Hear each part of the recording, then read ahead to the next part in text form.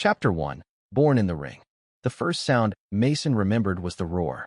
It wasn't the roar of a beast, though there were plenty of those in the stories. It was the roar of thousands of throats at once, cheering, screaming, chanting a name that wasn't his. The sound shook the thin glass of their apartment window. Dust sifted down from the ceiling.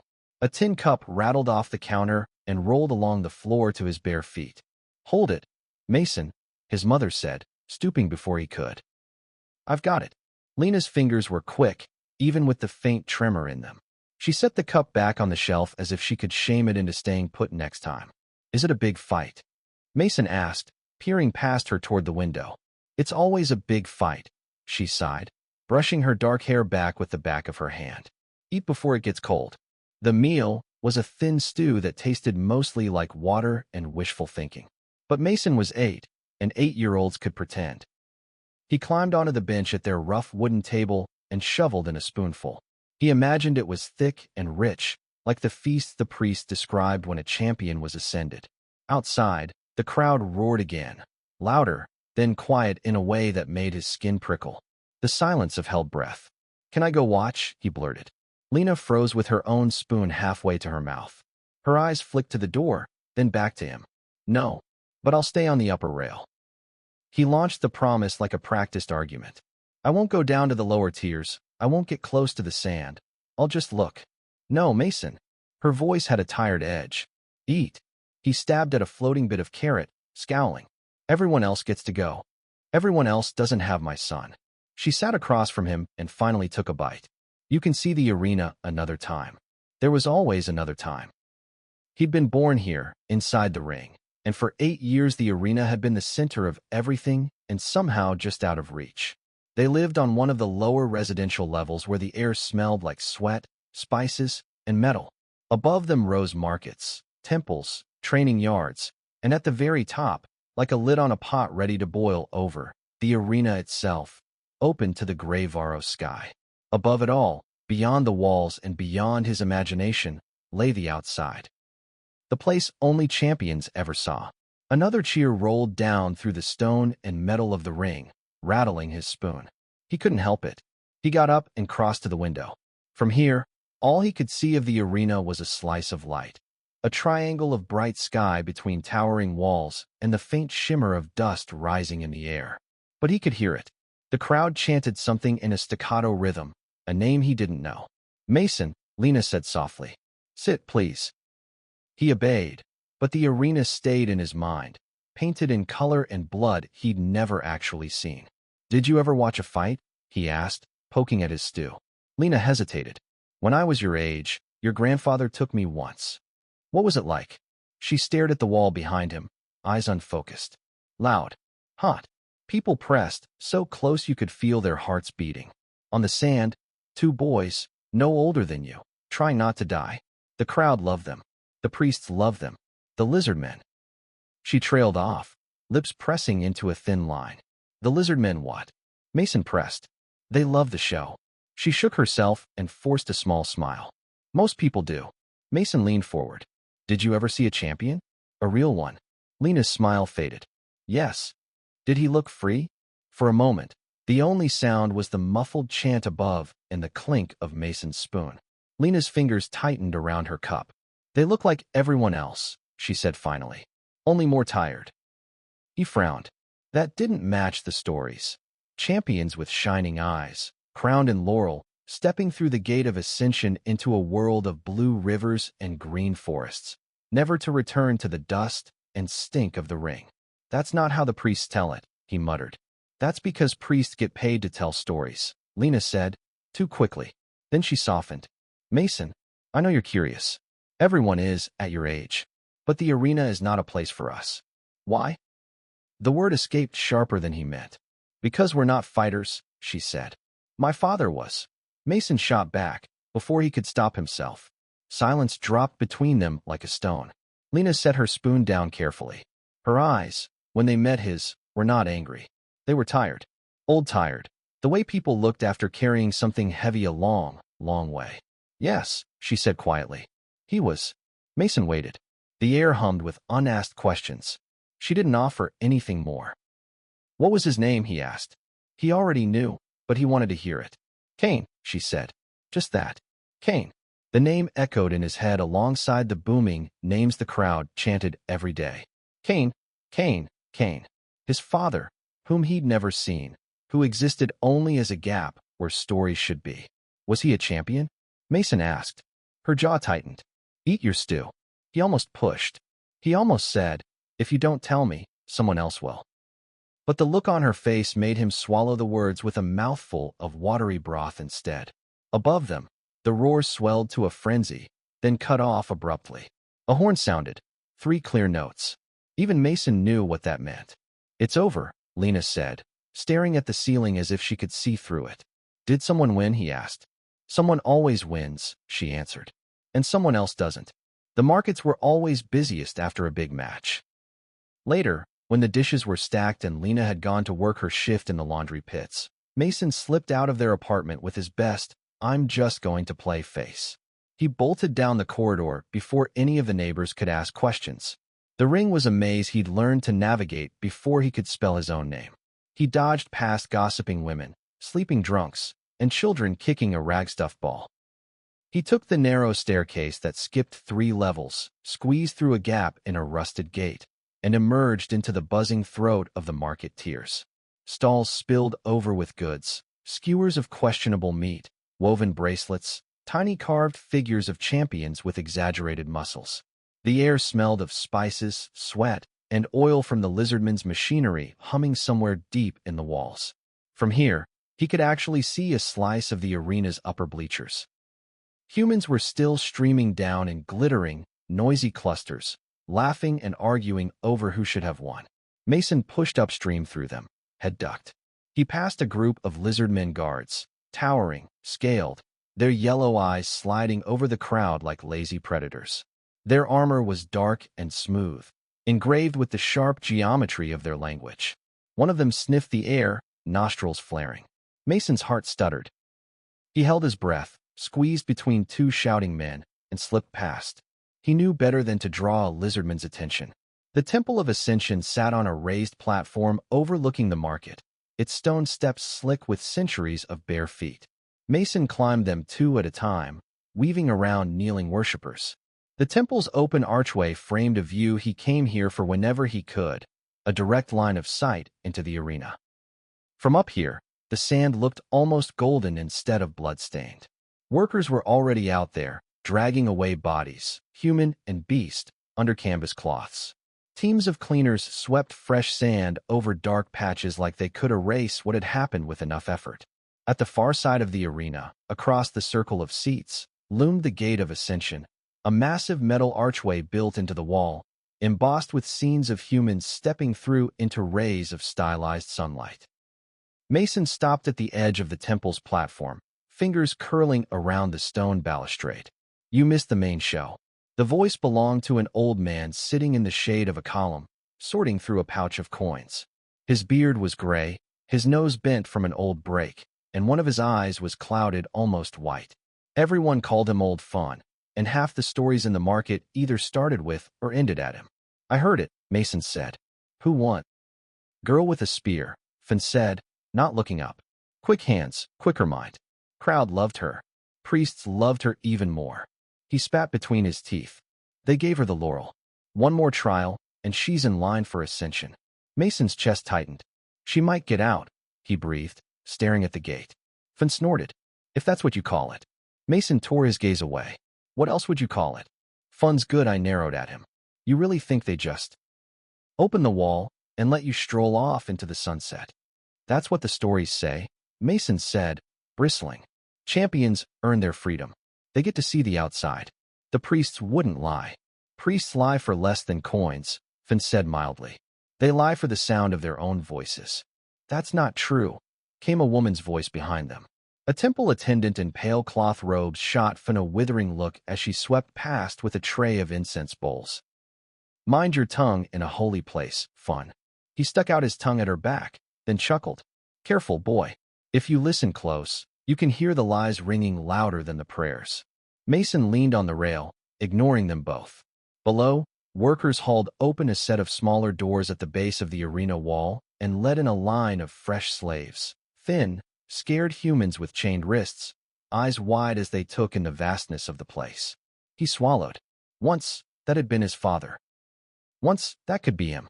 He imagined stepping out onto that sand alone, the crowd chanting his name. Mason, Mason, Mason. He saw himself fighting, not like the scared slaves below, but with skill and fury, cutting down beasts and men alike, until even the lizardmen in their reserved tiers leaned forward in interest. He pictured himself standing, bloodied but unbroken, as the priests crowned him with laurel and led him to the gate. He imagined stepping through and feeling real wind on his face for the first time, smelling trees instead of sweat and stone. "What's it like?" he asked softly. Finn glanced over. "What's what like?" "The outside." The old man went back to his coins. "Never been," he said. "No one I know has, either. Funny thing that. So many go through the gate. So few come back to brag." "They're free," Mason said stubbornly. "Why would they come back?" Finn's lips twitched. "Maybe to bring someone with them." He nodded toward the temple entrance. "Your ma'am, maybe." Mason looked away. "She doesn't want to leave. She just wants me to stay small and safe." "Safe is a nice word for trapped," Finn said. "Anyway, what do you want?" The answer was there before the question. "I want to see it," Mason said.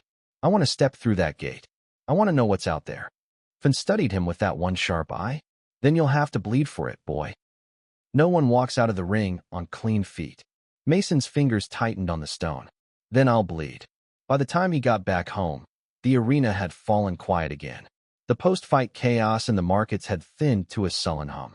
Lena was already back, scrubbing at a shirt over a bucket like it had personally offended her. "Where'd you go?"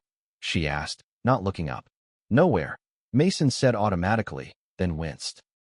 He was old enough to know that nowhere was an answer that always led somewhere worse. Lena sat back on her heels and turned to him. Her eyes flicked over his face, his clothes, his dusty shoes. "You went up to the market tiers." He opened his mouth to deny it, then closed it. Lying to her felt worse than being caught. "I just went to the temple," he said. "I wanted to see the arena. I told you. I didn't go down to the sand. I stayed up top." He spread his hands. "I was safe." Her shoulders slumped. "Safe?" she repeated, like the word tasted wrong. She wiped her hands on her apron and sat on the edge of the bench. "Mason," she said, "do you know how your father died?" He blinked. The question yanked the air from his lungs. In the arena," he said. "He lost a fight. That's what they told me." Her gaze drifted past him, somewhere far away. "That's what they tell all of us." He stepped closer. "What do you mean?" She shook her head. "It doesn't matter. What matters is this. The arena takes. It takes everything. Your time, your blood, your future. It took your father from you before you were born. I will not let it take you too. But if I get strong." Her hand shot out and gripped his wrist, surprisingly hard. "Listen to me. I don't care how strong you get. I don't care how loud they shout your name. To them, you are a piece on a board, a number in a ledger. The stronger you are, the more interesting the game. That's all." Mason pulled his hand back. "You don't know that. I know enough." She looked so small, suddenly. So fragile. "Promise me you'll stay away from the arena. Promise me you'll never step onto that sand." The words clogged his throat. He thought of the gate, of the imagined wind, of the outside. He started. She closed her eyes. "Please." In the silence, the faintest echo of the crowd drifted down through the ceiling. A distant, fading roar, like the ghost of a storm. "I promise," he said. The moment the words left his mouth, they burned. Lena smiled, a weary, hopeful curve of her lips, and pulled him into a hug. He let her, burying his face against the rough fabric of her shirt. She smelled like soap and iron and the faint tang of the laundry pits. "I just want you to live," she whispered into his hair. In his head, though, the arena was still there. The sand, the crowd, the gate. Old Fun's words rang beside his mother's. No one walks out of the ring on clean feet. He squeezed his eyes shut and made a second promise, this one silent and secret. "One day, I'll stand on that sand. I'll win. I'll take you with me. We'll see the outside together." Above the ring, unseen, a lizardman horn sounded 3 short notes, calling the workers to prepare the arena for tomorrow. Mason's heart answered, beating in time with a world he was already bound to, whether he admitted it or not. Chapter 2. the boy who watches. By the time Mason was 13, he could tell what kind of blood was being spilled above just from the sound of the crowd. A sharp, hungry roar with laughter underneath it meant animals, something with too many teeth or claws, dragged in from whatever wasteland surrounded the ring. A low, steady chant that swelled and held meant two crowd favorites locked together, the people unwilling to miss a heartbeat. And the worst sound, the one that made his fingers curl and his jaw clench, was the board hum. That was for the slaves, thin, terrified humans thrown onto the sand to die for nothing but practice. Today, from his place in the market tiers, it was the last one. Mason balanced on the edge of a crate, a basket of folded laundry slung against his hip. Lena had wrangled him a small delivery job with the temple to bring in a few extra credits, and he'd taken it on under the unspoken condition that the route conveniently passed by half the arena's best vantage points. A ripple of disinterest rolled through the crowd above like a lazy wave. Slow fight, someone grunted beside him. Mason glanced over. The butcher, Rael, was hacking at a slab of meat with methodical, bored swings, his apron already mottled with dark stains. "They're tired," Rael went on. "You can hear it. Ho-hum. No one wants to cheer for people who just want to run." Mason didn't answer. He shifted his basket and craned his neck, trying to see past the hanging strips of flesh and the awning overhead. From here, he could glimpse only flashes. The curve of the arena's stone wall, the backs of packed bleachers. Oi, Sandrat. The nickname had started as an insult a few years back, a jab at the way he always came back from the upper tiers dusty and late. Children had invented it. Adults had picked it up. The fact that it didn't really mean anything yet made it safe. Mason turned to see old Finn waving him over with a hand full of coins. He still had that same bent nose and clouded eye, only now his beard was more white than gray. "Don't dawdle," Finn said as Mason approached. "Priestlings don't like their sheets smelling like the market." "I was just passing," Mason said. "Ma'am told me not to talk to you. Said you fill my head with bad ideas." Finn cackled. "Then I'm doing my job. Here." He dropped a few metal discs into Mason's hand. "For the laundry." Mason frowned down at them. "This is too much. Consider the extra a tip," Finn said. "In exchange for a story." Mason's ears perked up despite himself. "What kind of story?" "The kind your ma'am doesn't want you hearing," Finn said cheerfully. "About your father." Blood hummed in Mason's ears louder than the crowd. "I already know everything," he lied. "Do you now?" Finn leaned back on his crate, joints cracking. "Funny. You never ask questions when someone mentions his name." Mason looked away, toward the stone arch of the Ascension Temple at the far end of the market. Its steps were busy with worshippers today, a lot of white robes, a lot of bowed heads. "I know he was a gladiator," Mason said. "I know he fought in the arena. I know his throat tightened. I know he died there." "That's what the priest said, eh?" Fun sniffed. "Well, that's part of it." Mason shifted his basket again. The folded cloth felt heavier by the moment.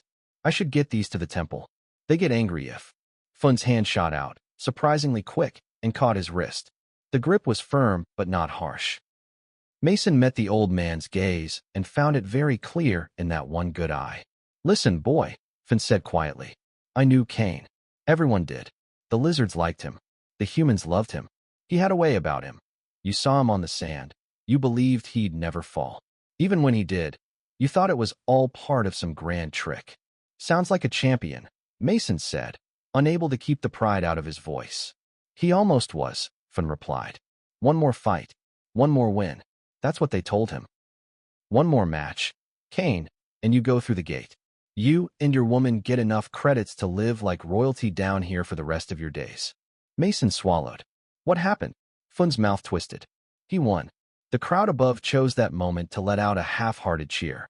It carried through the stone like a mocking echo. Mason blinked. "If he won, then the priest declared him chosen for ascension," Finn said.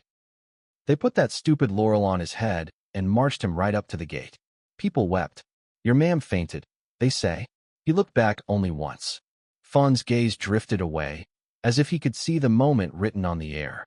And then he was gone. Mason's heart hammered. So he did make it out. Fun's gaze snapped back to him.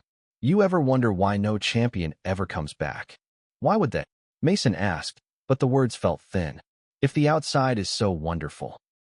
Because if it was as wonderful as the priests say, someone would come back just to spit in their faces and tell the truth, Finn said. Humans can't leave anything alone, lad. We gossip. We brag. We poke at scars. Mason shifted his weight. You're saying he didn't go to the outside?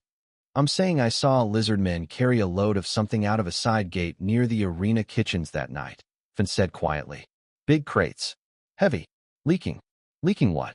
Mason asked. Finn smiled without humor. Use that sharp little brain.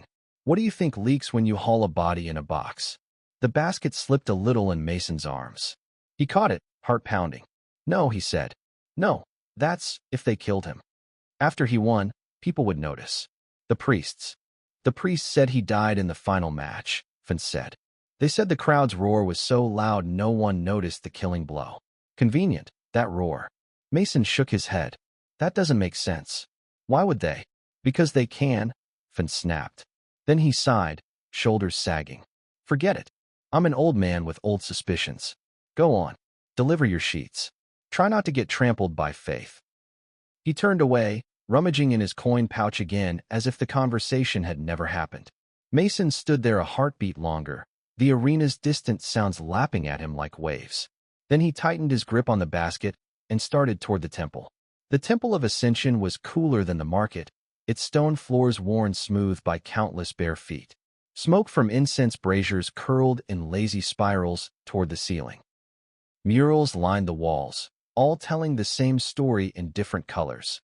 Humans stepping through the gate into radiant landscapes, while lizardmen watched from behind, benevolent and tall.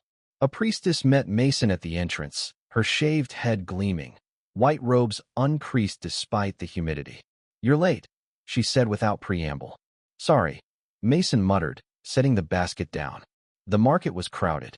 The market is always crowded, she replied, as if reciting a proverb. She began sorting through the folded linens, fingers brisk. The blood of the arena draws people like flies. Do not let it distract you from your duties. He bit back the urge to say that the priests were more drawn to the arena than anyone he knew. Instead, he watched as she smoothed one of the cloths between her hands. It was embroidered at the edges with small silver thread, symbols of the ascended, Lena had told him once. Did you go to the match today? He asked, unable to help himself. Of course, she said, with mild surprise that he'd even ask. It was a consecrated bout. The goddess of paths smiles brighter when blood is spilled in her honor. Who fought? 2 criminals sentenced to trial by combat. She wrinkled her nose slightly. Not very inspiring. One kept running. The other cried. Hardly worthy of ascension stories. But the blood is the blood, all the same. Mason felt his stomach twist. Did the winner get a laurel? Certainly not, she scoffed. The laurel is for chosen champions. These were just offerings. Offerings. The word sat sour on his tongue. What about Cain? He blurted. The priestess paused, cloth in hand. What about him? You were here when he fought, Mason said. When he was chosen. Her eyes flicked over him, sharp and assessing. You are his son. It wasn't a question. He nodded anyway. Cain was a great warrior, she said. His strength pleased the goddess. His courage inspired the people. His ascension was a blessed day. Did you see him go through the gate? Mason asked. I witnessed the ceremony, she replied. That's not what I asked, he said, before he could stop himself. Did you see him actually go through? Past the gate. A faint frown creased her smooth forehead. I saw him walk into the sacred passage, she said. It is not for priests to pry into the mysteries beyond. Or for us to ask, Mason said. Her gaze hardened. Doubt is a luxury for those who do not live under the lizardman's gaze, she said quietly. Be careful with it. Mason felt a shiver run down his spine that had nothing to do with the cool air. Take the empty basket and go, she said, turning away. Your mother will worry. He picked up the basket, now lighter and somehow heavier, and walked back out into the buzzing market. The noise hit him like a wave. Haggling voices, clanging metal, laughter, a shouted insult. Somewhere far above, the arena crews were resetting the sand. He threaded his way through it all, thoughts churning. Leaking crates. Offerings. Mysteries beyond. Maybe Finn was wrong. Maybe he was right. Maybe the truth was twisted somewhere in between, like everything else in the ring. What Mason did know with a clarity that made his teeth ache, was this: every person who spoke about his father talked about him like a story, not a man. A cautionary tale, a legend, a name carved into temple walls and market gossip. None of them had answers. Only fear and reverence and half-whispered suspicions. He didn't want to be another story. He wanted to know. He saw the guards beating the old vendor that evening on his way home. The vendor was a tiny woman, all wrinkles and sinew, her stall no more than a blanket with mismatched trinkets laid out. Charms, bits of wire twisted into symbols, little wooden figures. Mason had bought a carved laurel from her once, years ago, for one chipped coin. He'd kept it under his pillow until Lena found it and made him throw it away. Now, two lizardmen stood over the woman, scales glinting in the lamplight. One had his hand coiled around her arm, the claws digging into papery skin. The other was scattering her wares into the dust with impatient sweeps of his tail. "I paid the tax," she was saying, voice high and thin. "I paid, I did." "You paid late," one of the lizardmen hissed. His voice had that dry, slithering quality Mason hated. "The council does not like late." He backhanded her across the face. The crack of it froze the nearby shoppers in place. The old woman crumpled, a thin line of blood appearing at the corner of her mouth. Mason's body moved before his brain caught up. His feet took one step forward. His mouth opened, and a hand clamped around his wrist again. Not Fun's, this time. A man he didn't know, broad-shouldered, with a scar running through his eyebrow. The stranger shook his head once, eyes fixed straight ahead. "Don't," he muttered under his breath. "You'll only give them a 2-for-1 special." "But Mason choked. "She'll be here tomorrow," the man said. "Or she won't. Either way, you stepping in will only make the floor messier." The lizardmen kicked the blanket aside. Trinkets rolled into the gutter, some crunching under heavy boots. Finally, bored, they tossed a single coin onto the ground next to the woman's hand. "Fine," one said. "Consider it paid. Next time, earlier." They stalked off, tails lashing, scanning the crowd for any spark of defiance. Faces turned away. Conversation started back up, too loud, too forced. Mason's fists burned with helplessness. "You've got that look," the scarred man said, letting his wrist go. "The one that says you think you can fix it all if you just shout loud enough." "Someone should do something," Mason spat. "Someone should," the man agreed. "Someone strong enough to win and stupid enough to try. You either live long and watch, or you fight and die young. That's the choice the ring gives us." Mason glared up at him. "What did you choose?" The man's smile was humorless. "I chose wrong." He tapped his knee with 2 fingers. Mason heard the faint clink of metal beneath the fabric. "Doesn't matter. Choice is a lie they sell you to make you feel better." He walked away, limping only slightly, swallowed by the flow of bodies. Mason knelt, ignoring the guards' retreating glares, and picked up the vendor's scattered trinkets. The old woman blinked at him, one eye already swelling. "You shouldn't," she whispered. "They'll see." "Let them," Mason muttered, but his heart raced anyway. He gathered the charms as quickly as he could and set them back on the rumpled blanket. She caught his hand, fingers cold. "You've got his eyes," she murmured. "Whose?" he asked, though he knew. "Cain," she said. "The way you look at the gate when you think no one's watching." Her mouth twisted. "Careful, boy. The last one with that look got eaten up." He swallowed. "By what?" She smiled, showing missing teeth. "By hope." That night, after Lena fell asleep, Mason slipped out. Their apartment was a little higher now than it had been when he was 8. Lena's extra shifts and his temple deliveries had paid for a modest upgrade.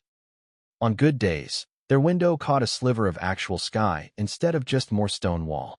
He climbed the narrow service ladder outside, hands and feet finding familiar holds.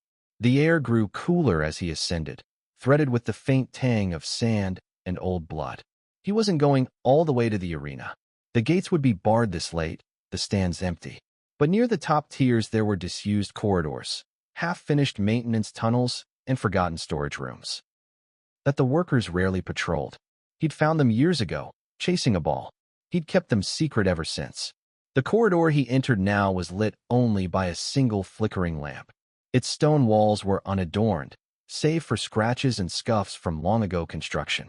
At one end, a half-toppled crate sat like a patient opponent. Mason picked up the lengths of wood he'd hidden behind a loose stone, 2 sticks, worn smooth in the palms where he'd held them 100 times. One he gripped like a sword. The other he let rest against his forearm, imagining a shield. He closed his eyes and drew in a breath.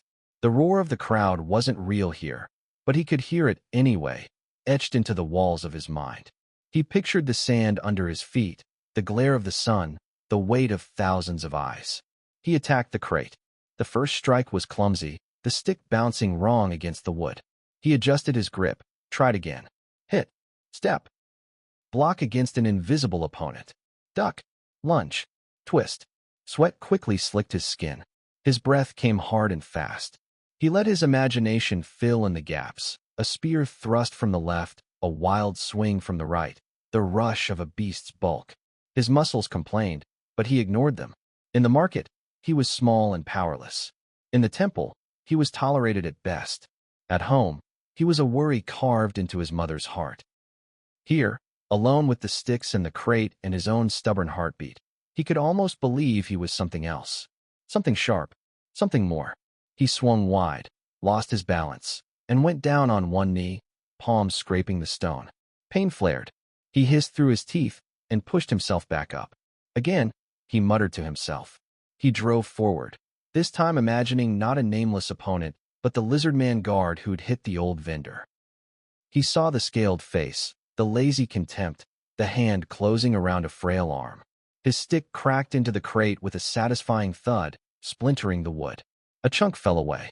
Mason stood there, chest heaving, staring at the damage. His hands shook. "If I'm strong enough," he whispered to no one. "They can't do that anymore. Not to her. Not to anyone." The silence of the corridor didn't argue. He lowered the sticks, suddenly aware of how alone he was, how thin the stone was between him and the sleeping thousands below. Between him and his mother, who thought he was safe in his bed. Between him and the arena, where his father had bled for cheers and secrets. He leaned his forehead against the cold wall. "I'm sorry, ma'am," he said softly. "I know what I promised." He straightened, fingers tightening around the sticks again. "But I'm not going to watch forever." He walked back to the center of the corridor, squared his shoulders, and raised his makeshift sword. The crate waited, patient as ever. Mason attacked until his arms felt like jelly and his legs trembled under him. Until the crate was a pile of splinters and the lamp had almost burned out. Only then did he stagger home, hands raw, heart burning with a quiet, dangerous resolve. One day, he would stand on the sand. He would win.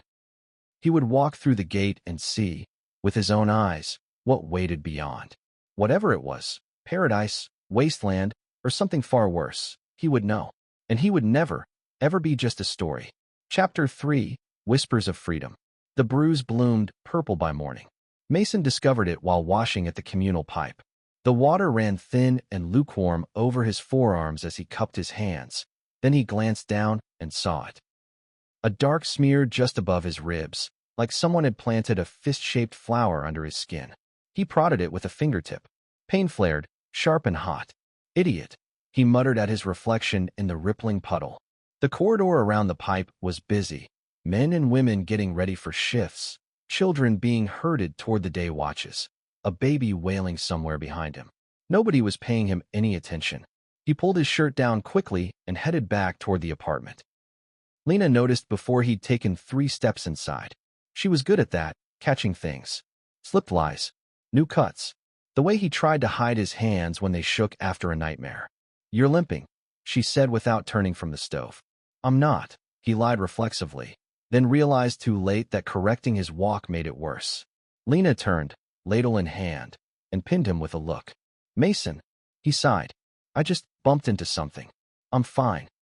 Her eyes flicked over him, quick as a knife. "Lift your shirt." He hesitated.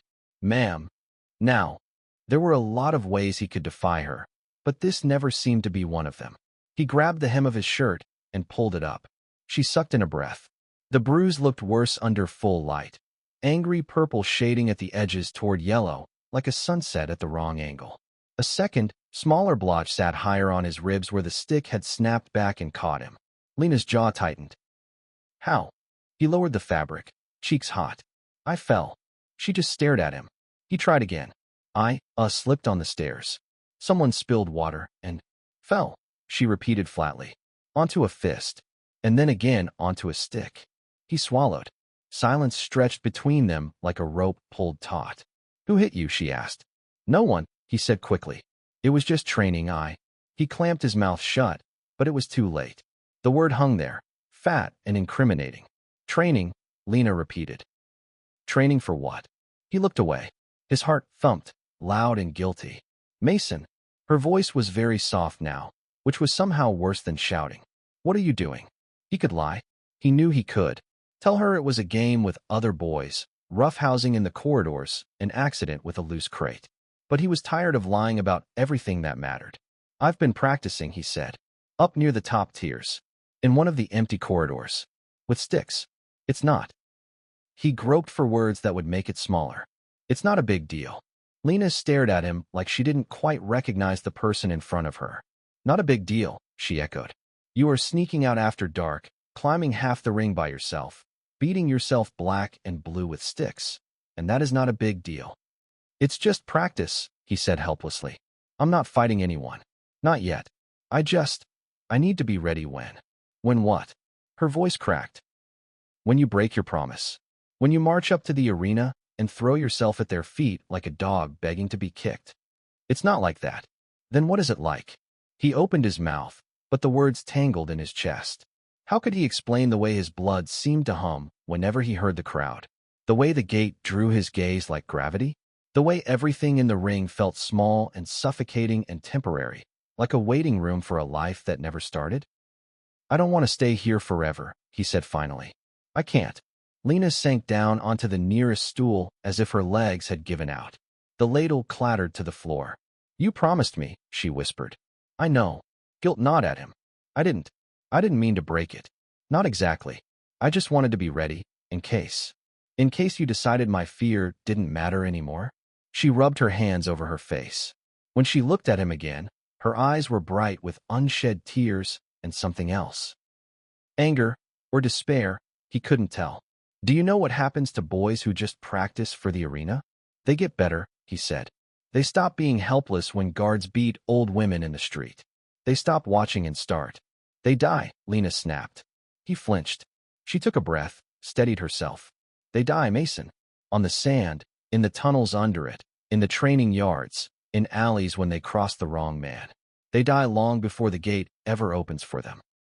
And if they somehow live long enough to walk through that archway, her voice dropped to a ragged whisper. They don't come back. He thought of Fulin's leaking crates, of the priestess's carefully vague answers, of the way everyone spoke of champions as if they were half-ghost already. And what if they do, he asked. What if my father did?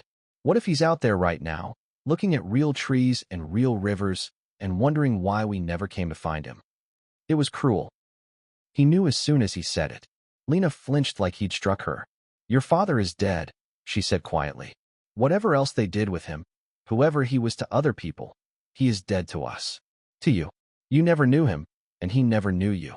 Because he went into the arena, Mason shot back. Because he fought. Because he was strong enough to get close to the gate instead of spending his whole life bent over a wash basin. The instant the words left his mouth, he wanted to reach out and grab them back.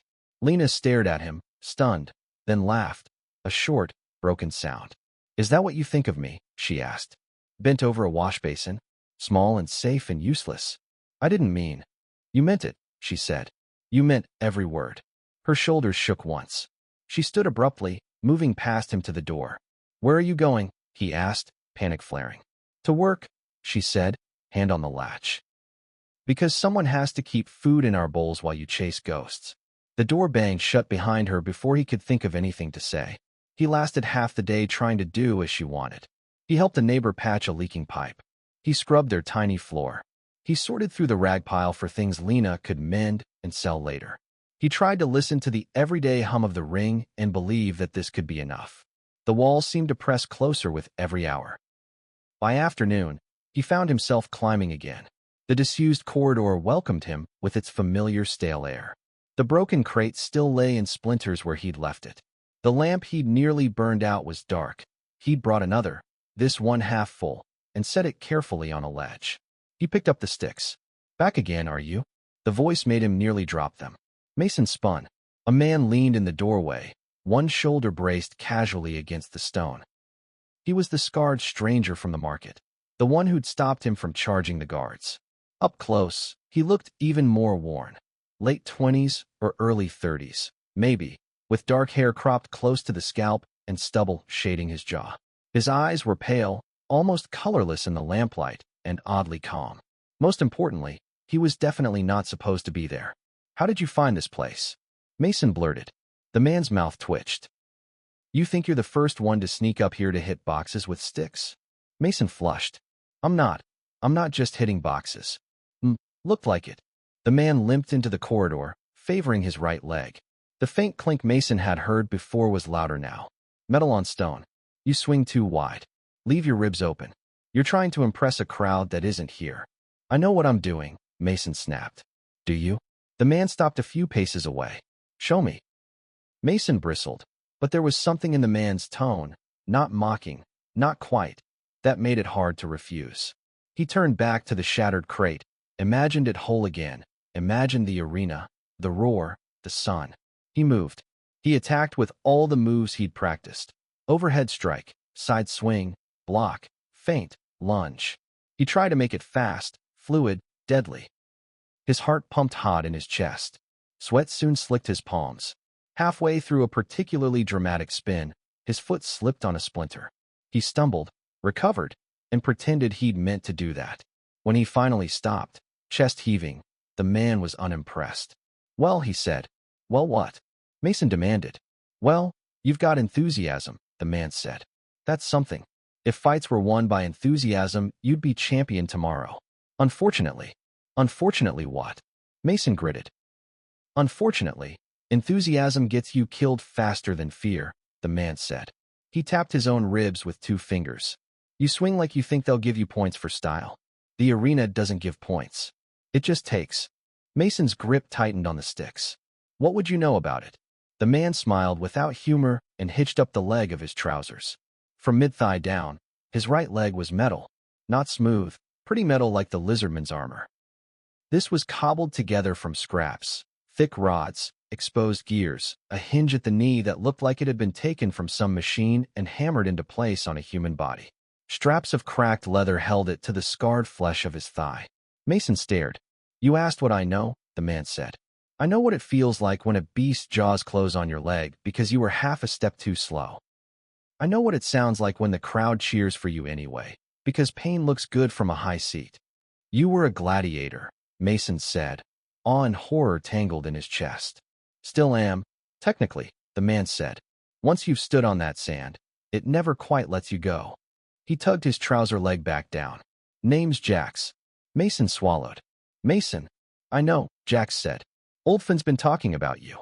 Hard not to hear, when he does it in the middle of the market." Mason's ears burned. "Does he tell everyone everything?" "Only the things that'll cause trouble," Jax said, almost fondly. "He said you've got your father's eyes." Mason's stomach flipped. "You knew him?" "Kane." Jax's gaze flicked over him, like he was measuring something. "Yeah, I knew him." "What was he like?" The question burst out before Mason could stop it. Jax tilted his head, considering. "In there?" He jerked his chin vaguely toward where the arena would be. "He was a storm. Fast, loud, over before you'd caught your breath. Out here," he shrugged. "Quieter. Always watching the gate." "Did he talk about it?" Mason pressed. "About the outside?" "Sometimes," Jax said. "Mostly he talked about your ma'am." Mason blinked. "About my mother?" "Walk with me," Jax said instead of answering. "If I'm going to teach you not to die immediately, I might as well get paid in food." "You're going to teach me?" Mason repeated, thrown. "Your form offends me," Jax said dryly. "Also, you're going to keep sneaking up here no matter what your ma'am says. And the only thing worse than a dead gladiator is a bad one. I have to live down there with the idiots who cheer your corpse." "That's not exactly inspiring," Mason muttered, but his pulse sped up. He'd dreamed of this. Someone who knew the arena, really knew it, taking him seriously. Show him the moves, the tricks, the things you couldn't learn by watching from the temple steps. "What do you want in exchange?" he asked warily. Nothing was free in the ring.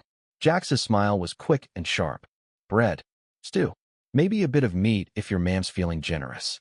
I don't move as quick as I used to, and the arena doesn't pay washed-up cripples to look pretty in the stands. That's it, Mason said. That. And you do exactly what I say when we're training, Jax added. No arguing, no, but I saw this fighter spin around and throw sand in his eyes. If you argue, I leave. If you lie, I leave. If you start thinking you're Cain reborn, I hit you harder than any beast could, and then I leave. Mason considered. Jax could be lying. This could be some kind of trick. But the metal leg was real, and the way he moved, careful, efficient, felt like someone who'd had things to prove beaten out of them. Deal, Mason said. Good. Jax pointed at the sticks in Mason's hands. Rule 1. Stop swinging those like you're chopping firewood. Hold the right one like this. Mason adjusted his grip, heat crawling up his neck. Jax stepped closer, reaching out to correct the angle of his wrist. His hands were rough, calloused, but not cruel. Your wrist is going to hate you for months, Jax said. Better than your neck hating you once. What's Rule 2? Mason asked. Rule 2 is you don't tell your ma'am, Jax said. But you already broke that, so we'll call it a practice round. Training with Jax hurt in ways Mason hadn't known he could hurt. It wasn't just bruises, though there were plenty of those. Jax used a weighted training rod that seemed to find new places to slam into every day. Forearms, shoulders, thighs. Sometimes, when Mason's mind wandered, his knuckles. Again, Jax would say as Mason gasped, or groaned, or lay sprawled on the stone contemplating the ceiling. What happens if you doze off in the arena? You get a nice nap with a beast chewing on your face. That's what. Up. Other days, Jax didn't hit him at all. Those were somehow worse. He'd make Mason hold positions until his muscles screamed. Knees bent, back straight, rod held at shoulder height. Why am I doing this? Mason panted after what felt like hours. Because you want to be flashy, Jax said. Flashy means nothing if you can't hold your own weapon up by the end of the first minute. You think the crowd cares about your pain? They care about the show staying on for more than a heartbeat. Hold. Sometimes, Jax would demonstrate a move so fast and precise that Mason forgot about the limp entirely. The older man's body remembered things his leg had stolen from him. Twists, pivots, bursts of speed.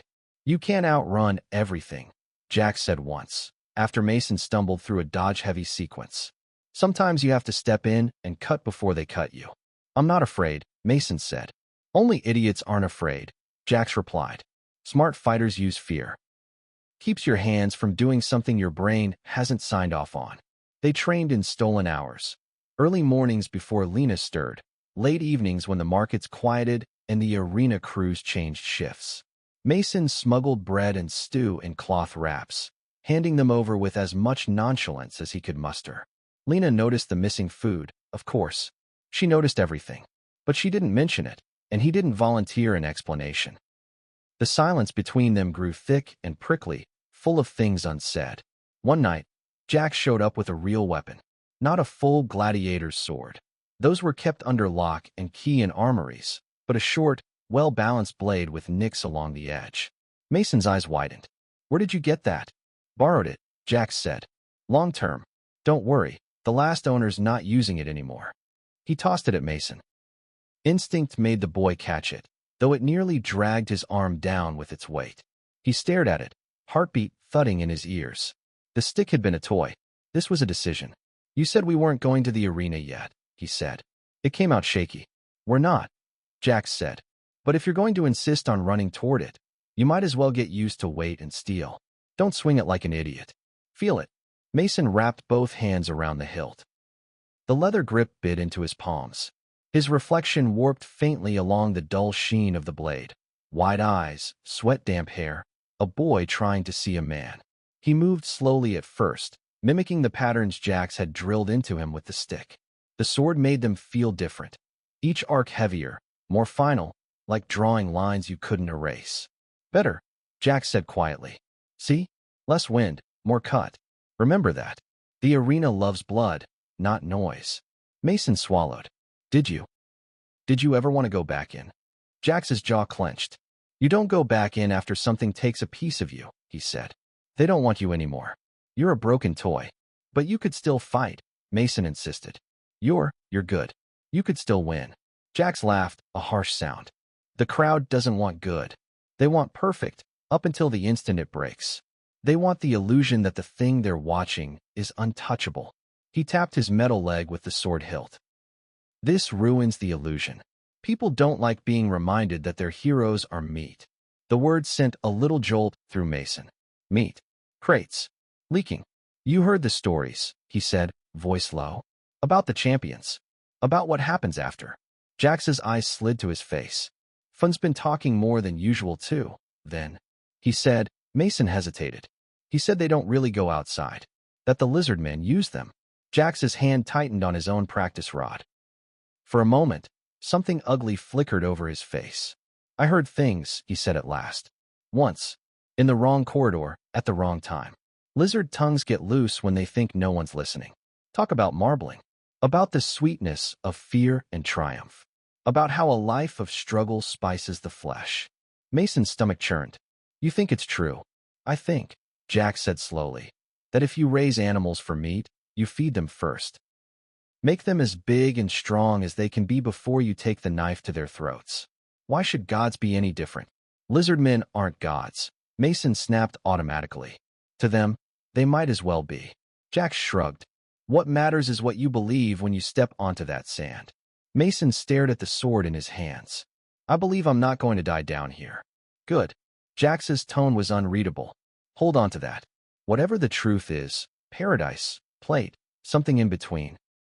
Believing you're walking toward freedom is the only way you'll survive long enough to find out. Lena found the sword 2 days later. Not because Mason was careless. He'd wrapped it in cloth and wedged it behind a loose stone under his bed, the way he'd hidden treasured odds and ends as a child.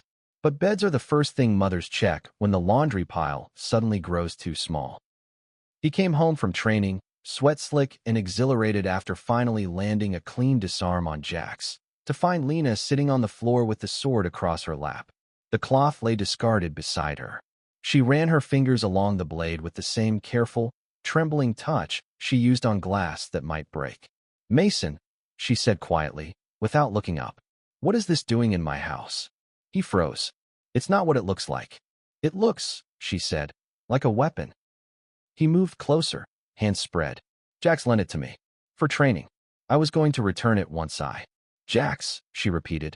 The limping man from the market. Mason hesitated. You know him? I know the kind, she said. Men who leave pieces of themselves on the sand and then spend the rest of their lives trying to find them again. She finally looked up at him.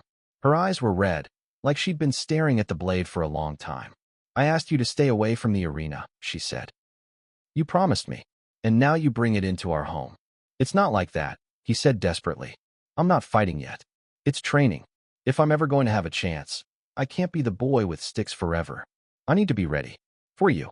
For both of us. I didn't ask you to be ready for me, she said. I asked you to be here. He dropped to his knees in front of her. You hate it here, he said. You hate the laundry pits, the way guards look at you like you're dirt, the way the walls are damp in winter and too hot in summer. You jump every time the horns blow because you're afraid of what might take me away in pieces. You think I don't see that? Tears spilled over. She wiped at them impatiently. I don't hate it, she said. I hate that it's all we have. But I would rather hate this with you alive than love something else alone. If I win, he said, you won't be alone. I'll take you with me. Through the gate. To the outside. To what? She demanded. To something you can't even describe? Trees? Rivers? Sky? You have never seen any of those things, Mason. You saw a picture in a temple painting and heard priests paint it over with pretty words. And you've heard the same, he shot back. But all you see is the worst. All you hear is fear. Fear kept me alive long enough to give birth to you, she hissed. Fear kept you fed when there wasn't enough to go around, because I was too afraid to eat while you were hungry. Fear is what pulls me out of bed every morning and drags me to work so we can pay the taxes that keep lizard claws out of our door. Don't talk to me about fear like it's a weakness. He swallowed. The sword between them gleamed dully. I don't want you to be afraid forever, he said. And I don't want you to die chasing a story, she replied. They stared at each other, breathing hard. The arena's distant rumble seeped through the ceiling, a constant reminder that the world above them didn't care about this argument at all. Please, she said finally, voice breaking. Throw it away. Tell that man you won't train with him anymore. We can move. Downslope. Closer to the lower tiers, away from the arena noise. I can find work there. You can help in the shops. You're clever with numbers. We can be small. We can be boring. We can be safe. The word safe hung there like a weight. Mason thought of the old vendor's blood on the dirt, of the guard's lazy amusement, of the way everyone had looked away. Safe, small, boring. He thought of the gate and the questions that wrapped around his brain like chains, of his father's name on everyone's lips, but no one's tongue in any real way, of Jax's metal leg and Fun's half-whispered suspicions. He thought of his own heart, beating harder whenever he climbed toward the arena. I can't, he said. Lena closed her eyes. A single tear slid down her cheek. Then I can't watch, she whispered. She stood, sword still in hand, and moved to the corner of the room where a small cloth hung over a shelf with a crude drawing of a laurel stuck above it. The little shrine had been there as long as Mason could remember, a place she lit a candle on nights when the crowd sounded particularly loud. She laid the sword on the shelf. If you keep this, she said, if you keep training, I won't stop you. I can't, not really. But don't ask me to bless it. Don't ask me to pretend I'm anything but terrified. She looked back at him, something stiffening in her spine. And I won't go to your matches, she said. I won't stand in the crowd and scream your name while you bleed. If you walk onto that sand, you walk alone. Mason's throat thickened. Ma'am, I love you, she said. That's why I can't watch. The door closed behind her as she left for the laundry pits, leaving him in the dim apartment with the sword and his anger and a pit in his stomach that felt very much like grief. The next holy day, Mason went to the temple anyway. Not for the priests, not for the goddess of paths or the blessings of ascension. He went for the names. The temple was busier than usual, packed with families in their cleanest clothes and lone worshippers clutching charms. Incense smoke made the air hazy. The priests chanted, voices rising and falling in practiced waves. Mason slipped around the edge of the crowd toward the back wall. There, carved into stone, was a long list of names. Columns and columns of them, etched by careful hands over years, champions of the ring. The ascended. Some had little offerings at their feet, a dried flower, a scrap of ribbon, a painted stone. Some had smudges where fingers had touched the letters, so often the edges had softened. He ran his fingers down the K column until he found it. Kane, it read. No surname. Champions didn't need them. The letters were sharp under his fingertips, the grooves worn smooth by other hands. He imagined Lena's among them, before she'd lost faith. Fun's. Jax's, maybe at least once. He leaned his forehead against the cool stone. I don't know where you are, he whispered. I don't know what they did to you, but I'm going to find out. He closed his eyes. The priest's chant shifted, swelling louder. It was the part of the ceremony where they recited a list of the ascended, calling their names like a roll call for ghosts. The crowd murmured after each one, a soft chorus of May the Path rise before them. Miri the Swift, the priest intoned. May the path rise before her, the crowd replied. Johann the Stone. May the path rise before him. Cain of the Gate. The title hit Mason like a physical blow. He'd heard them use titles before. Of the sand, the blooded, the unbroken. Little additions the crowd had given and the priests had adopted. Of the Gate sounded fiercer. Closer. Like he'd stood there longer than most. May the path rise before him, the crowd chorused. Mason's lips moved with them, but the words came out different. May the truth rise before me, he whispered. He raised his head, staring up at the towering murals of humans walking through the bright archway into painted forests and impossible skies. If I have to bleed for answers, he said quietly, I will. If I have to fight every beast they throw at me, I will. If I have to stand where you stood and walk where you walked, I will. In his mind, he saw himself on the sand, not as a child swinging sticks, but as something more, older, stronger, hardened by Jax's drills and the weight of real steel. He pictured the crowd screaming his name, the priests pressing a laurel onto his brow, the gate of ascension yawning open. Freedom, someone had once told him, was just a word people used to dress up, not knowing what came next. He didn't care. Unknown was better than this. Unknown was sky. I'll get you out, ma'am, he said under his breath. Or I'll die trying. But I won't die watching. The chant swelled. Incense curled. Somewhere above, the arena bells rang, calling fighters and spectators alike to another day of blood. Mason stepped back from the wall. The whispers were everywhere now. In Fun's mutterings, in Jax's half-finished stories, in the way Lena's hands shook when the horns blew. In his own chest, where something restless paced and clawed and refused to be quiet. Freedom, lie or truth, feast or horizon, it didn't matter. He'd been born in the ring, but he would not die without knowing what lay beyond it. Chapter 4, First Blood. By the time Mason turned 16, his bruises healed faster than his lies. Lena had stopped asking where he went at odd hours, stopped commenting on the way he favored one leg some mornings, or how his knuckles looked like he'd been punching stone. Instead, she moved around him like a ghost. Their conversations boiled down to necessities. There's stew on the stove. I'll be late from the pits. Don't forget the water rations. All the things between those words, fear, anger, love, went unsaid. Jax noticed. You look like a man who picked a fight with silence, he said one night, leaning against their usual corridor wall as Mason climbed up, breath puffing in the cool air. She started it, Mason muttered. Jax snorted. Mothers specialize in that. Come on. We're behind. They slipped into the shadows of the abandoned passage. The lamp Jax had brought burned steady and low, throwing their silhouettes long over the stone. Today's footwork, Jax said. I'm bored of watching you swing. Show me you can stay alive. He'd scattered broken bits of crate and stone across the floor, creating an uneven, treacherous patch of sand. Mason had to move through it, keep his balance, keep his guard up while Jax prodded at him with the practice rod. Again, Jax said whenever he slipped. I'm not falling, Mason grunted. You're thinking about falling, Jax replied. Same thing. They moved until sweat soaked Mason's shirt and his legs shook. His mind tried to wander, to Lena, to the temple wall, to Cain's name carved in stone, but Jax's rod on his shin snapped him back each time. Out there, Jax said, nodding toward the unseen arena. Your body is either where your mind is, or it's dead. There's no in-between. You want to survive? Learn to visit your ghosts later. Mason swallowed, planting his feet. I don't plan on dying out there. No one does, Jax said. That's why it's always such a surprise. The decision came, in the end, like most dangerous things in the ring. Half planned, half stupid impulse. The markets hummed heavier than usual that morning. Mason could feel it in the press of bodies, the sharpness of voices, the way people clustered near public notice boards. A scraps day. The lizardmen had finally announced a new batch. Scraps fights weren't official tier matches. They were messy, low-level brawls used to test would-be fighters, entertain the lower stands, and give the crowd something to mock between real bouts. Anyone who thought they had a chance could sign up. Almost anyone.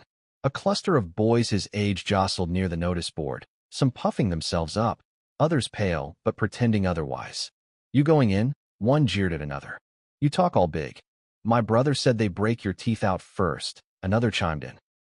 So you don't bite your tongue off when the fear hits. Shut up, the first snapped. Mason drifted closer, pretending not to listen. The board itself was just a sheet of metal hammered into the wall, covered in chalk scrawl, names, numbers, crude drawings. A fresh line had appeared that morning in neat, sure writing. Scraps trials, third bell. Registration, arena lower gates. Age limit, 18 plus. The last part made something cold twitch in Mason's stomach.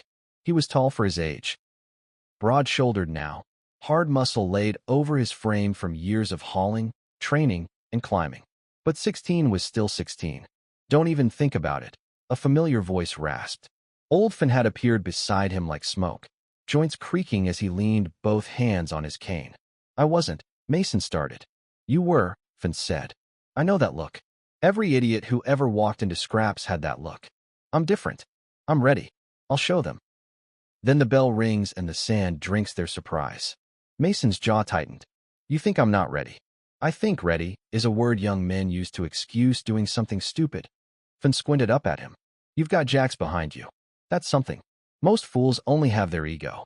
But it still might not be enough. Did you fight Scraps? Mason asked. Finn's mouth twitched. Once. Didn't like it. Too many limbs in the way. Hard to keep track of which one's yours. He studied Mason a moment longer, then sighed. You're going to do it anyway, aren't you? Mason hesitated. He thought of Lena's face when she'd laid the sword on the shrine, of her saying she wouldn't watch. I have to start somewhere, he said quietly. I can't wait until I'm 30 and my joints creak like yours. Finn laughed once dry. Fair point. He reached into his pocket and pulled out a small scrap of leather, a charm roughly cut into a circle with a crude symbol scratched into it.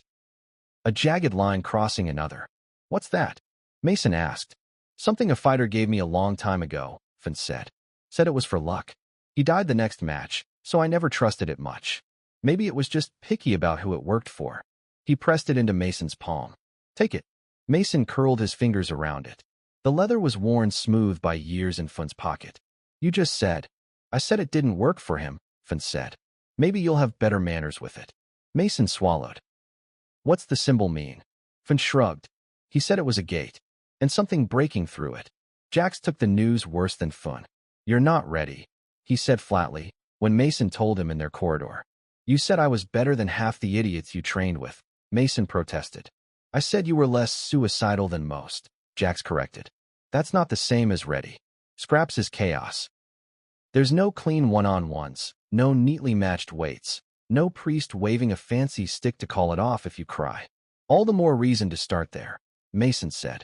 If I can survive that, I can survive anything else. No, Jax's tone cracked like a whip. That's not how this works. You survive scraps, you think you're invincible. Then you die even faster in the next tier because you believe your own hype. Mason felt heat rise in his chest. You did scraps, didn't you? 3 times, Jax said. Thought I was clever for walking away. Found out later I was just lucky. You want to pin your life on luck. I want to stop being the boy who watches, Mason said fiercely. I want to stop listening to the arena and start answering it. I can't spend my whole life in a corridor hitting boxes. Jax's gaze bored into him. For a long moment, neither of them spoke. The only sound was the faint drip of water somewhere deeper in the walls. Did you tell your ma'am? Jax asked at last. Mason looked away. She'll find out. Not the same thing, Jax said. If you walk that sand, you'd better do it knowing exactly what you're trading. Mason squeezed the leather charm in his pocket until the edges bit into his hand. I already know, he lied.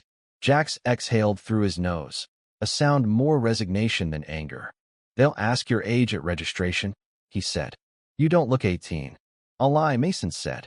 They've heard every lie, Jax replied. Show me your hand. Mason blinked. What? Give me your hand, Jax repeated. When Mason held it out, Jax grabbed his wrist and turned his palm up. The calluses were thick now, ridged from training and work. Jax traced them with a finger, nodding to himself. You've got a worker's hand, he said. That helps. When they ask, don't just say it. Show it. Let them think you've seen enough years to know what a scar is. Mason's heart kicked. You're helping me? I'm trying to reduce the amount of stupid in the arena, Jax said dryly. Also, if you die, Finn will spend the rest of his life telling me it's my fault. I don't have the patience for that. He let go and stepped back. Listen carefully. Scraps is not about winning pretty. It's about not dying. You hear me? Mason nodded. Keep moving, Jax said. Never let someone get behind you. Don't go for the biggest one first. That's what everyone expects. Hit the scared ones, the ones swinging wild. They're the ones who'll stab you in the spine without meaning to. Mason nodded again, lungs tight. And one more thing, Jax added. If you start to freeze, if everything gets too loud, look at your own hands. He mimed holding an invisible blade. Touch the hilt. Feel the weight. That's real. The rest is noise. Mason swallowed. What if the word stuck? What if you can't do it? Jax finished quietly. What if you freeze? What if you can't push the knife all the way in? Mason didn't answer, but the question sat between them, heavy. Then you die, Jax said. Or someone dies for you. Either way, the arena gets fed. He clapped Mason's shoulder, too hard to be comforting. Third bell, lower gates. I'll be in the stands. Mason stared. I thought you hated watching. I do, Jax said. But someone should be there who knows your name for more than the betting board. The lower gates of the arena were not meant for spectators. They were squat openings at the base of the colossal wall, half hidden behind storage sheds and the tang of old blood. Workers pushed carts in and out there, hauling sand, carcasses, broken weapons, and whatever else the day demanded. Today, One of the gates had a table shoved in front of it. Behind the table sat a human clerk with ink-stained fingers and an expression that suggested no one could possibly be more tired than he was. Beside him loomed a lizardman guard, scales a dull gray-green, yellow eyes scanning the line with lazy disinterest. The line itself was a mess, boys and men of varying sizes, some trying to look older, some younger, a few women with their hair bound back tight. Some fidgeted, others stood too still. Mason found a place in it and tried to breathe normally. The air down here was thicker, heavy with the smell of the animal pens nearby. Somewhere behind the wall, something large snorted and clawed at metal bars.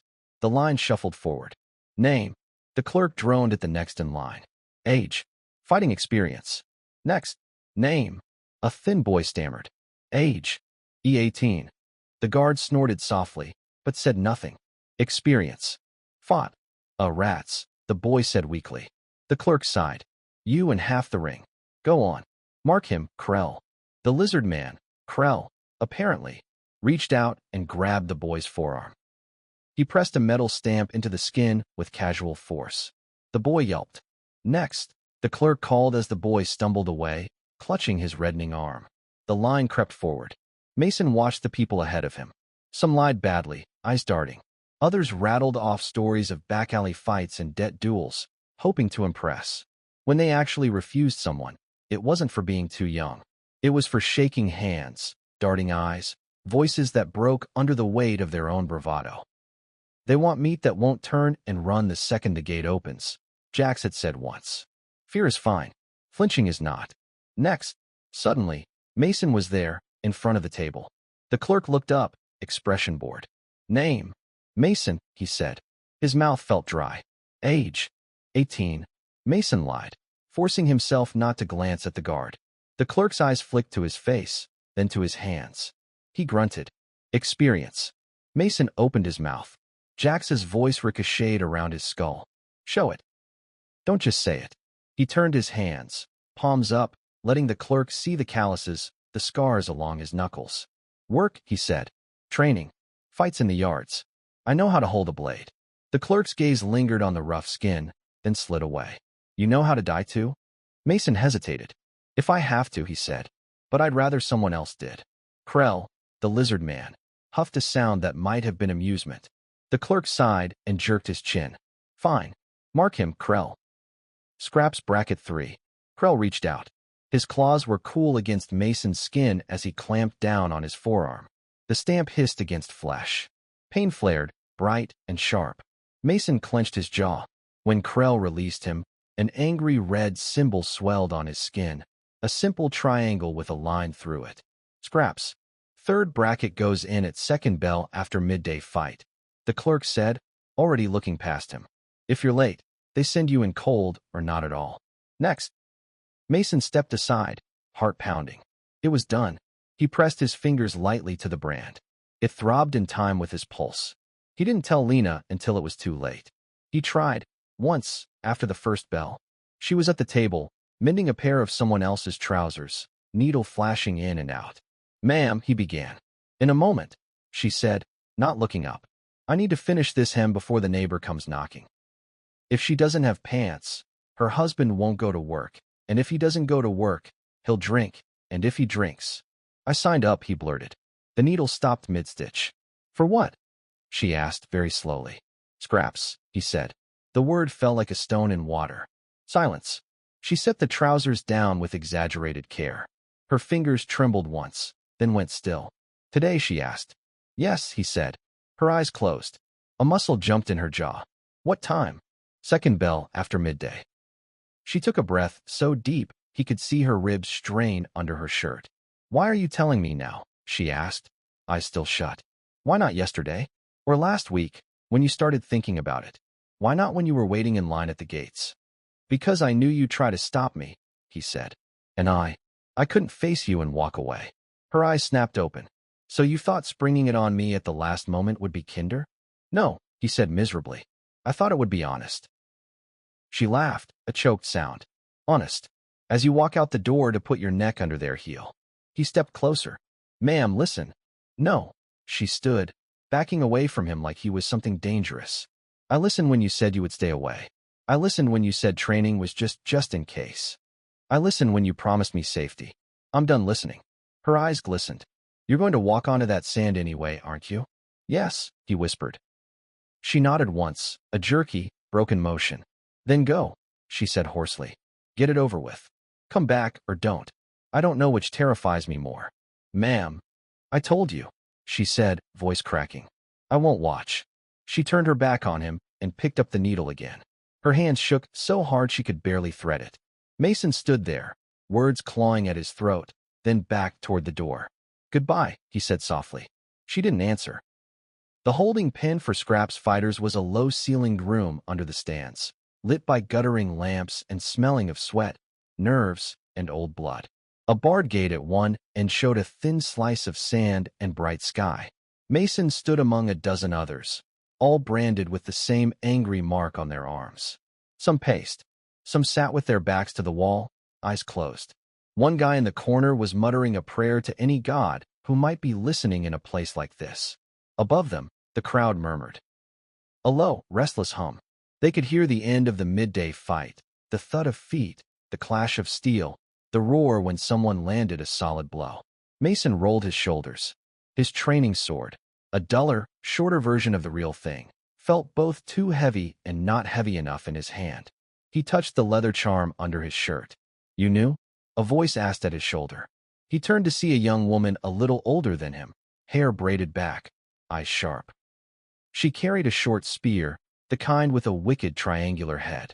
"First time," Mason said. "Don't look it," she replied, giving him a quick once-over. "You've got more muscle than most of these sticks." She jerked her chin toward a skinny boy near the wall, chewing his lip bloody. "Training," Mason said. "Got tired of watching from the stands." She grinned, quick and fierce. "Name?" "Mason." "Rena," she said. "Here's your first lesson, Mason. Scraps isn't about beating everyone. It's about making sure there are people between you and the beast when the gate opens." "There's a beast?" Mason asked, heart jumping. "There's always a beast," she said. "Sometimes it's a scaly four-legged thing. Sometimes it's a man with a better weapon. Today, probably both." The crowd above roared again, then fell into a rhythmic chant as someone was declared winner. A horn sounded 3 short blasts. The floor under their feet seemed to vibrate. "That's our cue," Rena said. "Stay alive, Sandrat." He blinked. "What did you call me?" "The old men in the market have been talking," she said. "They say Cain's boy is running around the upper tiers swinging sticks. They call you Sandrat. I like it." Before he could respond, the outer gate creaked open. Light slammed into the holding pen, hot and bright and full of sound. The roar of the arena rolled over them like a wave. "Third bracket," a human handler shouted over the din out. "Weapons up. Move." They moved. The tunnel to the sand was short and dark. The roar grew louder with every step until it felt like it lived inside Mason's skull. He squeezed the sword hilt, feeling its rough leather, the sweat on his palms. "Look at your hands," Jax's voice said in his head. "That's real. The rest is noise." He looked. His hands shook, but they were his. The tunnel spat them out into light and heat. The arena was bigger up close than any view from the temple steps had ever captured. The stands soared around them in a full circle, tier on tier of humanity and lizard kind, faces a blur of movement. Banners snapped in the wind. Sand stretched in all directions, already stained with old fights. Above one side of the arena, in a shaded box, a cluster of lizardmen watched. One of them leaned forward, golden armor catching the sun. His scales were a darker green than the others, his frill marked with thin golden chains. Mason knew his name without ever having heard it spoken. Commander Zarak, the arena overseer. "Look sharp," Rena muttered beside him. "The big scales are watching." The handler hustled them into a rough semicircle in the middle of the sand. Across from them, a gate on the far side rattled. "Brackets 3, a booming voice called from somewhere high above, magically amplified. "Show us your teeth." The crowd answered with a roar. The far gate flew open. The beast that bounded out wasn't as massive as some Mason had seen from afar. It was low and muscular, with dark scales and a head full of jagged teeth, more like a grotesque dog than a dragon. Chains still trailed from its collar, broken links clinking. It snarled when it saw them, breath steaming in the sunlight. Saliva dripped onto the sand, hissing faintly where it fell. Mason's body wanted to run backward. His legs held. "Spread," someone yelled. "Don't bunch." Half the group panicked anyway, pressing closer together, weapons raised in a shaky hedgehog of steel. The beast saw the movement and charged. It hit the tight cluster like a hammer. People flew. Sand sprayed. Screams tore through the roar of the crowd. Mason and Rena had hung back, instincts honed by Jax's drills and Rena's blunt warning. They darted sideways instead of backward, letting the initial impact crash into others. Now, Rena snapped, darting in to jab her spear at the beast's flank. Her strike glanced off scales, but made it whirl, jaws snapping in her direction. She danced back, light on her feet. Mason's heart pounded. He saw an opening, muscle under its front leg where the scales thinned. His father's name echoed in his skull. Cain of the Gate. Mason lunged. His blade bit into flesh at the joint. Hot blood sprayed, slick and dark, spattering his arm. The beast bellowed, swinging its head toward him, teeth flashing. He yanked the sword back and dove sideways on instinct. Jaws snapped shut where his shoulder had been a blink before. Sand filled his mouth. He spat, rolled, scrambled to his feet. The beast limped now, front leg dragging. It thrashed, snapping at anyone close enough. One of the panicked boys got too near. The jaws closed over his thigh and half his torso. He screamed once, high and thin, before the sound cut off. Mason swallowed bile. The crowd roared approval. "Focus!" Rena shouted, spear whipping out in a blur. She struck for the eyes, the throat, any soft spot she could reach. Jax's lessons filed themselves through Mason's shaking limbs. He moved, not as fast as he wanted, but not frozen. He aimed not for the toughest parts but the exposed ones, soft belly when it twisted, the inside of a leg when it lunged. They weren't alone. A big man with a club took a swing at its hindquarters. Another fighter hacked at the tail. Slowly, the beast's movements grew ragged, desperate. It lunged one last time. Mason saw the shadow fall over him, felt the hot reek of its breath, and stepped in instead of back. His sword drove up, under the jaw, through the soft palate into its skull. He felt the shudder travel up his arms. The beast spasmed, jaw clamping partly shut on his shoulder. Teeth punctured skin, white-hot pain flaring. Then it collapsed sideways, dragging him with it. Sand and fur and weight crashed down. The crowd erupted into a deafening roar, a living wall of sound that swallowed everything. For a heartbeat, everything was light and noise and pain. Then hands grabbed him, hauling him free from under the beast's head. Rena's face loomed over him, breathless and grinning. "You suicidal idiot," she said. "Nice hit." He sucked in air. The world tilted, then steadied. All around them, the remaining fighters panted, staring at the twitching carcass. Blood soaked the sand in thick, dark patches. Two bodies lay unnaturally still nearby. A third writhed, clutching his side. The crowd cheered like this was the best entertainment they'd had all week. Mason's shoulder burned. He glanced down to see teeth marks punch through the meat of his upper arm, blood welling sluggishly. "It's fine," he muttered, more to himself than anyone. "I'm fine." Above, the amplified voice boomed again. "Scraps bracket 3. Those still standing, step forward." Rena helped Mason up. They joined 7 others in a wavering line. The rest didn't move. Mason's gaze snagged on one of the dead, a boy his age, eyes still wide, mouth open. The leather charm under Mason's shirt suddenly felt very heavy. "Not so loud now," Rena murmured, seeing his stare. Her eyes were hard. "Don't look long. They start to look like you." He swallowed and tore his gaze away. Across the arena, in the shaded box, Commander Zarak leaned forward. Even at this distance, Mason could feel the reptile's gaze like a weight.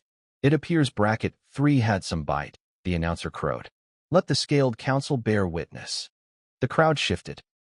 Mason saw them now, lizard nobles in their finery, lounging in comfort while humans bled in the dust. One of them laughed at something another said, teeth glinting. Zarak raised a hand. The crowd quieted just enough to hear him. "That one," he said, pointing. Mason realized, with a jolt, that the clawed finger aimed straight at him. A murmur rippled through the stands. "The beast taker," Zarak continued. His voice wasn't amplified, yet it seemed to carry somehow. Mark him. The handler hustled across the sand, wiping sweat from his brow. He grabbed Mason's injured arm, turning it to inspect the bite. Congratulations, the man muttered. You're still meat, but now you're the kind they serve with spice. He pressed another stamp into the skin just above the scraps brand. The symbol seared flesh, mingling fresh pain with the old. Mason hissed. The crowd's roar washed over him again, thicker now, flavored with something else. Interest. Brackets, 3 survivors, the announcer called. You live to bleed another day? Give them your voices. The noise that followed was thunder. Mason stood in the middle of it, sand sticky under his boots, blood, beast, and human, drying on his skin. His shoulder throbbed. His hands shook. You did it, something in him whispered. You stood on the sand. You didn't die? Another part of him stared at the bodies and wondered if the price of not dying was simply that someone else had to. Jax found him in the tunnel afterward. Mason had just staggered out of the healer's corner, shoulder bandaged with rough cloth soaked in some stinging concoction. The healer had pronounced him lucky and shoved him aside for someone with a worse wound. You're an idiot, Jax said by way of greeting. Mason managed a weak grin. Is that your professional opinion? Jax's gaze flicked over him, taking in the new brand, the bite, the blood. You stepped in, he said. Most first-timers flinch backward. You stepped into the jaws. If I'd gone back, I'd have lost my head, Mason said. You said. I know what I said, Jax cut in. His jaw worked. Doesn't make it less stupid. But, he sighed. You killed it clean. That's something. Mason swallowed. And the others? They didn't, Jax said, voice flat. That's something too. They stood in silence a moment, the arena's muffled rumble seeping through the walls. How did it feel? Jax asked finally. Mason thought of the weight of the beast's skull, the crunch of teeth, the hot spray of blood, of the crowd's roar cresting over the moment like a wave of approval, like all the eyes in the world on him at once. Big, he said. Loud. Like the world shrank to just me in it. And then it was gone, and there was too much world again. Jax grunted. That's the trick. The arena makes you feel like the only real thing up there is you. Everything else is props. Remember that the props bleed too. He nodded at the new brand. Zarak noticed you. Mason's chest tightened. That good or bad? Both, Jax said. Good, because it means you'll get more fights. Bad, because it means you'll get more fights.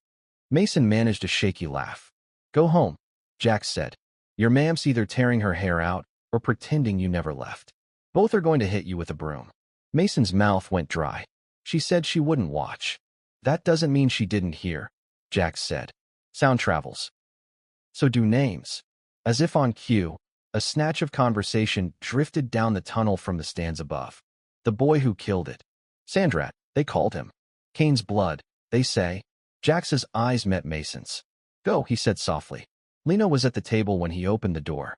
The mending lay untouched in front of her. Her hands were empty. She looked up. For a heartbeat, neither of them moved.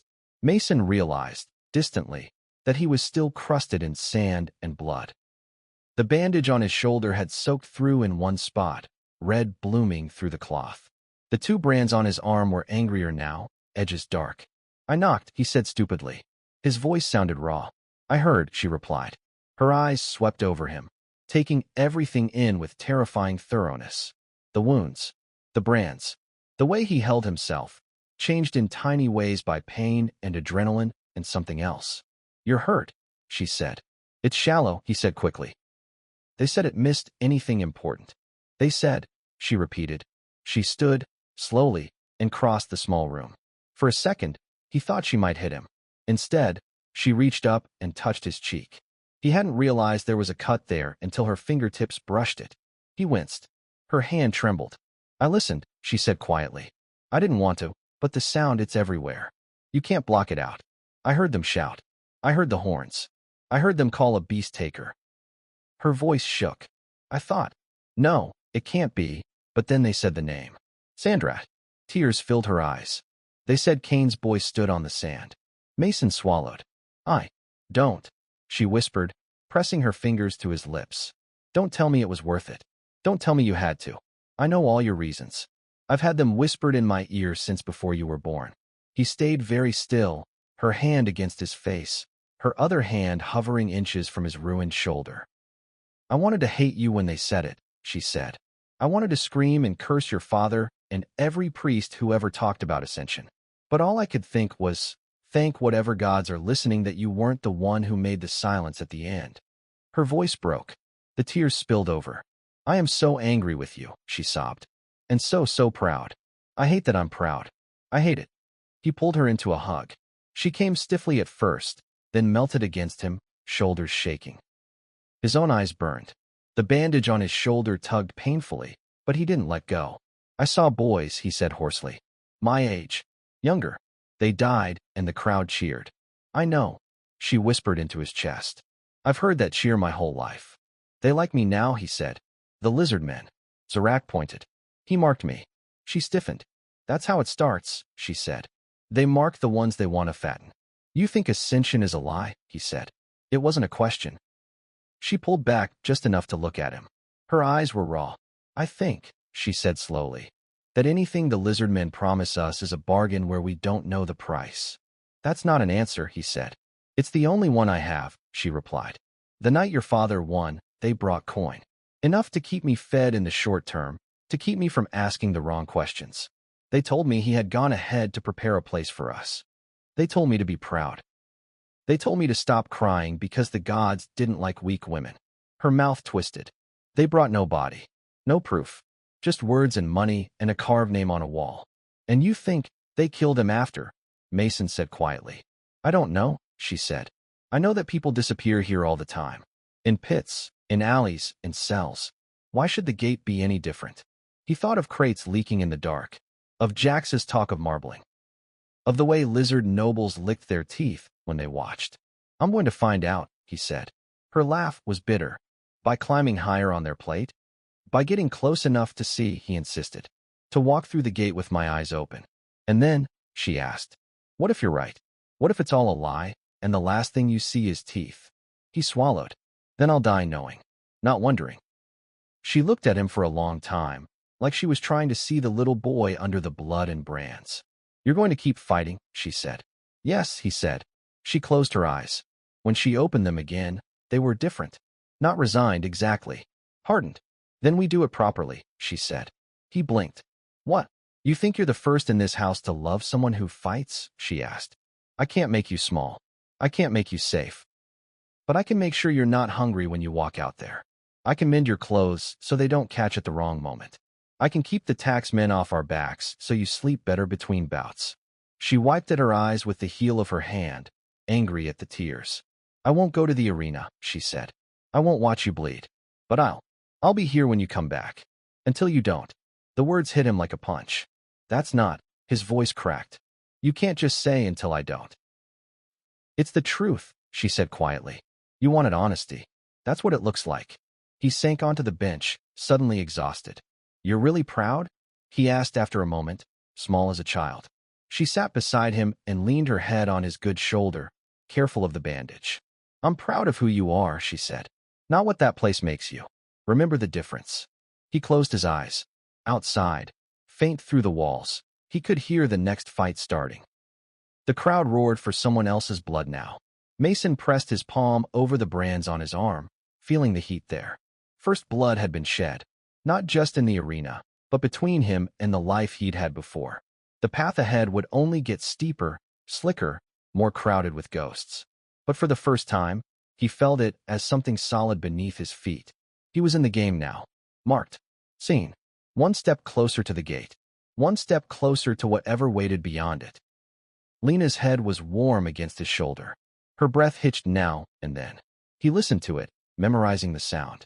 "I'll get you out," he thought. "Whatever the price is, I'll pay it. Before they decide they want to taste me too." The arena horn sounded distantly. 3 clear notes, calling fighters and workers to reset the sand stained with the day's offerings.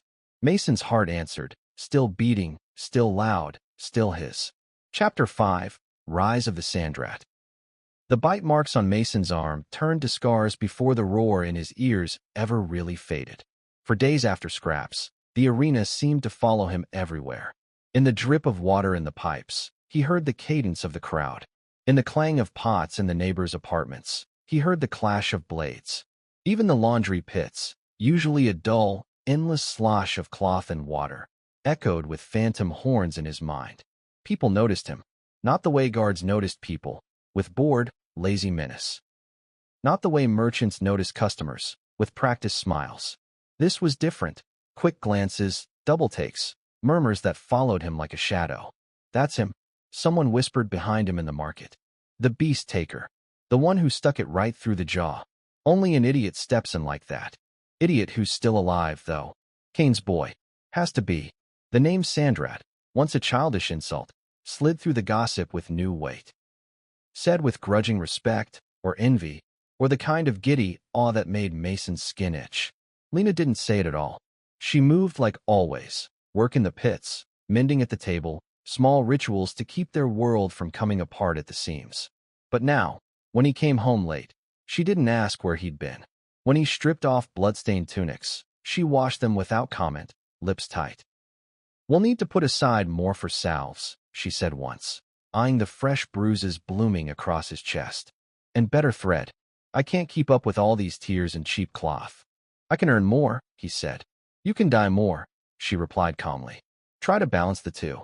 Jax, at least, showed his feelings the traditional way, by hitting him harder.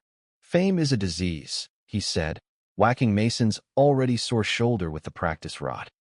"It makes you think your skull is thicker than it is." Mason winced. "You saw the fight. You said." "I said you survived," Jax cut him off. "I didn't say you were good. You also said I killed it clean." That was a moment, Jax snapped, swinging again.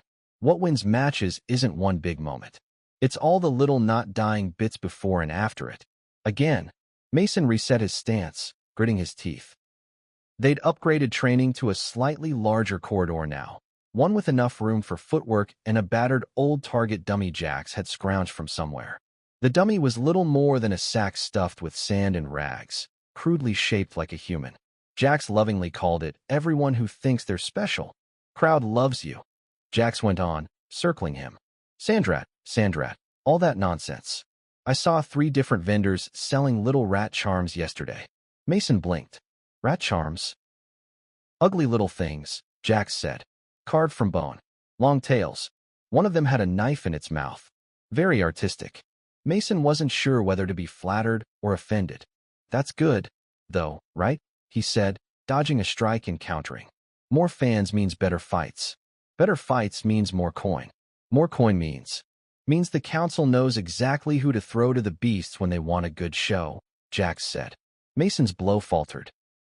The practice rod thudded into the dummy's shoulder instead of its throat. "Don't do that," Jax snapped. "Don't lose your swing in the middle of a thought.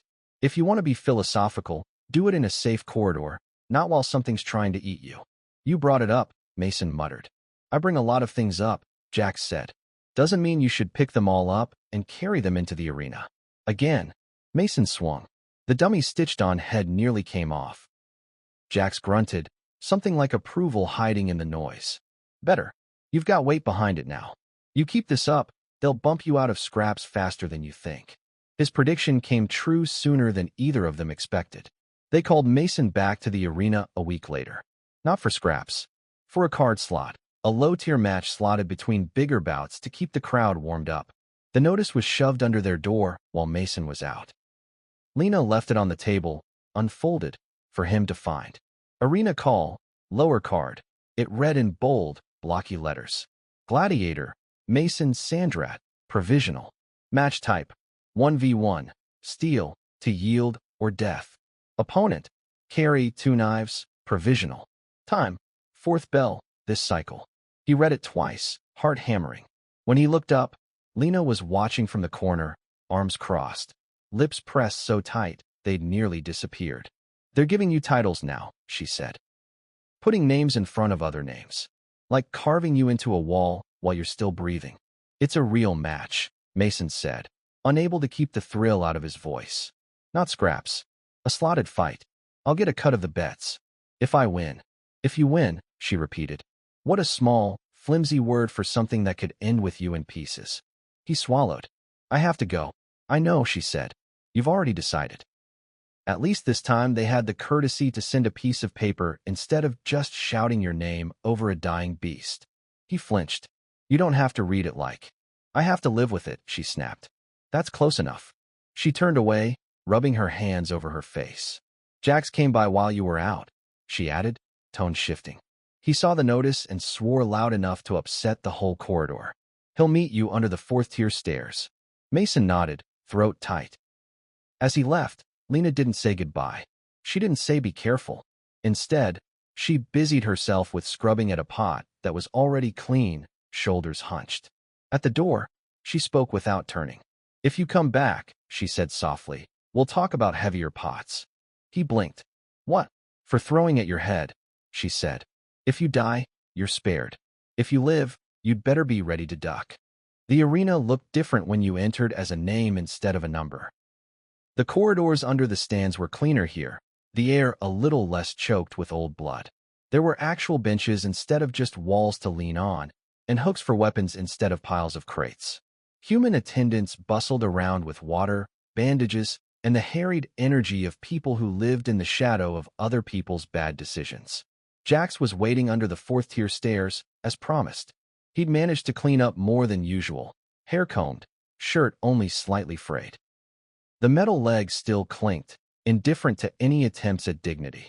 You look like you swallowed a horn, he said when he saw Mason's face. I thought you'd be happier, Mason said. About the card slot. I'm delighted, Jax said dryly. I love watching kids I halfway like get stabbed. Mason almost smiled. What do you know about this carry? He asked. 2 knives. Small. Fast. Overconfident, Jax said without hesitation. Saw her in scraps once. Spent more time shouting than cutting. Still, she's not nothing. Anyone with 2 knives is either skilled or stupid. Sometimes both. They ducked into a ready room. An attendant tossed Mason a better sword than the dull practice ones, short, double-edged, real steel that caught the lamplight. Mason tested the balance. It fit his hand like it had been waiting. Listen carefully, Jax said, voice low. This isn't a beast. It's a person. The crowd will want blood either way, but they'll love it more if you play with it. Don't. Fast and efficient is your friend. The longer you stretch it, the more chances something stupid happens. What about the yield? Mason asked. It says to yield or death. If she yields, stop, Jax said firmly. You hesitate before you die. You hesitate after you become something you don't want to be. Mason nodded, rolling his shoulders. Breathe, Jax added. Don't go out there already thinking about the gate. Think about one thing at a time. Right now, that thing is making sure Carrie gets carried out instead of you. He hesitated, then reached into his pocket and pulled out a thin strip of faded cloth. Here, he said gruffly. For your sword arm. Mason frowned. What is it? A bit of arena banner from back when they let me be the show, Jax said. Tie it on. The gods like irony. Mason wrapped it around his wrist, knotting it tight. The cloth was soft with age. It smelled faintly of dust and something less definable. A memory of old roars. Thanks, he said quietly. Don't thank me yet, Jax replied. Save it for when you're old and annoying. It'll mean we did something right. The holding pen for card fighters was smaller than the scraps one. Quieter, too. Fewer people, more taut silence. Acro. SS from Mason, a man with scars tracing his jawline knelt, eyes closed, lips moving in silent prayer. A pair of twins leaned against the wall, tossing a coin back and forth like their fingers had never known nerves. Mason touched the leather charm under his shirt, then the faded cloth on his wrist. One from an old man full of stories, one from a younger man full of regrets. If there were any gods listening, they'd have to sort it out between them. First card fight, the handler called. Sandrat versus 2 knives. On deck, Mason's stomach flipped. His hand stayed steady. He stepped into the entry tunnel. The roar hit him like a physical thing, battering at his chest. This time, it sounded different. It wasn't just noise. It had a rhythm now, a word at its core. Sandrat. Sandrat. Sandrat. The crowd was chanting his name. His skin prickled. Heat crawled up his neck. Look at your hands. He did. The sword, the cloth, the calluses. That was real. The handler slapped his shoulder. Out you go, rat. Give them a show. The world exploded into light. The arena sand felt familiar under his boots now, grainy and treacherous. The sky above was a flat gray, Varos's pale sun struggling behind thin clouds. The stands were fuller than they'd been for scraps, tiers thrumming with bodies. Across from him, another gate opened. Carrie, Two Knives, swaggered out like she owned the sand already. She was shorter than Mason by a head, wiry rather than muscular. Dark hair cropped short, a grin full of sharp edges. True to her name, she carried 2 knives, one in each hand, blades curved slightly inward. She twirled them as she walked, letting the crowd see the flash of metal. They roared for her, too, though not as loudly. Mason's heart thudded against his ribs. His mouth went dry. The announcer's amplified voice boomed from above. On the left, new blood from the lower tiers, the boy who took the beast's head, Cain's whelp, the rat of the sand, Sandrat. The crowd screamed. On the right, quick as a cut, sharp as a tongue, she who never goes to a fight with 1 knife, when she can bring 2. Carry 2 knives. Another roar. Carrie blew a kiss to the stands, then looked at Mason and rolled her eyes. Don't get too excited, rat, she called. They'll cheer just as loud when I cut you into pieces. He found himself grinning despite the tension. Let's see if you can reach. She barked a laugh. Oh, I like you. Shame about the whole dying today thing. The announcer raised a hand. Steel to yield or death. No outside interference. No projectiles beyond standard sand. Fighters ready. Carrie dropped into a low, bouncing stance, knives poised. Mason adjusted his grip, remembering every hour with Jax, every correction, every bruise he'd earned. Fight. Carrie moved first, as he'd expected. She came in low and fast, cutting from 2 angles at once. For a moment, all he saw was a blur of steel and the flash of her grin. He stepped back, sword sweeping down to deflect 1 knife, while his forearm took the other on the leather and cloth. The blade bit, but shallow. Pain flared, then blurred under adrenaline. She's quick, Jax had said. Don't chase. Make her come to you. Mason pivoted, letting her overshoot, then snapped a strike toward her exposed flank. Her knives flashed, turning the blow aside with a shower of sparks. She danced back, laughing. Not bad, rat, she said. You might actually make me sweat. They circled. She darted in, out, testing his guard. A slice at his thigh, parried. A feint toward his ribs, blocked. A sudden low duck and swipe at his ankle. He jumped, cursing, just in time. His arm stung where she'd nicked him. Blood beaded and slid in thin lines. The crowd loved it. Every near miss drew a collective gasp, every clash of steel a roar. She wants you to chase, Jax's voice echoed in his head. Fast fighters live on frustration. Make them come close enough to be real. He took a breath, forcing his shoulders to loosen. When she darted in again, he gave ground deliberately, letting her think she was driving him. He widened his guard a fraction, offering what looked like a tempting line toward his midsection. Her eyes gleamed. She lunged. He stepped forward. The move was small, a half step instead of a full retreat. It shifted the angle of everything. Her right-hand knife cut air where his stomach should have been. His sword swept up, not to block, but to catch the motion of her left hand, sliding along the flat of her blade. He twisted. Her wrist bent at an ugly angle. The knife flew. For an instant, they were close enough that he could see the surprise in her eyes. He drove his knee up into her thigh. She yelped, stumbling. His sword followed, pressing to the base of her throat, light enough not to cut, heavy enough that she could feel the threat. The crowd roared. Carrie froze, chest heaving. The remaining knife trembled in her hand. Yield, Mason said quietly. She stared at him. Sweat beaded on her lip. Do it, he murmured. You've got too much mouth to waste today. Her jaw clenched. Pride battled something more practical in her eyes as the crowd howled for blood. Then she hissed through her teeth, dropped the knife, and flung both hands up. I yield, she snapped louder. Rat wins. Boos and cheers tangled in the air. Some spectators cursed, wanting a kill. Others laughed, happy enough with the show. The announcer's voice boomed again. 2 knives yields. Sandrat takes the match. Mason lowered the sword by a fraction, then stepped back, heart pounding.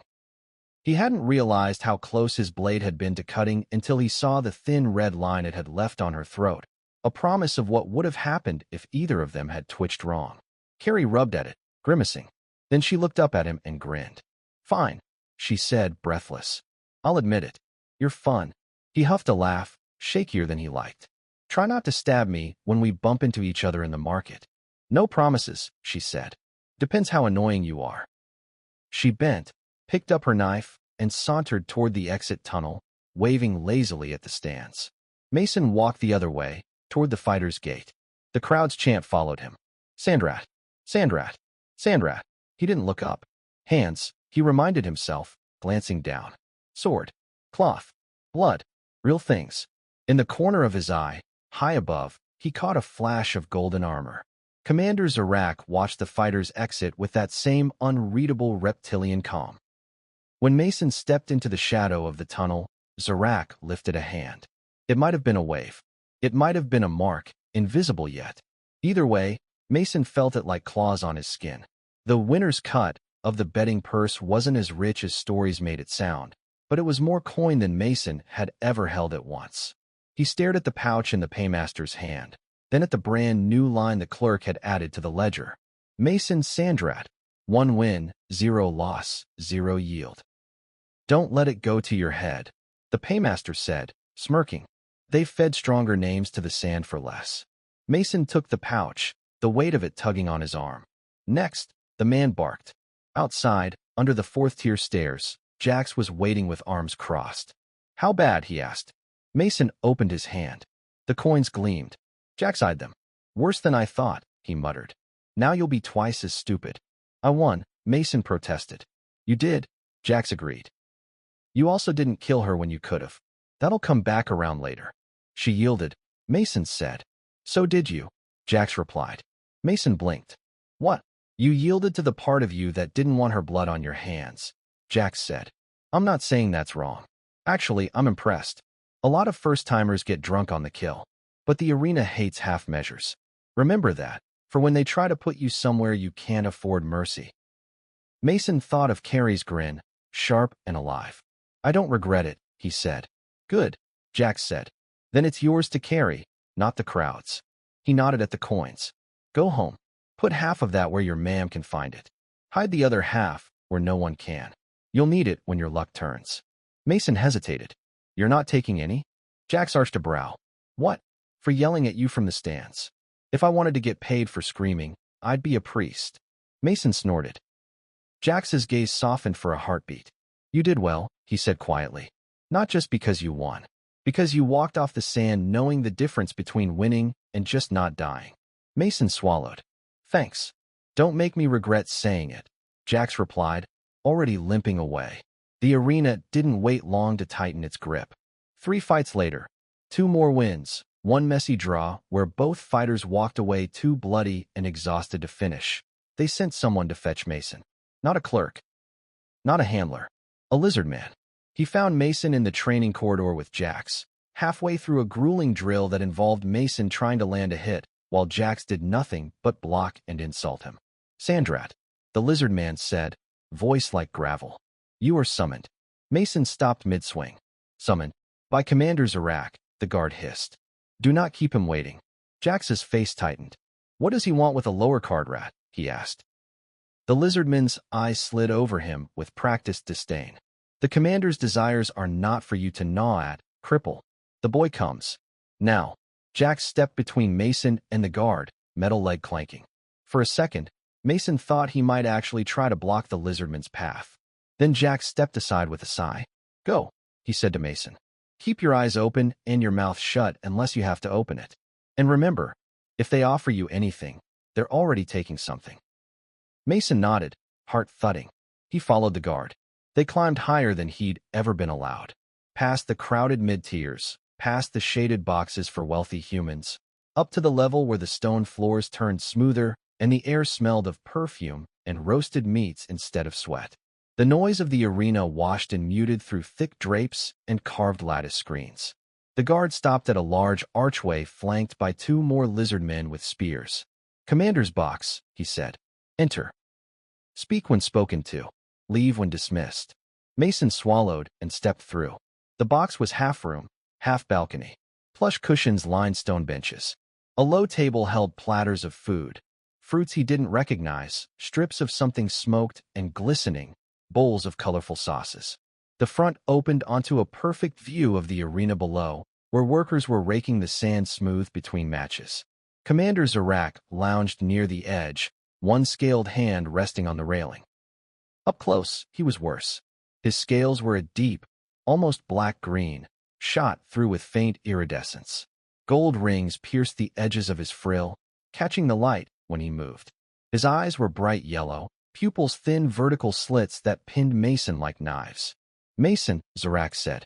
His voice was soft and dry, carrying easily. Mason bowed, because he'd seen humans do that around lizardmen, and he didn't know what else to do. "Commander, I prefer Sandrat," Zarak said, amused. "Names are cheap. Titles are earned. You have begun to earn yours." "Thank you," Mason said carefully. Zarak waved a hand. "Come, stand here." Mason moved closer to the rail.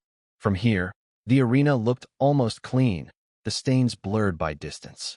The stands were a shifting mosaic of color. "You have done well on my sand," Zarak said. "The crowd enjoys you. More importantly, they wager on you. That makes you profitable."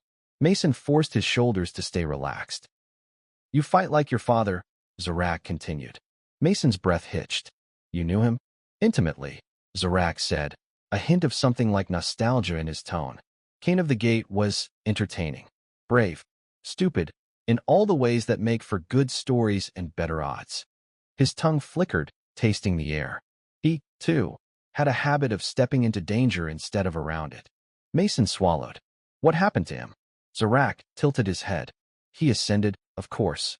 You know this." "I know what the priests say," Mason said, before he could stop himself.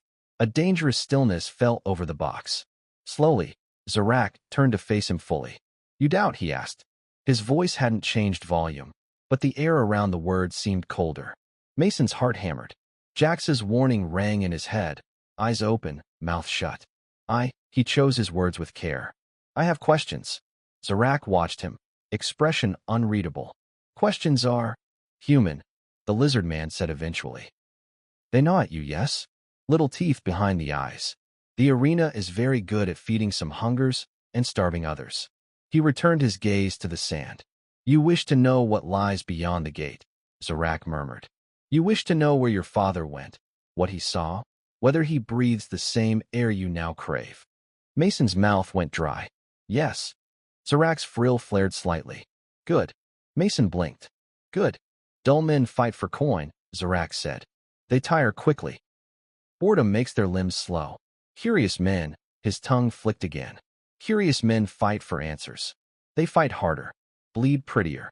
He plucked a strip of meat from a platter and held it up to the light, inspecting the marbling. "Champions are made from hunger," he said. "You are hungry, are you not?" "Yes," Mason said. It wasn't a lie. Zarak smiled in the way lizardmen did. "Too many teeth. Then let us see how far that hunger takes you." He flicked the meat into his mouth, chewed slowly, savoring the taste. "I can offer you things," he went on. "Better quarters, access to the training yards, priority in match placement. Your mother need never scrub another garment in the pits if you fight well enough." Mason felt the hook of it, sharp and sweet. "What do you want in return?" he asked. Zarak's eyes glittered. "Blood," he said simply. "Yours, theirs on the sand. The crowd's joy.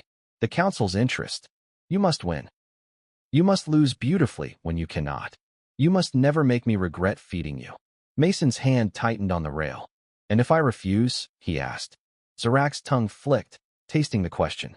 "Then you fight anyway," he said. "On worse terms. With fewer comforts.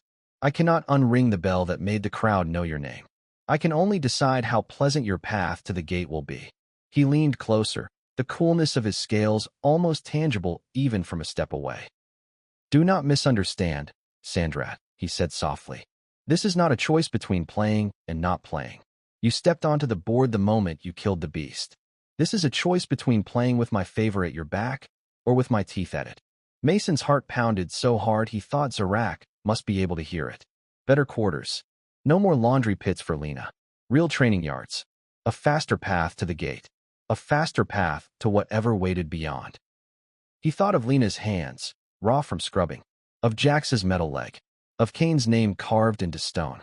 He also thought of crates and whispers about meat. "If I accept," he said slowly, "my mother is under your protection?" "As long as you remain amusing," Zarak said. She will be paid a stipend. Her tax burdens will be lightened. No guard will touch her without my express command. The way he said it made Mason's skin crawl. Protection and ownership were the same word in Zarak's mouth. And when I ascend? Mason asked. What happens to her then? Zarak's pupils narrowed to slits. Always the questions, he murmured. You truly are Cain's son. He turned back to the arena. When you ascend, he said, your mother will be given a choice of comforts, rooms, foods, the satisfaction of knowing her son reached the highest honor this ring can offer. Beyond that, he shrugged elegant shoulders. The path after the gate is not mine to dictate. It was an answer that answered nothing. Mason knew it. Zarak knew he knew it. But the promise of even temporary safety for Lena tugged at him like a tide. The thought of real training, real shots at higher matches, pulled the other way. He stood there, teetering on the edge of a decision that felt less like a choice and more like picking which tooth should bite first. I'll fight, he said finally. His voice felt strange in his own ears. With your favor. For as long as it lasts. Zarak's frill flared in satisfaction. Good. He clapped his scaled hands together once. A human attendant appeared, as if from nowhere. See that Sandrat and his dam are moved to better quarters on the mid-tier, Zarak said. Assign him a slot in the next tier trials. And send someone to the pits to inform the laundry mistress that Lena of the lower wash is no longer hers to use. Yes, Commander, the attendant murmured. Zarak turned back to Mason, eyes gleaming. Climb, little rat, he said softly. Climb high. The air at the top is delicious. Lena didn't believe it at first. In fairness, neither did Mason. The attendant showed up at their door with a formal notice and an expression that said he'd rather be anywhere else. By decree of Commander Zarak, he recited, Mason, provisional gladiator, and Lena, laundress, are reassigned to quarters on the mid-tier, Block 12. Effective immediately. Existing debts to the laundry pits are considered settled. Lena stared at him, then at Mason, then back at the notice. This is a cruel joke, she said. It's not, Mason said quietly. Her eyes filled with a mix of anger and fear. What did you promise him? Blood, Mason said. Fights. The usual. She closed her eyes. And he promised you what? Sky painted on your ceiling. Better room, the attendant said, eager to be part of anything that didn't involve yelling. Private water pipe. Actual window. He coughed. And, reduced taxes. Lena opened her eyes. You did this, she said to Mason. Yes, he said. You put us under his claws, she said. Yes, he said again. For a long, long moment, she said nothing. Then she exhaled slowly. Pack the pots, she said. He blinked. What? If we're moving, she said briskly, wiping at her eyes. I'm not leaving the good pan behind. Or the knife with the decent edge. Or your father's. Whatever that chipped bowl is you refuse to throw away. Ma'am, you made a bargain, she said. I can't unmake it. All I can do is make sure, while we're dancing on his knife, we don't stub our toes.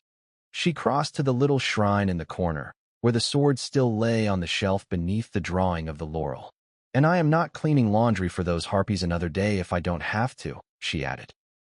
If Zarak wants to feed off you, I will at least eat something better than watered stew while I wait. Her voice wobbled. She steadied it with a sniff.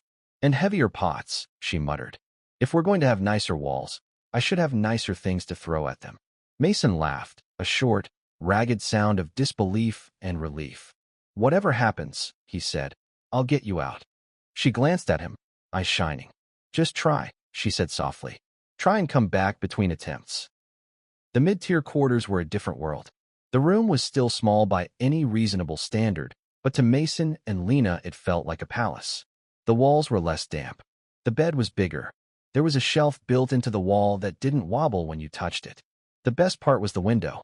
It looked not at another wall but over the inner curve of the ring, across rooftops and temple spires, and the faint glint of machinery along the higher levels.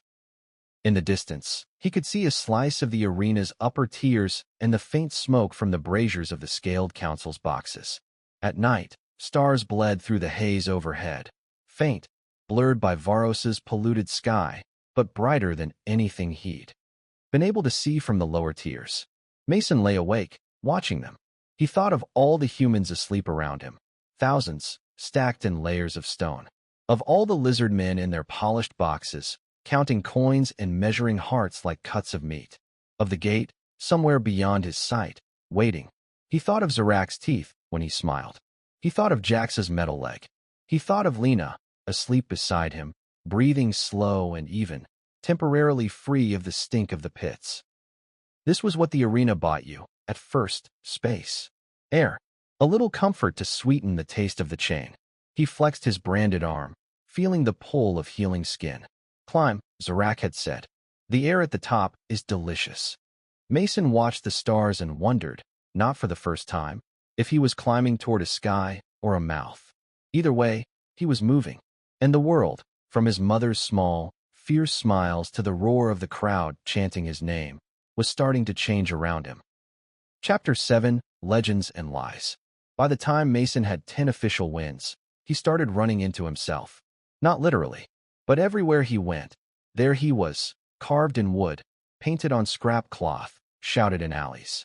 Kids in the lower market played at gladiators, one grabbing a broom handle and shouting, "I'm Sandrat," before charging into a swarm of imaginary beasts.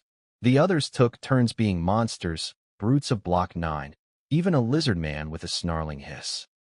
Mason watched from the edge of the crowd. "Put up.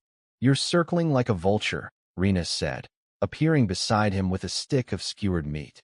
"You want a bite, or are you just planning to haunt the neighborhood?" He nodded at the kids. "That one's going to crack his skull if he swings that broom any higher. Better the broom than a real sword," Rena said, biting into her food. "Besides, their parents should be grateful. Arena play means they're not lifting things from stalls." One of the kids jabbed another in the ribs. "Yield, beast," the boy shouted. "Never," the beast yelled back, dramatically flinging himself into a pile of crates. The others erupted in laughter. "See," Rena said. "Harmless." Mason's jaw tightened. "It's not harmless. They're playing at dying. They're playing at living," she countered. "Big difference. When I was their age, I pretended to be the richest shopkeeper in the ring. Look how well that turned out." She twirled the meat stick between her fingers. "We all pretend something," she said. "These days, most people pretend you're going to walk through the gate and come back with buckets of sky." He shot her a look. "You don't. Please." She snorted. "I'm not stupid. The outside isn't my problem. I worry about things like, will I still have both arms after next week's bout? And, is this sausage actually meat?" She sniffed the stick suspiciously, then took another bite anyway. "Fin says you're half legend already," she added. "Told a whole gang of old men you're Cain reborn." Mason's stomach flipped. "I'm not. Try telling him that." She tilted her head. "Does it bother you? The stories?" "It bothers me that there are stories," he said. "Most of them wrong." "Welcome to being a legend," Rena said. "People like legends more than people. Easier to stomach." He thought of lizardmen talking about taste and marbling. His gut twisted. "Do you ever think about ascension?" he asked suddenly. She shrugged. "Sometimes. Usually when a priest is shouting about how glorious it is, and I need something to laugh at." "I'm serious." "So am I," she said. "Look, I get it. You grew up with Cain's shadow on your wall. Everyone told you. He made it. He's out there. He's waiting. That kind of promise eats at you. For me, the gate's just another door I'm not invited through. If they offered it." Mason pressed. "Laurel on your head, gate open, everyone screaming your name. Would you go?" Rena chewed thoughtfully. "I'd ask what the catch is," she said. "Then I'd probably say no." He stared. "You'd say no to freedom? You're still calling it that?" She raised a brow. "Cute. You really just want to stay here?" he asked. "In this cage?" "Cage with decent food and a bed," she said. "And people I know. And problems I understand. Outside." She gestured vaguely upward. "New cage. New problems. New ways to die. What if it's better?" he insisted. "What if there are places without lizardmen? Without arenas? What if there aren't?" she shot back. "What if the whole world's just bigger rings stacked on top of each other? You're so sure there's a better out there that you'll throw yourself at it teeth first." He thought of the words he'd overheard. The council feasts well this cycle. Cain's heart, legendary. "I'm sure I don't want to die here," he said, quieter. Rena studied him, eyes narrowing. "You've heard things," she said. "More than rumors." He didn't answer. "Fine," she said after a moment. "Keep your secrets. I've got my own. But here's one for free. If you walk through that gate, Whatever's on the other side. It won't be what you think. Good or bad, it'll be something else. That's how paths work. He thought about that as the kids shouted his name and killed an invisible beast for the third time. Legends were everywhere, if you knew where to listen. There was a tavern on the mid-tier called the Broken Chain, a low-ceilinged, smoky place wedged between a weaponsmith and a betting book. Fighters came there after matches to drink away bruises. Gamblers came to recount near misfortunes, and old men came to lie. Finn held court at his usual corner table, a chipped mug in hand. Mason slid into the bench across from him one evening, Jax leaning his metal leg against the wall nearby. I tell you, Finn was saying to a cluster of wide-eyed listeners, I saw Kane take a beast twice as big as that mimic with nothing but a broken spear and bad attitude. The thing snapped the shaft, he stabbed it with the splinters anyway. Blood everywhere. We were cleaning sand out of our boots for days. You've told that story 6 different ways, Jax muttered. Because it had 6 different angles, Finn said. And you should be grateful. I'm keeping his legend alive so they don't replace him with this brat too quickly. He nodded at Mason. The listeners turned as one. So it's true, one breathed. You're his boy? Mason swallowed the urge to deny it. So they say. Did he ever tell you about the outside? Another asked. He died before I was born, Mason said. Anything I know is secondhand. Ah, but you have the look, Finn said, eyes crinkling. The gate look. Always staring up, like you could peel the sky off and see what's behind it. One of the younger men at the table, new scars, fresh confidence, leaned forward. My uncle swears he saw an ascended once, he said. Years ago. Said the man came back in a dream with real wind in his hair and told him there are forests out there. Big ones. With animals that don't try to eat you on command. Dreams don't count, another scoffed. My brother's friend's cousin said he met a trader from outside. Said the ground isn't even sand. It's dirt. Rich dirt. You can plant things in it, and they grow without anyone blessing them. A third rolled his eyes. I heard the lizards eat the ascended, he said. Simple as that. Fat them up and feast. No forests. No dreams. Just dinner. Mason's jaw clenched. Where'd you hear that? He asked. The man shrugged. Around. Too vague, Finn said. If you're going to spread horror stories, at least give them a name. My aunt's neighbor's brother saw? Something like that. My father worked in the kitchens, the man said. He said sometimes they got meat.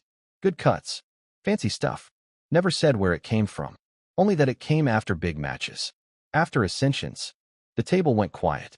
Jax's fingers tapped once, twice, on his mug. Plenty of beasts in the pens, Finn said, but his voice lacked its usual bounce. Council likes exotic dishes. Maybe, the man said. Another drinker chimed in. My cousin swears she saw a crate once, she said. Big one. Heavy. Leaking. Lizard guards all around it. Snapping at anyone who looked too long. Could have been anything, Finn muttered. Could have been anyone, Jax said under his breath. Mason's stomach twisted. How do you all live like this? A younger woman asked suddenly, slamming her cup down. Talking about whether we're food or saints like it's a game. Does nobody care which is true? Oh, we care, Finn said. We just also know we still have to pay rent tomorrow. The woman glared. If the gate is a lie, we should do something. Stop fighting. Stop feeding it. Stop. And do what? An older fighter cut in wearily. Not fight and starve. Run and get chased down. Revolt. He barked a humorless laugh. The lizards own the walls, the gates, the food, and the stories. They write the tales, and we bleed ink for them. So we just accept it, she demanded. We live with it, Jack said quietly. For as long as we can. Some of us try to nudge things. Most of us just try not to be the one on the menu that day. He looked at Mason. Some of us are stupid enough to keep climbing, he added. Stupid, Finn agreed. And necessary. Mason stared into his drink. The liquid caught the lamplight like dull gold, ripples distorting his reflection. What did you see? He asked Jax suddenly. You said you heard things. Before you left the sand. Jax was silent for a long time. I was one match away, he said finally. From the laurel. Like your father. One win, they said, and the gate opens. Priests were already practicing their speeches. He rubbed his metal knee absently. Late one night, I was limping through the service passages, trying to find a quiet corner to puke in peace. Heard voices ahead. Lizard voices. Like you did. Mason's chest tightened. They were talking about the harvest, Jax went on, about which champions would ripen this cycle, about who had the best flavor profile, about how Kane's boldness had set a standard. His lips twisted. They argued about whether fear at the end made the meat tougher or more tender. Finn winced. You never told me details. Didn't want to give you nightmares, Jax said. You're fragile. What did you do? Mason asked.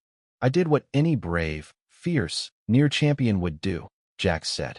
I threw up in a storage closet and then spent 3 days trying to convince myself I'd imagined it. And then, Rena had drifted over, curiosity outweighing her usual aversion to heavy talk. And then I took a fall, Jax said. The table stilled. You? Rena scoffed. You don't strike me as the falling type. I made it look good, Jax said. Took some hits, pretended to slip, went down hard. Broke my leg sideways. Crowd hated it. Council hated it more. On purpose. Mason asked, horrified. I thought a mangled leg was better than being served on a platter, Jax said.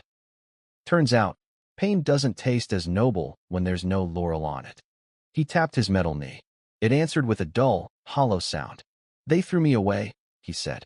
Promotion stopped. Fights stopped. Sandrat stopped saying my name. I became background. Safer, Finn said. Maybe, Jax replied. Or maybe I just bought myself a longer wait in a different queue. Hard to tell with gods on a diet. The group fell quiet. So what's the truth? The young woman asked. Paradise? Plate? Both? Neither. Yes, Finn said. She glared at him. That's not an answer. It's the only one we've got, he replied. We have stories. We have rumors. We have half-heard conversations behind kitchen doors. We don't have proof. And until one of us walks through that gate and comes back with something more than legend, all we've got are lies dressed up as comfort. Someone has to go, Rena murmured. Her gaze slid to Mason. And not just go. See. He met her eyes. I will, he said quietly. Jax exhaled through his nose. I was afraid you'd say that. The arena fed on legends the way the council fed on fighters. The more stories they told about Mason, the more they used him. He and Rena became a favorite pairing. The announcer loved them, the rat and the spear, the street and the sand, the hungry and the heartless. They were thrown into matches that were more spectacle than contest, staged rivalries, dramatic betrayals, last-minute saves. You and I should hate each other, Rena said once as they sat side by side, feet dangling over the edge of a training pit. Frenemies. Bitter rivals. Maybe secret lovers if the crowd is feeling imaginative. Mason choked on his water. We're not. She laughed. Relax, rat. You're not my type. What is your type? He asked despite himself. Breathing, she said. Preferably not actively trying to kill me. That narrows it down. He rolled his eyes. We could give them what they want, you know, she added. Pick a fight in public. I stab your shoulder. You slash my arm. We glare dramatically. Next match. They throw us together, and we reluctantly cooperate. Bets go wild. You've thought about this, he said. I've lived in this ring my whole life, she said. Stories are currency. The more complicated yours is, the more they pay. He thought of Sandrat's box, of lizard tongues flicking, approving, when the crowd screamed. They're already writing one for me, he said. Kane's son, born in the ring, chasing his father's shadow, yearning for the outside. Even if I die tomorrow in some boring match, they'll make it sound poetic. You're not wrong, Rena said. They'll say something like, he reached for the gate and fell short, leaving bloody fingerprints on Ascension's door. The priests will eat it up. Priests, lizards, he muttered. Everyone eats. Rena nudged him with her shoulder. You don't have to play their exact story, she said. You can tweak it. You already are. How? You spared Carrie, she said. That wasn't in the script. You could have killed her. Crowd would have gone wild. Sandrat would have had a nice taste of ruthless young rat. Instead, you made them cheer for mercy. Or at least tolerate it. They booed, he pointed out. They still chanted your name afterward, she said. The arena listens as much as it talks. Sometimes. Rarely. If you're loud enough. He thought about that. What about your story? He asked. What role are you playing? Rena smirked. I'm the girl who didn't want the gate, she said. The one who proves you don't have to dream of outside to be interesting. I'll either die young and become a cautionary tale about wasted talent, or live long enough to become a bitter old legend who gives advice in taverns. Like fun, Mason said. Exactly. She grinned. Maybe I'll steal his table when he finally chokes on his own stories. Rude. Finn called from across the yard without looking up. They both laughed. The higher Mason climbed, the more the lies tangled. Priests told him he was chosen. Gamblers told him he was lucky. Zarak told him he was favored. Jax told him he was meat. Lena told him, in tight, quiet words, that she loved him and hated everything that hurt him. In the evenings, she'd sit by the window of their mid-tier room, mending yet another torn tunic, and say things like, "They raised your betting odds again," like it was the weather. "Is that good?" she asked one night. "It means more people think I'll win," he said. "And if you don't, then more people lose coin," he said, "and get angry." She frowned at her stitching. "Angry at you? Angry at themselves," he said. "They'll blame me because it's easier than admitting they were wrong." She snipped a thread. "Story of our lives," she muttered. "Have you been to the temple lately?" he asked. She shook her head. "I've done enough kneeling for one lifetime. My back's tired." "The wall is still there," he said. "With his name." "I know where it is," she replied. "I don't need to stare at stone to remember what they took." He hesitated. "I heard them," he said softly. "The lizardmen. In the kitchens. Talking about taste." Her hand stilled. "I know," she whispered. He blinked. "You what?" "I didn't have words for it back then," she said. "I just had feelings. The way they avoided certain questions, the way coin appeared when there was no body, the way some of the priests' robes smelled after ascension feasts." She swallowed. "I told myself I was being cruel, that I was dishonoring your father by thinking such things. It was easier to believe the lie. Now we know," Mason said. She nodded once, eyes shining. "And you still want to go?" she said. Again, not a question. "Yes," he said. She closed her eyes for a moment. "Then don't do it for freedom," she said, voice low. "Do it for truth. Do it so when they carve your name into that wall, someone can say what really happened. So someone can point to the gate and call it by its real name." "What is its real name?" he asked. Her mouth twisted. "I don't know," she said. "Slaughterhouse. Kitchen. Mouth. Maybe just door you don't come back through." "Catchy," he said weakly. She huffed a laugh that was half sob. He reached out and took her hand. For a long moment, they sat there, facing the small square of sky, fingers intertwined. "Whatever's on the other side," he said, "I'll see it. And if you can," she whispered, "spit in it for me." The arena gave him a new milestone, the announcement of the grand trial. It came after a particularly bloody festival match. Mason and Rena had staggered out of the sand alive but scraped raw, having just participated in an 8-fighter melee that left 3 dead, 2 maimed, and the crowd hoarse. As workers dragged bodies away and priests swept in to murmur last rites where convenient, the announcer's voice boomed over the din. "People of the ring," he cried. "Blood has been spilled, the goddess is pleased, and the council's bellies are full of delight. The time approaches again for the grand trial." The crowd responded like someone had poured oil on a fire. "Grand trial. Grand trial," they chanted. Mason and Rena exchanged a look. "At the end of this cycle," the announcer went on, "the greatest among you will face the path to ascension. Multiple trials, beasts and blades, sand and steel. Only one will emerge as champion of the ring and walk through the holy gate." He drew the moment out, milking every heartbeat. "Who will it be?" he roared. "Will it be the returning veterans? The stalwart stalemates? Or will it be the new blood?" His tone shifted, theatrical. "The rat of the sand. The son of the gate. Cain's legacy. Our own hungry Sandrat." The chant hit like a wave. "Sandrat. Sandrat. Sandrat." Mason stood in the tunnel entrance, still panting, blood drying on his arms, and felt the ground tilt under him. Rena elbowed him lightly. "Congratulations," she said. "You're on the menu." "That's not comforting," he muttered. "You wanted the gate," she said.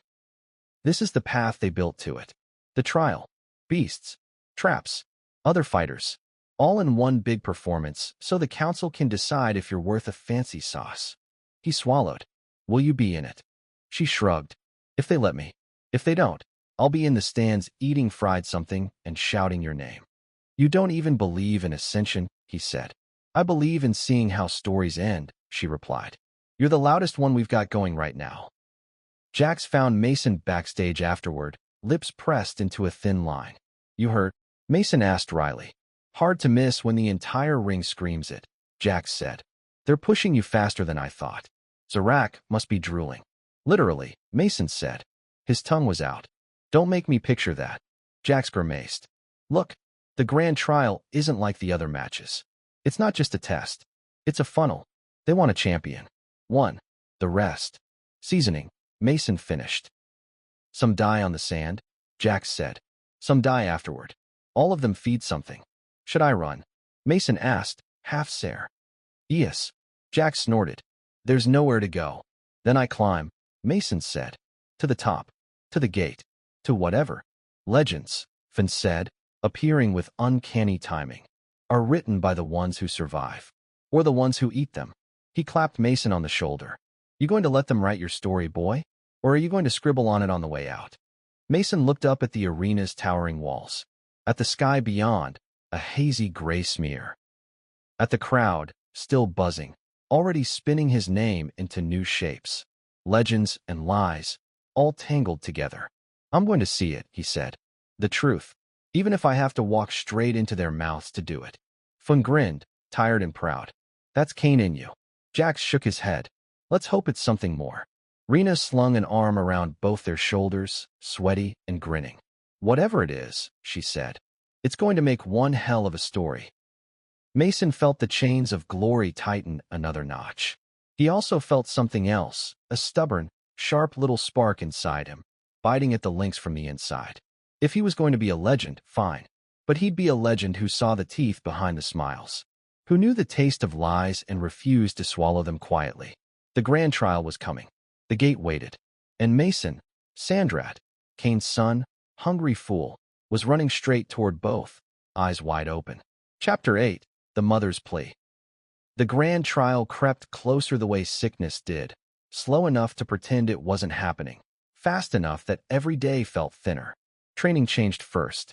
Sandrat's handlers sent for Mason more often, pushing him through new drills in the official yards, sand that shifted underfoot at odd intervals, moving platforms over pits, mechanical blades that snapped out of walls with cheerful malice. They're testing how you think, Jax said, watching from the rail. Not just how you swing. The trial's half puzzle, half slaughterhouse. They want to see if you can solve things while people are trying to open you up. They already know I'm good at bleeding, Mason muttered, vaulting a low wall. A weighted beam swung for his head. He ducked under it, rolled, came up slashing at a straw dummy wired to spring from the ground. He moved through the obstacles until his lungs burned and his legs felt like someone else's. Again, the handler barked. Mason gritted his teeth and did it again. Lena started coughing more. At first it was just at night, a dry little rattle in her chest as she finished a line of stitches. She'd wave a hand and laugh it off. Dust, she said. This place has more cloth than sense. Then she started coughing in the mornings, and in the middle of sentences. Once, in the market, she doubled over so hard she had to grab a stall to stay upright. She hid the spots of red on her handkerchief, but not well enough. You need a healer, Mason said when he caught a glimpse of pink smeared against white cloth. I need fewer things to worry about, she replied. Healers cost coin. Coin comes from you walking into blades. I don't see how that fixes my blood. He shoved his share of the last purse onto the table. Then we pay. She stared at it, jaw tight. This is for you, she said. For better boots. For salves. For us, he cut in. For you, who keeps my arm attached and my gear in one piece. Just this once, let it be for you. She looked like she wanted to argue on principle, but another coughing fit stole the breath from her and left her leaning on the back of a chair, eyes squeezed shut. Fine, she rasped. But if some smug apprentice tells me to rest more, I'm hitting him with my sewing basket. The healer was a woman in her 50s with sharp eyes and blunt fingers. She worked out of a cramped room between a spice cellar and a charm stall, the air thick with herbs and boiled things. Lena sat on the edge of the cot, hands twisting in her lap. Mason hovered near the door, feeling useless. Breathe, the healer said, pressing a hand to Lena's chest. Lena did. The healer's mouth tightened at the wheeze she heard. How long, she asked. Couple of weeks, Lena lied. Couple of years, the healer corrected dryly, thumb under Lena's jaw, tipping her head to look at her throat. Don't insult me. This is what happens when you spend half your life in steam and soap and the other half skipping meals so your child can eat. Lena bristled. I eat. Not enough, the healer said. Not well. Your lungs are angry. Your blood's thin. Your body's tired. It wants to stop. Mason's fingers curled around the doorframe until his knuckles hurt. Can you fix it? He asked. Fix? The healer gave him a flat look. No. I can bribe it to behave for a while.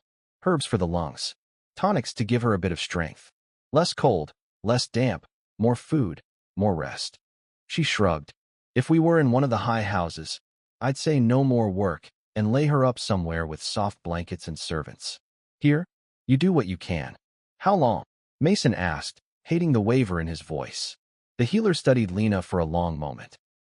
Long enough to make things worse if you don't change anything, she said. Longer if you do. Years? Maybe. Maybe less. Maybe more. I'm a healer, boy, not the goddess of clocks. She packed dried leaves into a twist of paper and shoved it at him. Brew these twice a day. She'll curse the taste. Make her drink anyway. Lena rolled her eyes. I'm sitting right here. Good, the healer said. Listen closely. You're not at the edge yet, but you can see it from here. Lena's hand twitched in her lap. Stay away from the pits, the healer went on. The steam, the chill, the mold. They've already had half their meal of you. Your new work is better. Keep it. Eat more. Sleep more. Worry less. She flicked a glance at Mason. And if your son insists on getting bits knocked off himself, make him eat double so you can steal some when he's not looking. Lena managed a thin smile. That I can do. They paid in coin that clinked too loudly and left with a bundle of bitter herbs and heavier hearts. The first time Lena collapsed, Mason wasn't there. He came back from training to find the door half open and the gold-threaded neighbor from 3 doors down fanning Lena with a folded cloth. She just toppled over, the neighbor said. One moment she was sewing, the next, she was on the floor. I thought she'd finally gotten tired of your nonsense and decided to lie down and ignore you forever. Mara, Lena wheezed, not helping. Mason knelt beside the bed. Lena's skin felt too warm, her breaths too shallow. You scared me, he said. Good, she croaked. Maybe that will make us even. He helped her sip water. Her hands shook. Mara washed with an expression Mason had seen too often on fighters' faces. The look of someone who'd been expecting this and still hoped they wouldn't see it. She needs less stairs, Mara said bluntly. Less carrying, more sitting. If you're going to keep letting Sandrat chew on you for coin, the least you can do is pay someone to haul water and food up here so she doesn't. Lena opened her mouth to protest. Mara shushed her with a look. Don't fight me on this, woman, she said. I've buried enough friends who thought they could outwork their lungs. Mason nodded, throat tight. I'll figure something out. After Mara left, Lena lay back against the thin pillow, staring at the ceiling. You're not allowed to die, Mason said, because it was the only thing his mouth could find. I already told my body that, she replied. It's not great at listening either. He laughed once, shakily. Mason, she said softly. He looked at her. Her eyes were clearer than her voice. Sit, she said, patting the bed. Before I pass out again and miss this completely. He sat. She took his hand. Her fingers felt like twigs, all bone and stubbornness. The grand trial, she said. They announced it. Yes, he said. He could hear the echo of the crowd, even here, phantom chants stitched into the stone. They said your name, she went on. Delighted in it. Cain's legacy. Sandrat at the gate. All those pretty phrases. I was in the market. People looked at me like I was already a shrine. He winced. I'm sorry. Don't be stupid, she said. You're my son. I'm allowed to be something. Her jaw trembled. Proud. Terrified. Both. She squeezed his hand. That's why I need you to listen. He nodded. I want you to stop, she said. The words hit like a thrown rock. He flinched. Ma'am. No, her tone sharpened. Let me say it all, before you argue. I know you. If I give you a gap, you'll wedge your dreams into it and push. He swallowed whatever protest he'd been about to make. I want you to stop, she repeated. Not because you're bad at it. Not because you're weak. Because you're good. Because you're strong. Because they like you. That's the problem. Her eyes glistened. If you were terrible, if you kept losing, they'd toss you aside. You'd sulk, you'd limp, you'd learn to live small. You'd be here. With me. For longer. He opened his mouth. She shook her head. I heard what the healer said, she went on. I'm not a fool. I know my lungs aren't going to magically mend because you win one more fight. I know I could die next year, or the next, even if you never step on that sand again. Her fingers tightened painfully. But I also know this. If you keep climbing, you're not just racing toward the gate. You're racing me. He frowned. What? Who gets there first? She whispered. The edge. The end. Whatever you want to call it. I can feel it in my bones, Mason. The way stairs bite harder, the way my breath catches sooner. I am not going to live to be some old woman yelling at children in the corridor. But I'd like to not be listening to them scream your name as they open a different kind of door. His chest hurt. If I stop now, nothing changes. Everything changes, she said. You live. Longer, at least. You find some stool in a market to sit on, some stall to help at. You mend things. You yell at the kids yourself. You maybe fall in love. Have children who aren't born with the sound of dying in their ears. She coughed, wincing. He reached for the water. She waved him off. I know, she said hoarsely. You'll say that's still a cage.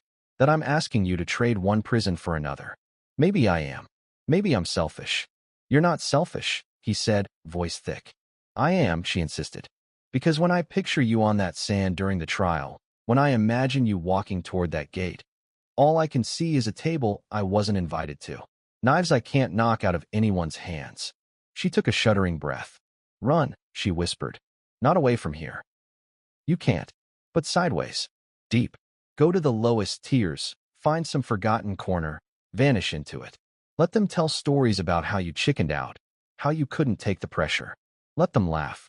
At least they'll be laughing, not licking their teeth. He stared at her. If I do that, he said slowly, they'll take all this away. The room. Your work. The protection. Zarak will be angry. Good, she said. Let him be angry. I'd rather be on the wrong side of a lizard's temper than under his knife. He can hurt you, Mason said. He can make sure you don't get work anywhere. He can send guards. He can. I've been hurt my whole life, she said. By pits, by hunger, by grief.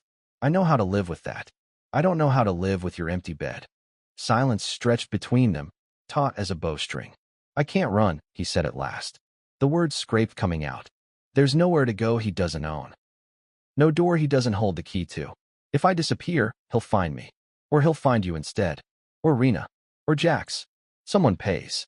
You're not that important, she snapped, but there was no heat in it. Only desperation. I am, he said quietly. To him. To the council. To the crowd.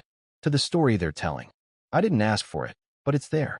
If I try to slip off the board now, they'll replace me with someone else and use me as a lesson. See what happens when you don't obey? And everything I've done, the fights, the blood, getting you out of the pits, it will all have been for nothing. Not nothing, she said fiercely. You got us a window, a bed that doesn't freeze. You gave me days without soap in my nails. That is not nothing. It's not enough, he said. Not when I know what's behind all of it. She searched his face, as if hoping to find some little boy there who hadn't learned the shapes behind the shadows yet. What do you want? She asked finally. Truly, not the version you tell priests. Not the one you shout to the crowd. The one you whisper when you can't sleep. He swallowed. He closed his eyes. I want to know. What happened to him? To Cain. To all of them. I want to see the thing that eats us and look it in the face. I want a chance. However small, however stupid, to change something before it swallows us all. You think you can change the council? She said, incredulous. The lizardmen. The way this whole world is built. No, he said. I think I can maybe scratch it. Make it choke for half a second. Make someone, somewhere, see what it really is. Maybe it's pointless. Maybe all I'll do is die a little louder than the others. But I can't go quietly. Not now. Her eyes filled. You sound like him, she whispered. Just like him. Right before he left me standing in the dark with a pocket full of coin and a head full of lies. I'm not him, Mason said. I'm his mistakes with better footing. She choked on a laugh that turned into a cough. So that's it? She croaked when she could breathe again. You're going to walk into their trial knowing your meat, hoping you can stab them with your bones on the way down? That's one way to put it, he said. You ridiculous boy, she whispered. He leaned forward and rested his forehead against hers. I won't run, he said. Not now? If I did, I'd spend the rest of my life staring at the ceiling, wondering what was on the other side of that gate. I'd resent you for saving me. I'd resent myself for letting you. I'd resent everything. She closed her eyes. He felt tears on his skin. But, he added, I won't pretend I'm walking toward some shining freedom either. I know what's there. I know what they do. I'll go anyway. For you. For him. For Jax. For every idiot kid in the lower tiers playing at being Sandrat. Someone needs to see it and remember it right. Her hands trembled on his cheeks. I will not watch, she whispered. Not this time. Not the trial. I can't. I know, he said. I will sit here, she went on. By this stupid window. I will hear the horns and the roars and the chants. I will know when it starts. I will count the bells until someone comes to tell me if you're alive. He swallowed hard. I'll come back. You can't promise that, she said. I'll try, he said. With everything I have. With everything they gave me to make me taste better. She snorted, a wet little sound. You always did have to make a joke out of everything. He smiled, crooked. You taught me. She cupped his face, memorizing it the way he'd been memorizing her breaths. When you walk out there, she said, you remember who you are. Not their legend. Not their Cain's boy. Mason. My son. Born in the ring. Stubborn as mold. You remember that, and you hold on to it tighter than you hold on to that stupid sword. He nodded, throat burning. And if you see him, she added, voice breaking. If there is some place where they keep pieces, if you see anything of him at all, you tell him I was angry for a long time. And that I loved him anyway. I will, he whispered.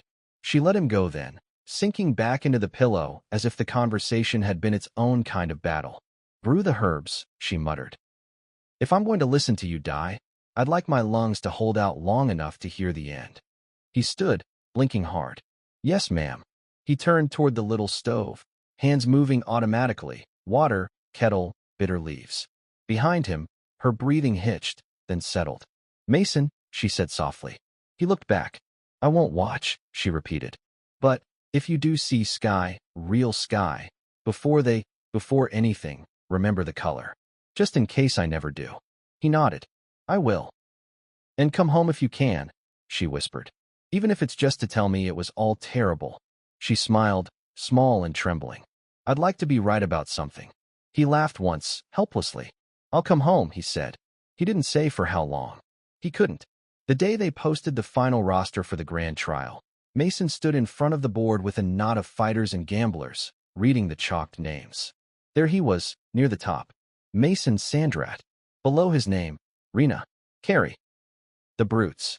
A dozen others he'd fought or watched or bet silently on. Some veterans with too many scars. Some new blood with more courage than sense. Beside the list, a sketch of the arena mod for the trial. Shifting platforms, walls that moved, gates in strange places. The words multi-stage elimination underlined twice. Fun, Rena said, appearing at his elbow. They're really going to make you work for that gate. You're in too, he said. Of course I am, she replied. They'd never forgive themselves if they missed the chance to see us accidentally stab each other. Let's try not to, he said. She studied his face. You look different, she said. Since last week. Heard some things, he said. Bad, she asked. True, he replied. She nodded slowly. You still going to do it? Yes, he said. She bumped his shoulder with her own. Then I'll see you on the sand, she said. Try not to die before I get a chance to show off. Jax arrived later, read the board, and just sighed. Too late to break your leg? He asked. Probably, Mason said. Shame, Jax said. Would have made a good symmetry. Still, you've always been the overachiever. He clapped Mason's branded arm, gentler than usual. I'll be there, he said. In the stands. I'll shout your name so loud the gods choke on it. Don't watch, Mason almost said. The word stuck. Jax had already watched enough kids fall. He knew what he was signing up for. Instead, Mason said, bring fun. Someone has to start writing the story down while it's still happening. Jax snorted. He's been doing that since you picked up a stick. Mason smiled, faint. That night, he lay awake listening to Lena's breathing. The grand trial was days away. The arena would roar. The sand would drink. The gate would open. He was meat. He was legend. He was a boy from the lower tiers who'd swung sticks at crates and dreamed of sky. He was his father's son and his mother's grief and his own hungry, furious questions. Mason stared out the window at the smear of stars. I'll see it, he whispered to the dark. Whatever it is. And I'll remember. His branded arm throbbed in time with his heartbeat. Outside, somewhere above the sleeping tears, a lizardman horn sounded. 3 clear notes, calling workers to prepare the arena. Inside, Lena coughed once in her sleep, then settled. Mason closed his eyes and held on to that sound. The small, fragile, human rhythm of it, as tightly as he held onto his resolve. The mouth at the top of the world was waiting. So was he. Chapter 9, Teeth of the Trial. The day of the grand trial smelled like metal. Even up in the mid-tier room, before first bell, Mason could taste it on the air. Iron and oil, old blood scrubbed badly from stone. The whole ring felt sharpened. The usual market babble was quieter, like the city had paused to take a breath. Lena pretended not to see him putting on his arena gear. She sat by the window, sewing basket at her feet, a steaming cup of bitter herb tea in her hands. Her cough had behaved itself all morning. She was going to use that up by not speaking. Mason strapped leather around his forearms, tighten.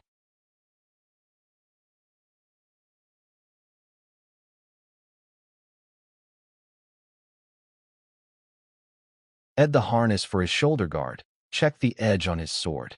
His fingers moved in practiced motions, mind racing miles ahead. At last, the silence grew too thick. I should go, he said. You should, she replied, gaze fixed on the smudge of sky. He hesitated. Ma'am. She set the cup down with exaggerated care. Don't, she said, without looking at him. Don't say I'll be fine, or I'll come back for dinner. Don't make promises your gods can't cash. His throat tightened. What can I say then? Nothing, she said. Just stand there a moment. He did. Turn, she added. Slowly. He turned in a circle like an uncomfortable mannequin while her eyes moved over him, memorizing every strap, every scar, every place where skin showed. He stopped, facing her. Her face was pale, eyes bright. She reached up and tugged at a strap on his chest. Too loose, she muttered. You'll snag it on something and complain you didn't know why. She cinched it tighter, fingers firm, adjusted a buckle on his arm guard, smoothed a wrinkle in the leather at his shoulder. All the little ways she could still protect him. You didn't wear this when you were 8, she said, voice thin. Back then it was just scraps and string, running around like the arena was a game. It was, he said. In my head. She swallowed. You remember that cheap laurel you hid under your pillow? The wooden one from the old vendor. Yeah. His mouth twisted. You made me throw it away. I did not, she said. I told you to. You pretended to, and then I found it in your shirt drawer 3 weeks later. He huffed a breath that might have been a laugh. I should have known, she went on. Back then, that you weren't going to stay off that sand. You had the gate in your eyes before you could walk in a straight line. I'm sorry, he said again, because there was nothing else big enough for the shape of this. Stop apologizing, she snapped, then softened. No, don't. Keep doing it. I like the sound. She cupped his jaw, thumb brushing the stubble there. I love you, she said simply. I love you too, he managed. Good, she replied. Carry that out there with you. It's heavier than steel. Maybe it'll throw their aim off. He leaned down and pressed his forehead to hers. They stayed like that for 3 breaths. 4. 10. He counted them like they were the last ones he'd ever get. Then he stepped back. Don't watch, he reminded her. Bossy, she said, picking up her cup again. Go on then, before I start imagining ways to chain you to this chair. He went to the door. His hand lingered on the latch. Mason, she said. He looked back. If you see him, she said quietly, and there is anything left that's him and not just what they did, tell him I forgave him. Eventually, her mouth trembled into a wry line.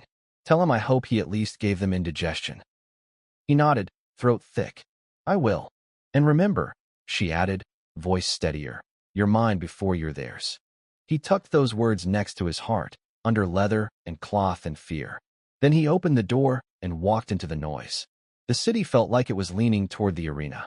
Streets that were usually clogged with sellers and carts were instead choked with people flowing in one direction. Upslope, toward the vast circular coliseum that sat like a stone crown on the ring's head. Banners had appeared overnight, strung from windows and poles. Some bore the sigils of old champion houses. Others showed crude painted beasts, blades, or symbols of gods. A few, disturbingly, were just stylized teeth. And here and there, Mason saw something new, little smudged rats, carved or painted on scraps of cloth, sometimes with a sword, sometimes with a laurel, once with both, its tail curling around a simplified gait. Popular, Rena said, falling into step beside him as he reached the mid-tier approach ramp. Stalker, he shot back. You wish, she said, bumping his shoulder. You ready? No, he said. Good, she replied. Ready people die faster. Overconfident. Head full of this is my moment. Instead of that thing has extra spikes. She glanced sideways at him. How's your mother? Breathing, he said. For now. She nodded, face tightening briefly. Mine's probably at the broken chain, betting against me so she can at least afford a decent meal if I die. Efficient, Mason said. We're practical women, Rena replied. Come on. The lizards get angry if we're late to our own executions. The upper corridors of the arena buzzed with a different kind of energy. Fighters moved through them in clusters, some joking too loudly, some wrapped in tight silence. Handlers bustled, arms full of ropes and nets and unfamiliar devices. Priests drifted like pale ghosts, offering blessings and veiled smirks. Jax leaned on a railing overlooking one of the internal courtyards, watching the flow. You walk like a man headed to a wedding he didn't agree to, he said as Mason approached. I'm missing flowers, Mason said. We can fix that, Rena said, plucking a wilted leaf from a decorative urn and tucking it behind his ear. Jax snorted. There. Beautiful. Sandrat will be smitten. Is fun here? Mason asked. Already in the stands, Jax said. He tried to sneak into the fighters' prep rooms to give you a speech. Got chased off by a handler with a broom. Sounds like him, Mason said, smiling faintly. Jax's gaze sharpened, flicking over Mason's gear, his stance, the tension around his eyes. You heard the structure? Jax asked. 3 stages, Mason said. First, a gauntlet. Obstacles. Traps. Probably beasts. Second, close quarters group fight. Third, the part where they dress it up as ascension, Jax finished. Either way, if you make it through the first 2, you're already more stubborn than most. Comforting, Mason said. Don't look at the gate until you have to, Jax added. It'll pull at you. Eyes on what's trying to kill you, not what's pretending to free you. A horn sounded somewhere above, low and long, reverberating through the stone. That's first call, Rena said. Jax reached into his coat and produced a small cloth-wrapped bundle. I was saving this for when you were old and boring, he said. But I'm starting to suspect you're going to skip that phase. Mason unwrapped it. Inside lay a knife. It wasn't fancy, plain hilt, blade a little shorter than his palm, but it was sharp and well kept. The kind of blade that disappeared in a sleeve and appeared in a throat. Had this on my last real match, Jax said. Didn't get a chance to use it. Might as well do something useful before it sits in a wall somewhere. Mason brushed his thumb along the flat. You sure? I'm not, Jax said. But take it anyway. Mason slid it into a sheath at the small of his back, its weight oddly reassuring. Thank you, he said. Don't thank me if it ends up inside you, Jax replied. I've heard lizard stomachs are unforgiving. Rena snorted. Are all your pep talks like this? She asked. Only for my favorites, Jax said. The second horn blast shivered through the stones. Go, Jax said. And don't do anything too heroic in the first stage. It annoys me. Mason nodded. Watch for me, he said. If you can stand it. I've watched worse, Jax replied. Now move, rat. Before I trip you and take your place. The council doesn't like stale meat. The fighters' assembly hall for the grand trial was bigger than anything Mason had seen under the arena before. It was a broad, circular chamber with high ceilings, lit by hanging lanterns and a single shaft of sunlight that speared down from a grate far above. Against the walls, benches were already crowded with fighters, some he knew well, some only by reputation, some not at all. Shields leaned against legs. Weapons flashed in the lamplight. The air smelled of oil, leather, nerves. A line of lizardmen stood on a raised platform at one end, their scales gleaming. In the center, like a jewel in a thorn crown, sat Commander Sandrat. He rose as Mason and Rena entered, the murmur of the room dipping. Gladiators, Sandrat said, voice carrying without effort. Today, you honor the council. You honor the gods. You honor the ring that birthed you. He spread his arms. Today, you feed us, he murmured. A ripple of uneasy laughter went through the human ranks. You know the rules, he went on, pacing slowly along the platform's edge. 3 stages.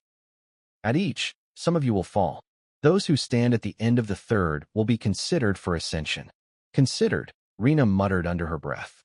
Nice word. Strength matters, Zarak said. Skill matters. Courage matters. But so do spectacle, story, and flavor. Mason's stomach nodded at the word. The crowd has its favorites, Zarak continued, eyes flicking briefly over Mason. The council has its interests. The gods have their whims. Do not concern yourselves with those. Your concerns are simple: survive, impress, bleed well. He lifted one scaled hand.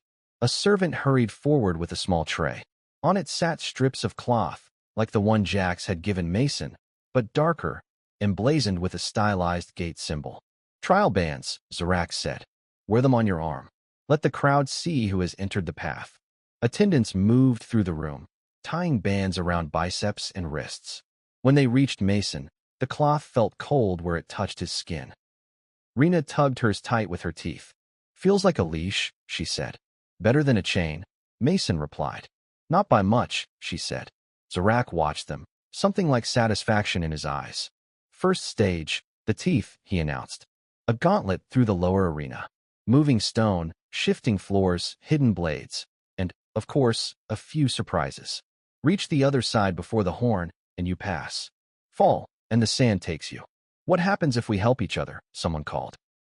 The trial does not forbid cooperation, Zarak said smoothly. But it does not reward sentimentality.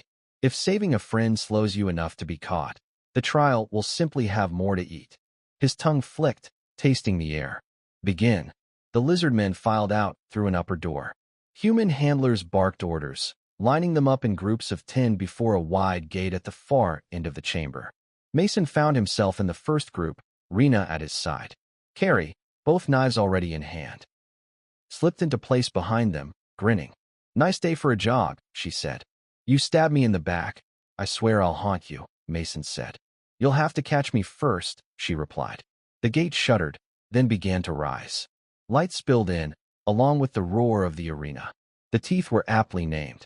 The first thing Mason saw as they sprinted out was a forest of stone pillars, some steady, some already starting to shift with a grinding rumble. Beyond them, the sand floor sagged in places, hinting at pits. Walls jutted at odd angles. Somewhere overhead, he could hear the whir of machinery. Keep moving, Rena shouted, spear up. Don't stop to think too hard. You'll get crushed. They plunged into the maze. A pillar slid sideways as Mason squeezed past it, nearly pinning him. He twisted, leather-scraping stone, and emerged into a narrow lane just in time to see a panel in the ground slam shut where a fighter had been about to step.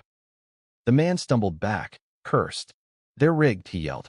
The sand's hollow, A blade scythed out from the wall and took him across the chest. The shout cut off in a wet gurgle. Watch the walls, someone bellowed. And the floor.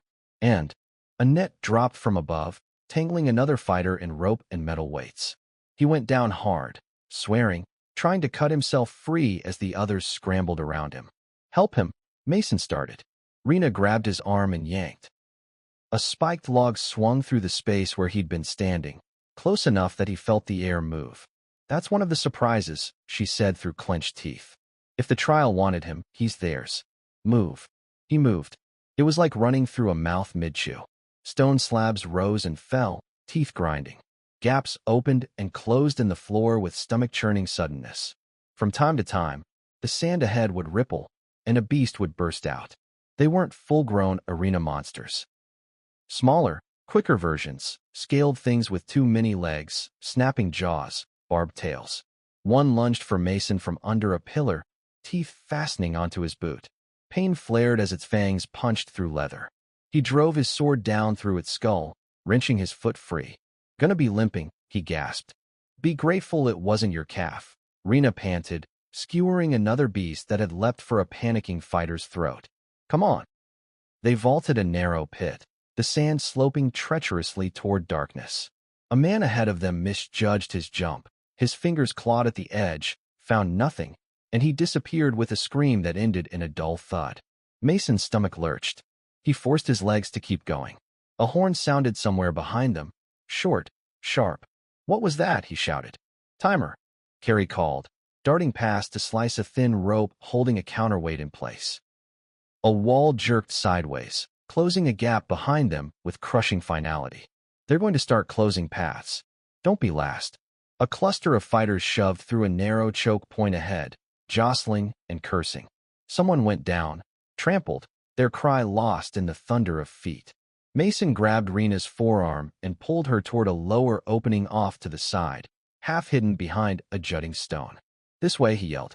You sure? She demanded. No, he said. But there are fewer idiots in the way. They ducked into the side passage. It was tighter, the ceiling low enough that Mason had to crouch. The air smelled stale, old dust mixed with something metallic. Torches flickered in brackets along the walls, casting the corridor in choppy light. This feels like a trap, Rena muttered. Everything here is a trap, Mason said. Something skittered along the ceiling. Mason looked up just as a cluster of tiny, multi-legged things detached and dropped toward his face. He flung an arm up on reflex, swatting them aside. One latched onto his bracer, legs scrabbling, mandibles gnawing at the leather. Rena cursed and smashed it with the butt of her spear. New rule, she said tightly. We don't go places where things can fall on us from above.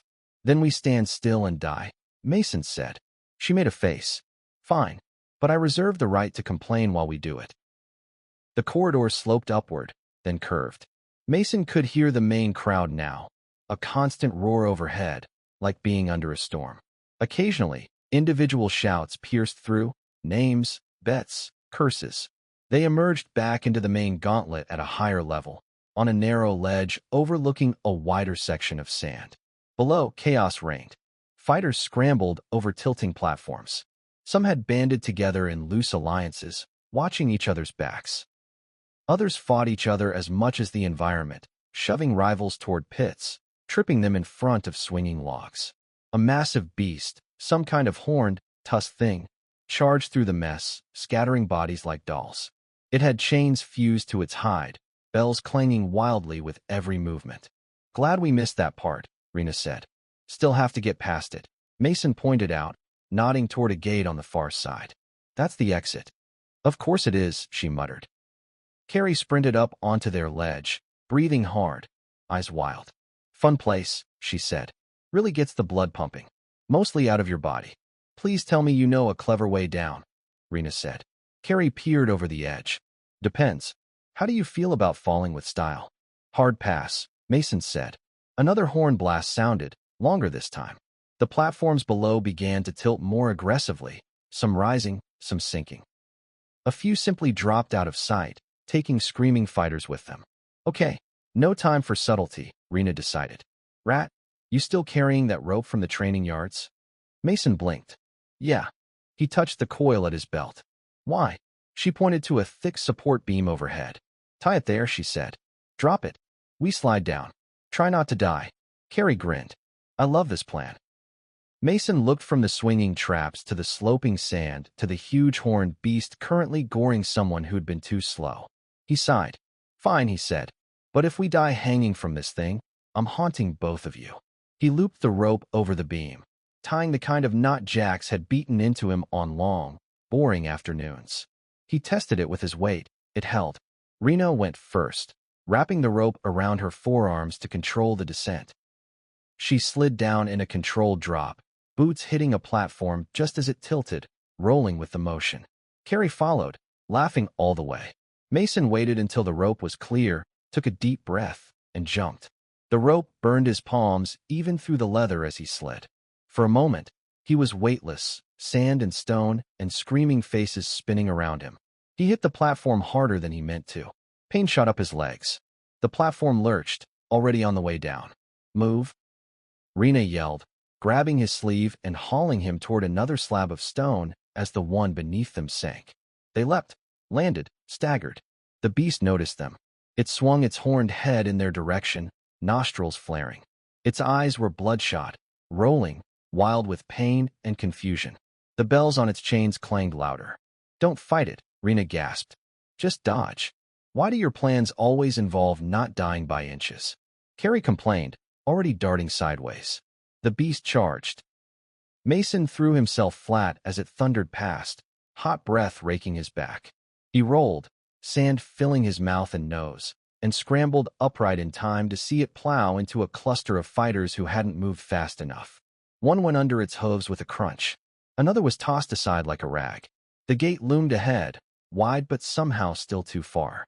"Go!" Mason shouted. "Don't wait." Rena shot him a look that said she wanted to argue but didn't have time. She sprinted, spear tucked close, using falling platforms as springboards.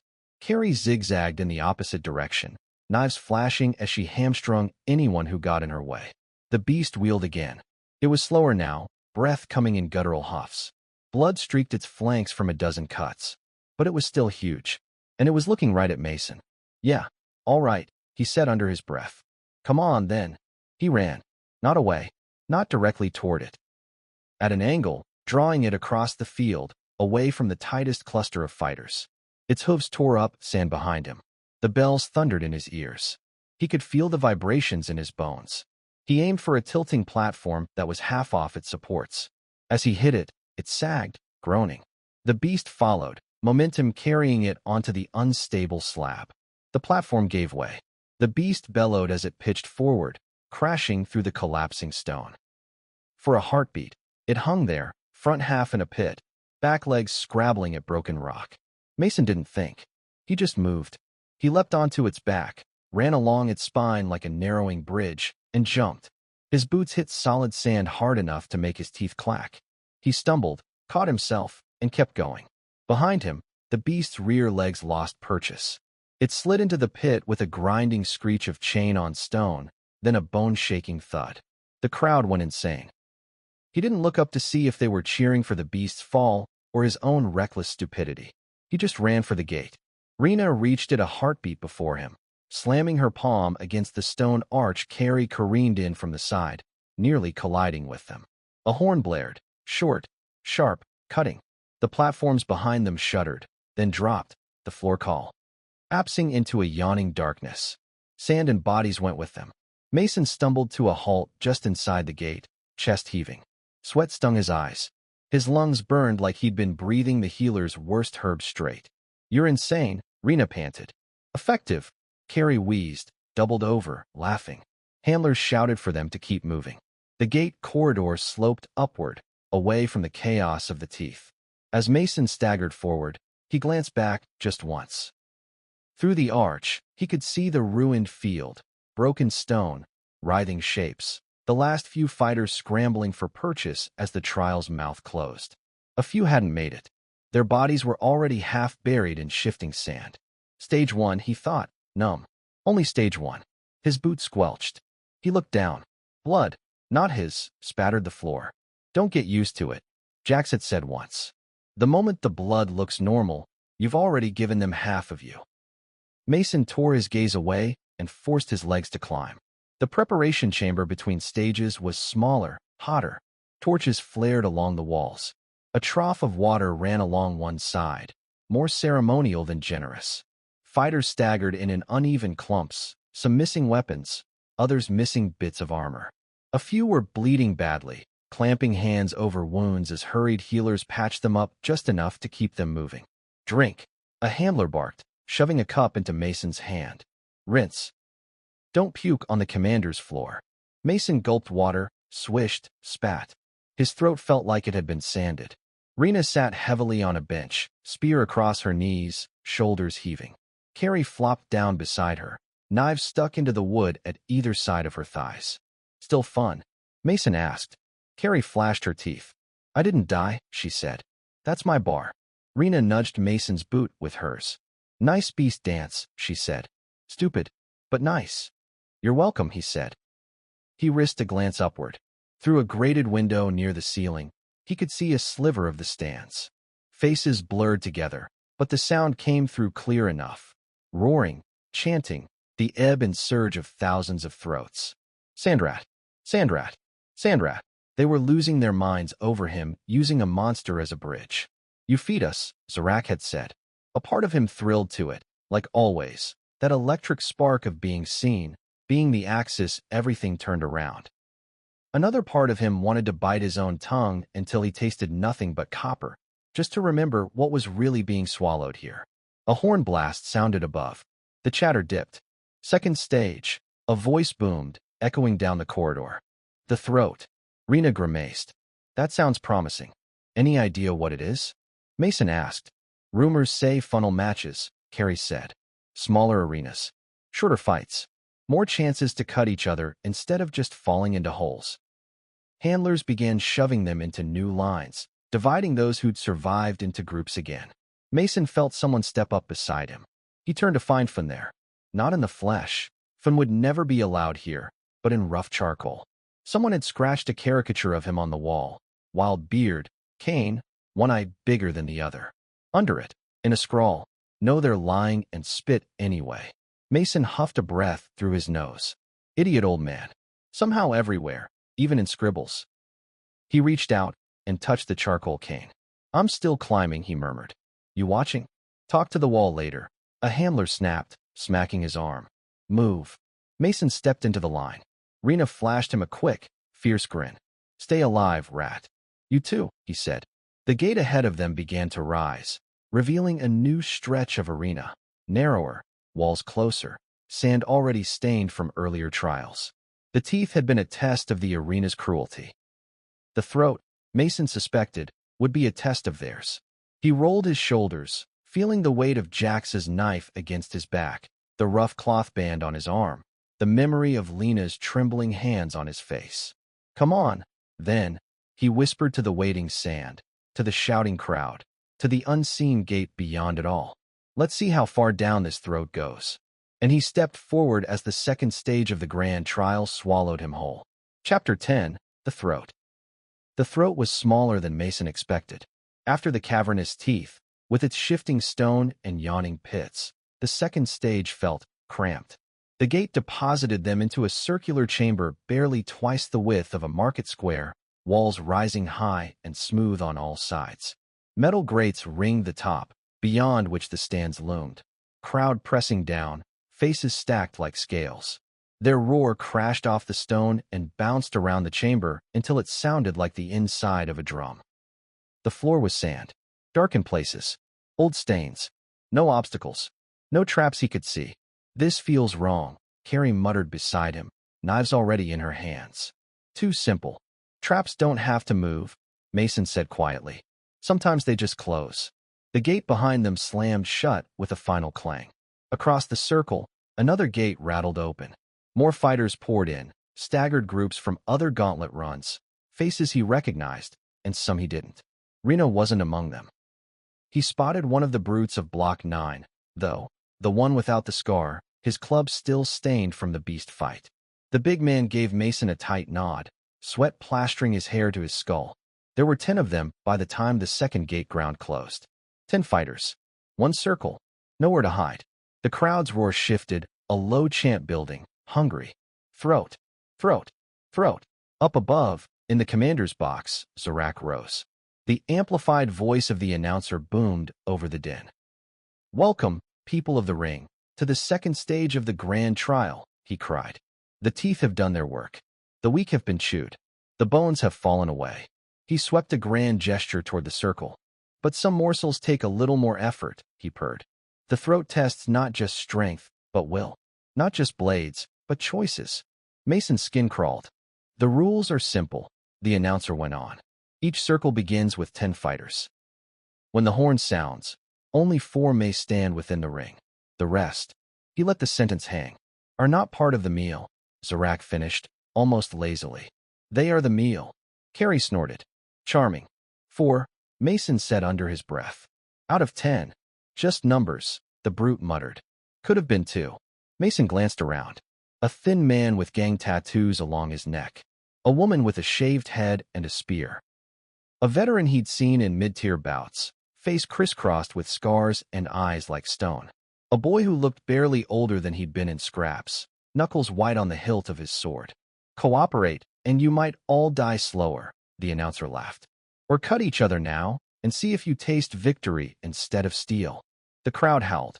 A horn blasted once, short, sharp, echoing off the walls. No trap sprang. Everyone just looked at each other. So Carrie said, "Who's feeling friendly?" The scar-faced veteran spat into the sand. "No teams," he growled. "Teams get stupid. Stupid gets you dead. Teams get you numbers," the gang-marked man countered, eyeing Mason. "You know how this works, Rat. We talked about it." Mason took him in fully now. The narrow face, the coiled muscles, the slight tilt of his nose that said it had been broken more than once. He recognized him from that shadowed market conversation. Different armor, same hungry eyes. "You're with Kesh," Mason said. Kesh, leader of the betting gang who'd wanted him to take a fall. The man's mouth twitched. "Kesh likes you alive," he said. "Says we should all like you alive, if we like coin. We work together, we make sure you're one of the 4. You owe us later. Everyone wins. Except the 6 who don't," Carrie said brightly. Small detail. The Brutes Club thudded once into the sand. Talking's just giving them more time to aim their knives. Mason could feel the crowd leaning in, lives hanging on the next breath. Zarak watched from above, pupils slitted, frill very still. 4. He could say yes. Side with Kesh's man, the brute, Carrie. That gave them numbers. They could pick off the weakest, control the center, push others to the edge. If he lived, Kesh would own pieces of him. He could say no. Fight everyone. Trust chaos. He thought of Jax's warning. If they offer you anything, they're already taking something. "I don't owe Kesh," Mason said, loud enough for the others to hear. "And I'm not handing him my spine." The gang man's eyes hardened. "You think you're better than the rest of us?" he asked. "No," Mason said. "Just hungrier for my own choices." He rolled his shoulders, feeling the rough cloth band bite into his bicep. "We all want out," he said, scanning the circle. "We all want coin, or sky, or just to see tomorrow. That's why this works. They built it that way." "Save the speech for the priests," the veteran snapped. "Fight or don't. Here's my offer," Mason said quickly, before blades started moving. "We don't hunt down the scared ones first. We take the ones who want to use us as pieces. Gangboy, Scar there. Anyone who thinks they can buy us." A few heads turned toward Kesh's man, toward the veteran. The gang man laughed once. "You're trying to unionize in the middle of a death pit." "Adorable. Noble," Carrie said. "Stupid, but noble." 3 breaths. The spear woman said suddenly. Her voice was steady, eyes calm. She planted the butt of her weapon in the sand. 3 breaths we stand still, no one moves. Then we see who honored the count. The veteran snorted. "Pointless. Best offer you'll get," she replied. 1, 2. A beat. Then she said, 3. Nobody moved. Breath 1. Mason's heart hammered. His sword felt both too light and too heavy. He watched everyone he could, trying to take in stances, grips, eye lines in the space of a single inhale. Breath 2. Sand shifted under boots. Muscles tensed. A bead of sweat slid down his neck. Breath 3. The veteran lunged. He moved faster than his age suggested, sword whipping toward the spear woman's throat. She ducked, almost as if she'd expected the betrayal. Her spear snapped up, batting his blade aside. The circle exploded. Carrie went for Kesh's man in a blur, knives flashing toward his ribs. He twisted, one blade glancing off his leather, the other catching on a belt buckle. He snarled, grabbing at her wrist. Mason stepped toward them, then had to spin as the young boy with white knuckles charged him, face screwed up with a mix of terror and determination. "I'm sorry," the boy gasped, swinging wildly. "Don't be," Mason grunted, parrying. "Just live." He let the boy's momentum carry them past each other, then kicked lightly at his heel. The boy stumbled but caught himself, turning, sword up again. Not completely hopeless. The brute roared and crashed into the scrum like a boulder, club swinging. Fighters scattered rather than take the hit. One wasn't fast enough. The club smashed into his side with a crack. The man crumpled, sucking air. "Yield," he wheezed. A blade appeared under his chin. The veterans. "No yields," the older fighter snarled. "This is a throat. You either go down or you go through." His sword punched up. The man jerked, then went limp. The crowd screamed approval. Mason's stomach clenched.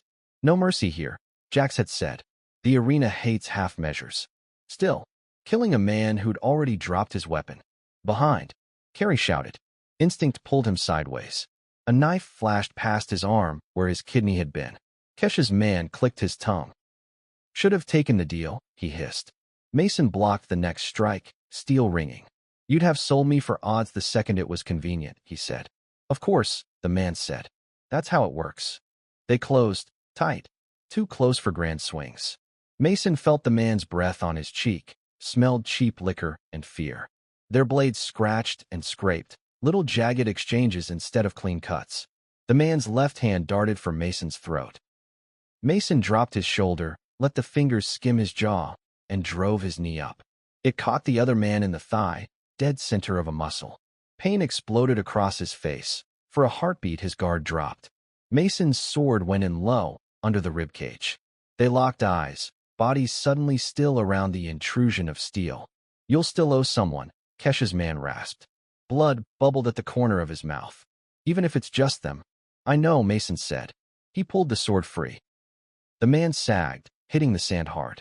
A horn blast punctuated the moment. One long note that made the fighters flinch. 6 remain in circle 1, the announcer crowed. For may stand when the horn sounds again. 6. Mason spun, counting. Himself. Carry. The brute, bleeding from a cut along his ribs, but still swinging. The spear woman, dancing at the edges, stabbing once, twice, always retreating before someone could turn on her. The young boy, panting, eyes huge. The veteran, moving with grim efficiency, taking every opening that wasn't nailed down. 6. How many we need to drop? Carrie puffed as she fell in beside him, both knives bloody. 2, Mason said. He met the brute's eyes across the circle. The big man paused, club on his shoulder. They both glanced at the boy. The kid's chest heaved. He was bleeding from a cut on his arm, blade wobbling in his grip.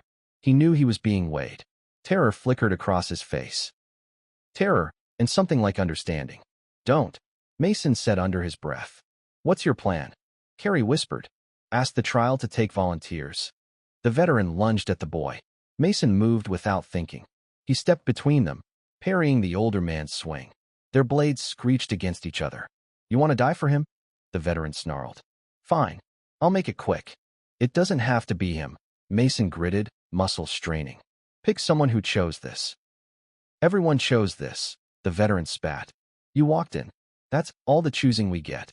He shoved hard. Mason stumbled back a step.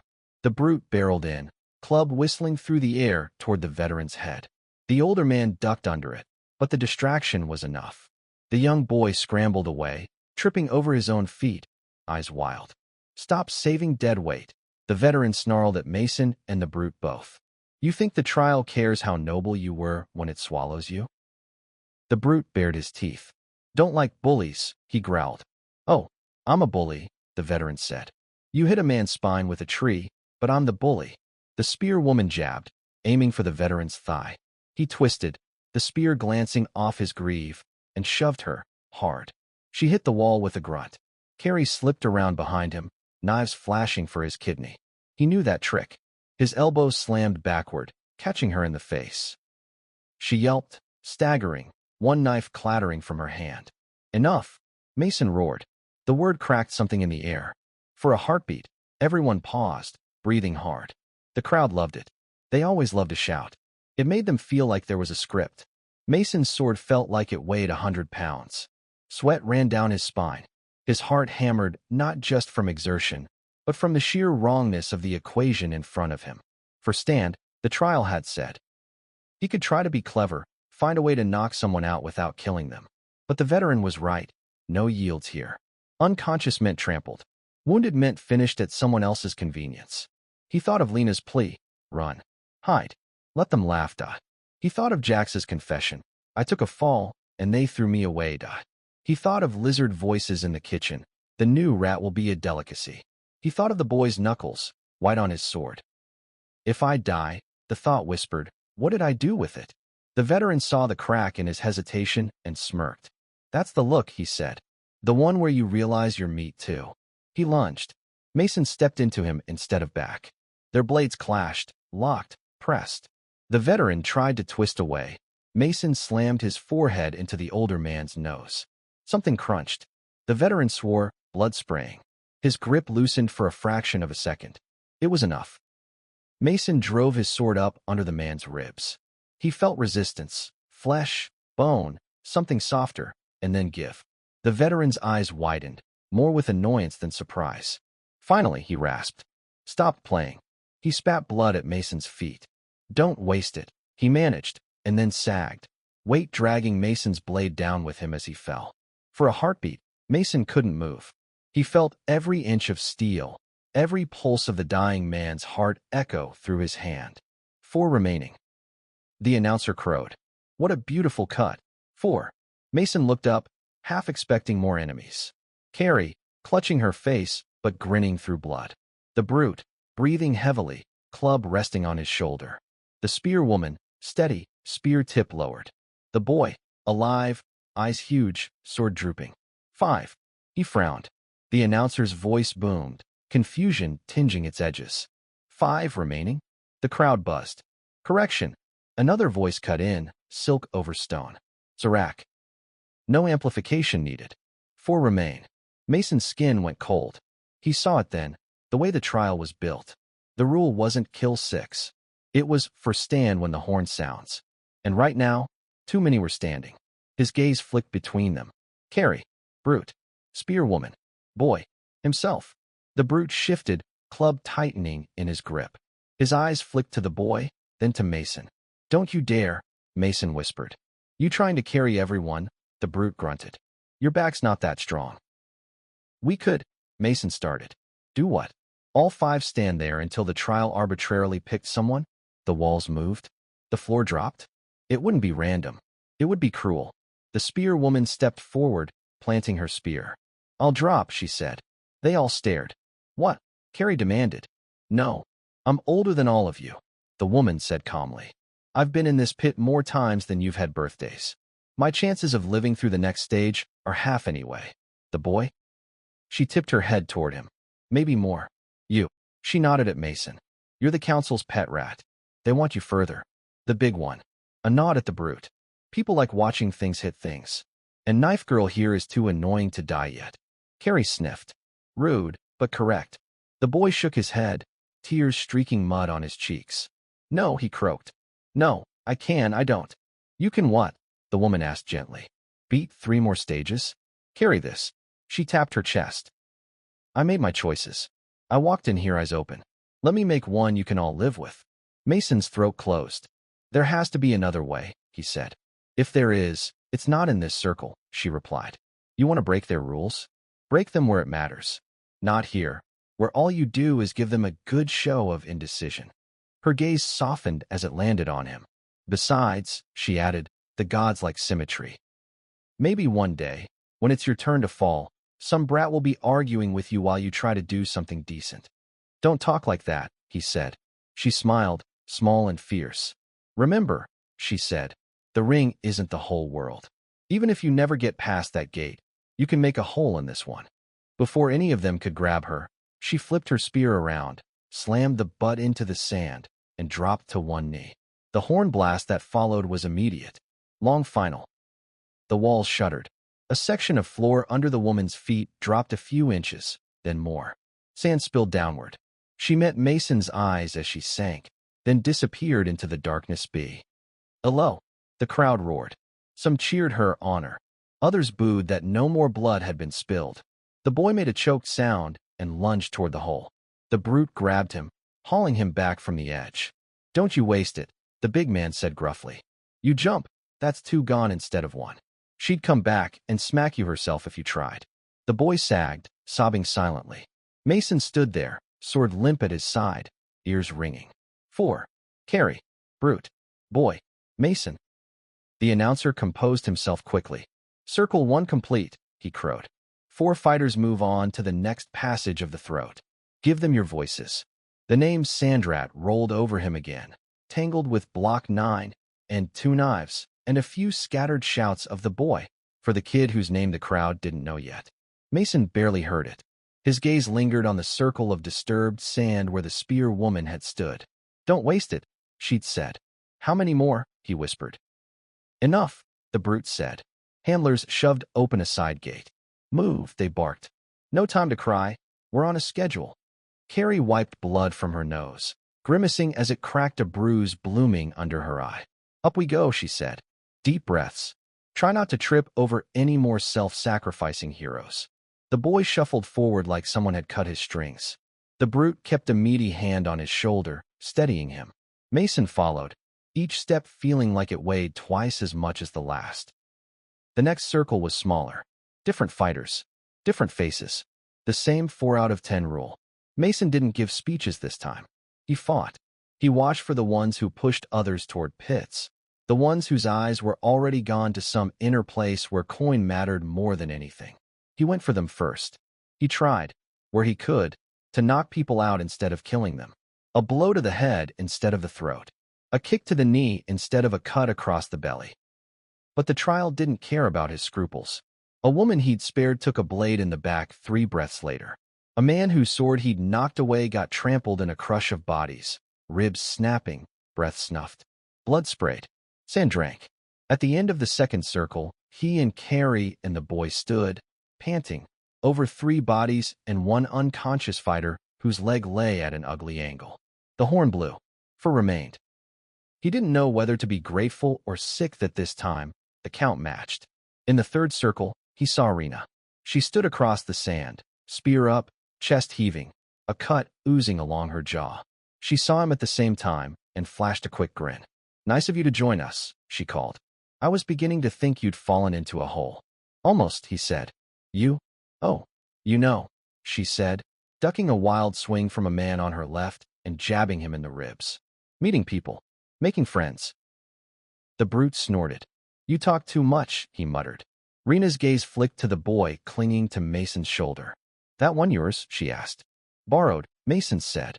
"Tried to be food earlier," Carrie added. "We're teaching him new hobbies." "Nice," Rena said. "Don't let him die. I'm starting to like his face." The announcer's voice boomed again. "Last circle of the throat," he declared. "Survive this, and the path to ascension narrows to its final passage." Mason glanced up. The gate wasn't visible yet, but he could feel it, like a draft on the back of his neck, the promise of an opening in a world that had always been walls. "Ready?" Rena called. "No," he said. "Good," she replied. Horn, sand, steel, screaming. This circle was uglier, because everyone left knew what for meant now. There were no illusions of some twist saving them. Every swing had panic in it. Rena fought like a storm, dart in, stab, twist away, using the chaos of others' attacks as cover. Carrie wove around her, knives finishing what the spear started. The brute anchored their side, taking hits that would have broken smaller fighters in half, giving back twice as hard. Mason moved in the spaces between them. He saw an opening and took it, sword slicing a tendon at the back of someone's knee. Another fighter turned his blade toward the boy. Mason's came down from the side, knocking it out of his hand, then up into his jaw. Once, he found himself face to face with a man he'd shared a drink with in the Broken Chain, one of Fun's regulars. Their blades met. "I liked you," the man grunted. "Still can," Mason said. Their swords tangled. In the corner of his eye, Mason saw Rena stumble, a spear tip grazing her shoulder. Carrie yelped as a blade nicked her thigh. The brute took a cut across the back meant for the boy. Something inside Mason snapped. He slammed his hilt into the man's temple. The fighter crumpled. Someone else stepped in and finished him with a quick slash. Mason didn't have time to see who. It blurred, blood, sand, grunts, curses, the constant thunder of the crowd above. At some point, the boy screamed.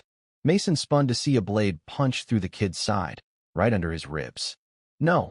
Mason roared. He drove his sword through the attacker's chest, hot rage turning the motion almost blind. The man fell, pulling the blade with him. Mason yanked it free, already dropping to his knees beside the boy. The wound was bad. Too much blood. The kid's eyes were wide, tears and sweat and sand streaking his face. "Sorry," he gasped. "I tried." Don't talk," Mason said, hands pressing over the hole, trying to hold the boy's insides inside. "Save it." The horn blasted. Once, twice, 3 times. The roar of the crowd surged, then shifted into a different tone, exultant, final. "4," the announcer cried. "4 remain. The throat has claimed the rest." Mason looked up, dazed. Rena, panting, bleeding from a dozen small cuts. Carrie, 1 knife left, the other snapped, hair matted to her forehead. The brute, sagging, blood on his club and his ribs. And Mason, kneeling in the sand, hands soaked red. The boy was still. His chest had stopped moving sometime between the second and third horn. Mason's hands stayed where they were a moment too long, as if pressure could force life back into the body. Then, slowly, he withdrew them. They were going to die anyway, Carrie said quietly beside him. One way or another. At least this way, they had faces next to them that weren't trying to eat them. Don't, Mason rasped. Don't make it pretty. She shut her mouth. The brute sank down onto one knee, club tip digging a furrow in the sand. I'll remember him, he said. Don't know his name. I'll remember anyway. Same, Rena said, voice thick. Boy with more courage than sense. That narrows it down to everyone we know. Above, the announcer barreled on. Four fighters emerge from the throat, he cried. Sandrat. 2 knives. The brute of Block 9. And the spear of the streets. The crowd screamed itself hoarse. Make note, people of the ring, the announcer thundered. These are your contenders for ascension. Watch them. Love them. Bet on them. For soon, one will rise, and the rest will fall. Zarak's eyes burned from his box high above, his tongue flicking in evident satisfaction. Mason stared down at his blood-slick hands. You wanted this, a voice inside said. You chased it. You knew what it cost, and you kept running. He closed his fingers into fists, feeling dried sand grind against his skin. I'll make it mean something, he whispered, so low the crowd couldn't hear. I swear. I don't know how yet, but I will. Don't swear anything big while dripping on the floor, Rena said hoarsely. The gods are listening today. They have nothing better to do. Handlers appeared at the gate, ushering them toward the exit. Rest, one barked. Clean up. The final stage begins at high bell. The final stage, Carrie echoed, getting shakily to her feet. The neck, the head, the swallowed or the spat out. The gate, the brute said, staring upward. His eyes were bright. With fear, with hope, Mason couldn't tell. Mason didn't look at the sky. He looked at the sand. At the bodies half buried there. At the hole where the spear woman had disappeared, where the boy should have. This was the throat. The next part would be the teeth on the other side. He stood, joints protesting, and walked toward it anyway. Chapter 11, The Gate. They gave them 2 hours. 2 hours between the throat and the last stage. 2 hours to clean blood off their skin, to stitch or bandage what could be stitched or bandaged, to eat if they could keep food down. 2 hours to think. Mason spent the first 10 minutes being washed. The attendants worked fast, all rough hands and cold water. They stripped his armor, sluiced the worst of the blood away, dabbed salve on cuts that mattered, ignored ones that didn't. Arms up, one muttered. He obeyed. Water ran down his sides, pink at first, then clearer. The trial band on his bicep stayed. The cloth was stained brown now, the symbol of the gate smeared. You're shaking, the attendant said.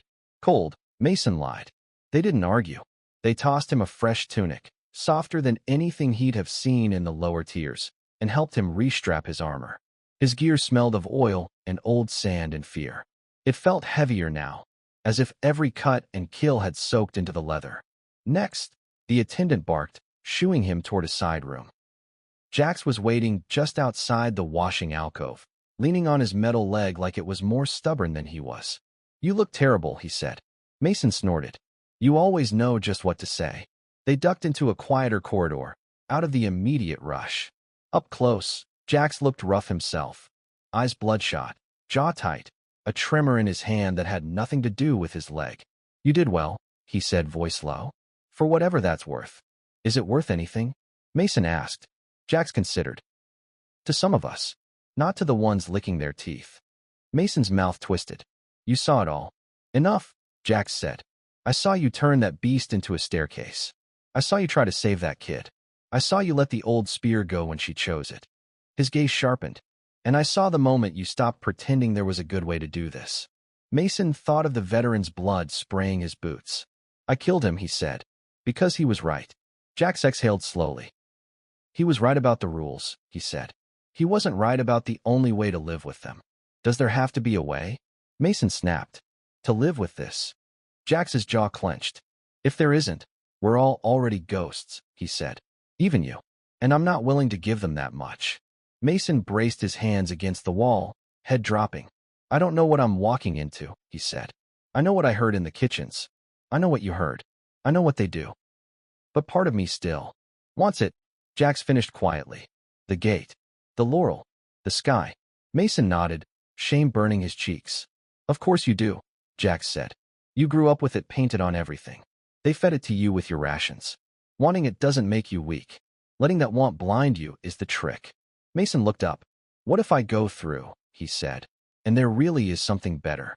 What if all of this, he gestured broadly, encompassing walls and blood and noise, is just the doorway, and we've been chewing on the handle for nothing? Then you win, Jax said simply, and you drag every scrap of truth you can back through that door before it closes. And if it's what we think, Mason asked, if it's knives? Jax's lips twisted. Then at least, he said, you'll have seen the kitchen. Most of us only ever get the smell. He reached out and gripped the back of Mason's neck, fingers firm. You remember who you are, he said. You're not just their Sandrat. Not just Kane's shadow. You're the idiot who climbed pipes to look at fake sky, who stole bruised fruit for your mother, who came to me with a stick and a stupid dream and refused to fall over when I hit you. Mason swallowed. You walk through that gate as that person, Jax went on. Not as their story. They can eat a legend. It's harder to swallow a real human being. Is that your plan? Mason said weakly. To give them indigestion? Better than nothing, Jax said. And you'd better give them hell on the way down, or I'll be disappointed. Mason snorted, half a laugh, half a sob. Fun, he asked. In the stands, Jax said. He's been yelling so much they threatened to throw him out. Said if they did, he'd just haunt the outer wall and make faces at the lizards forever. Mason smiled, brief and small. His thoughts slid inevitably toward home. How is she, he asked. Lena. Jax's eyes softened. Mara checked on her, he said. Said your mam's by the window. Not watching. Just listening. Stubborn as you. Mason pictured her there, hands wrapped around a cup of bitter herbs, eyes closed, jaw clenched every time the arena horn sounded. I told her I'd come home, he said. You told her you'd try, Jax corrected.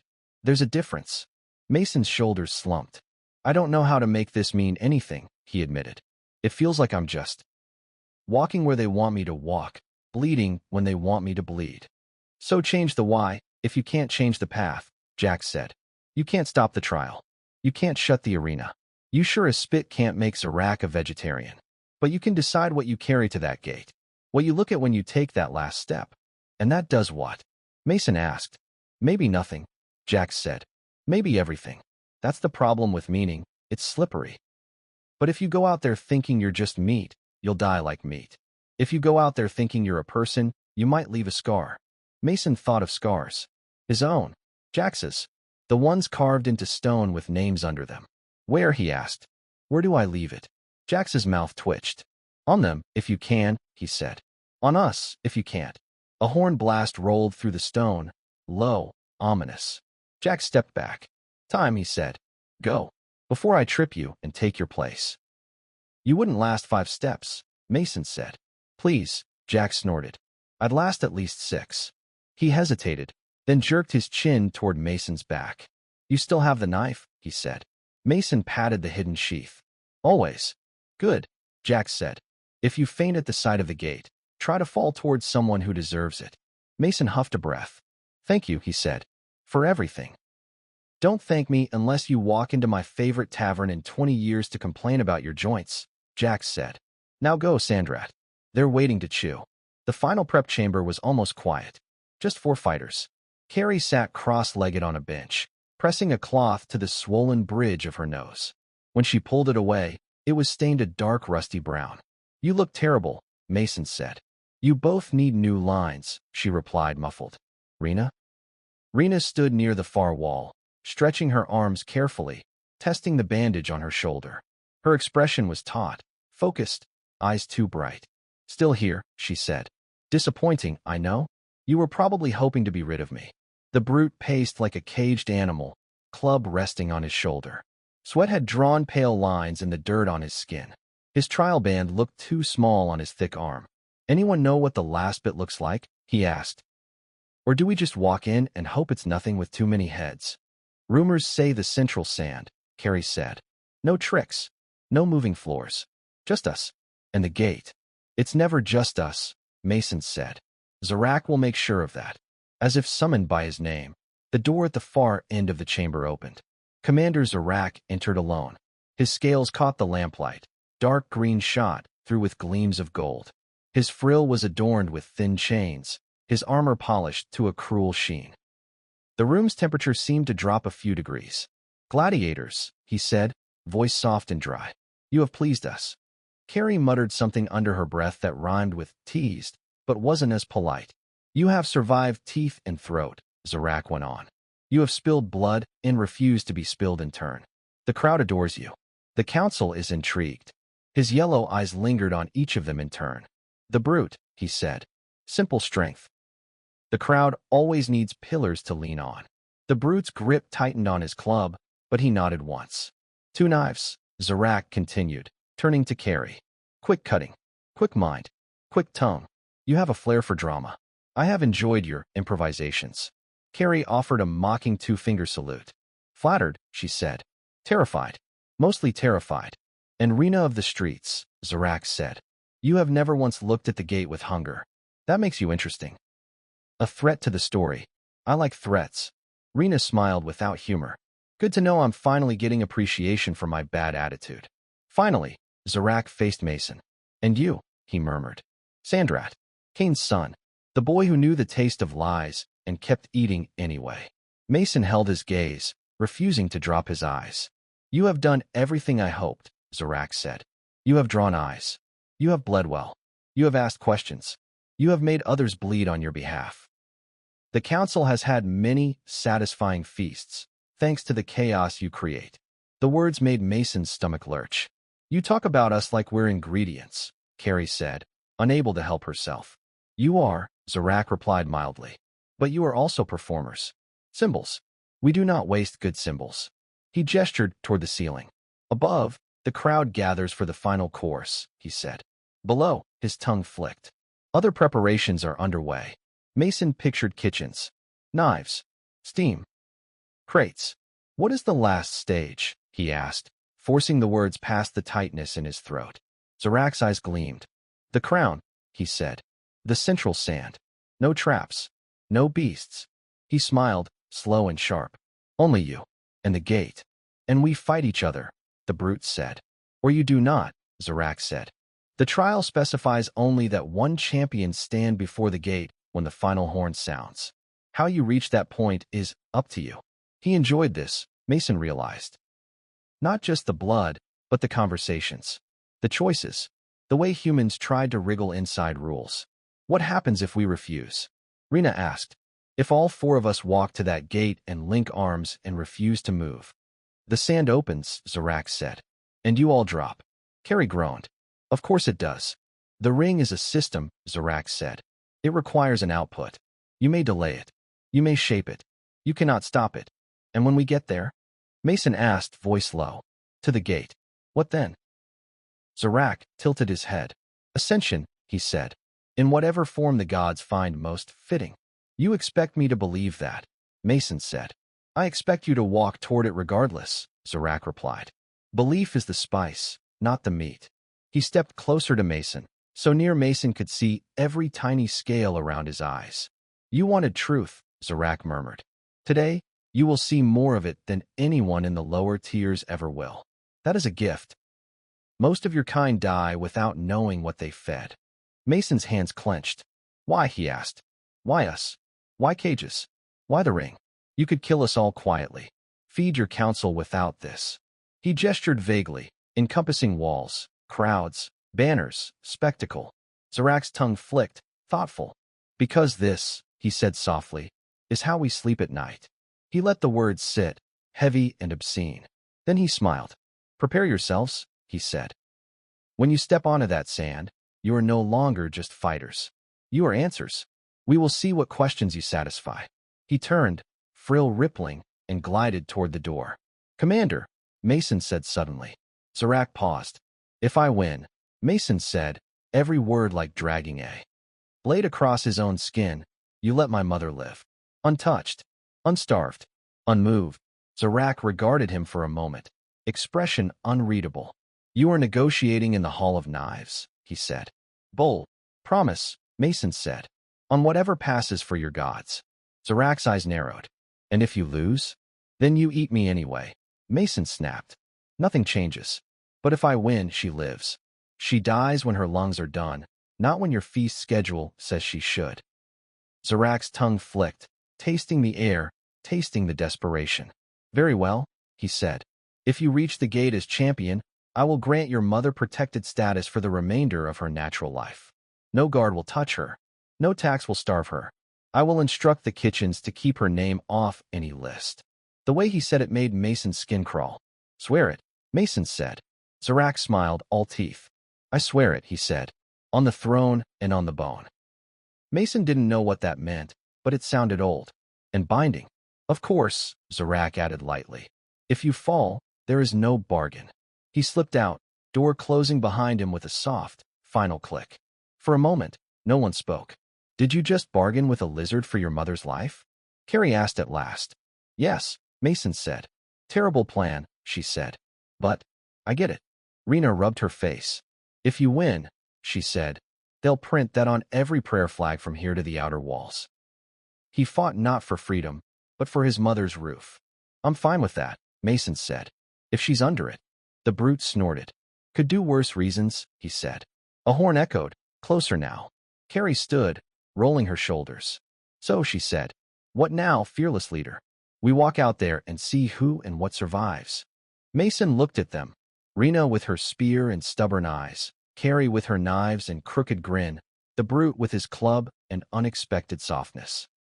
If he could, he'd drag all of them out of this. He couldn't. I'm not throwing this, he said. For anyone.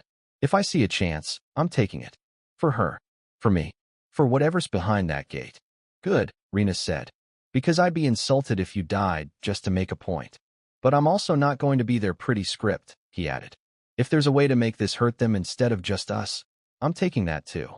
Always knew you'd make a terrible puppet, Carrie said fondly. The brute shifted his grip on the club. What about us? He asked. Mason met his eyes. I won't stab you in the back, he said. If we fight, it'll be because we both chose it. Fair, the brute said. And if one of you sees a better shot, Mason went on. Take it. I'm not asking anyone to die for my mother. We're all already dying for something. Rena smirked. You die? I'm stealing your boots, she said. Might as well get something out of it. Deal, Mason said. The door at the far end swung open. Light spilled in. Final stage, a handler barked. Move.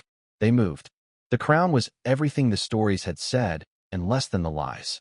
The central arena. No pillars. No traps. Just a vast circle of sand under a sky that looked almost blue today, Varos's pale sun peeking through thinning clouds. The stands were full to bursting.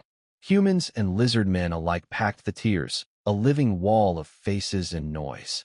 Banners snapped in a strangely clean wind. At the far side of the arena, opposite their entry gate, stood the gate. Mason had seen it from a distance his whole life.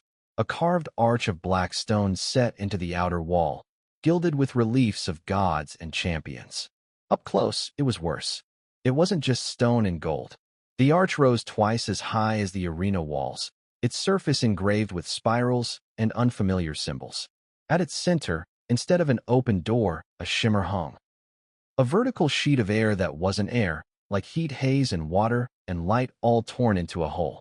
The space within it was wrong. The ice slid off it. It looked like nothing and something at once. Depth without shadow, brightness without color. It hummed, a low vibration that Mason felt in his teeth. He stopped walking without meaning to. Yeah, Rena murmured at his side. That's not ominous at all. The gate of ascension, the announcer boomed. The path of laurel.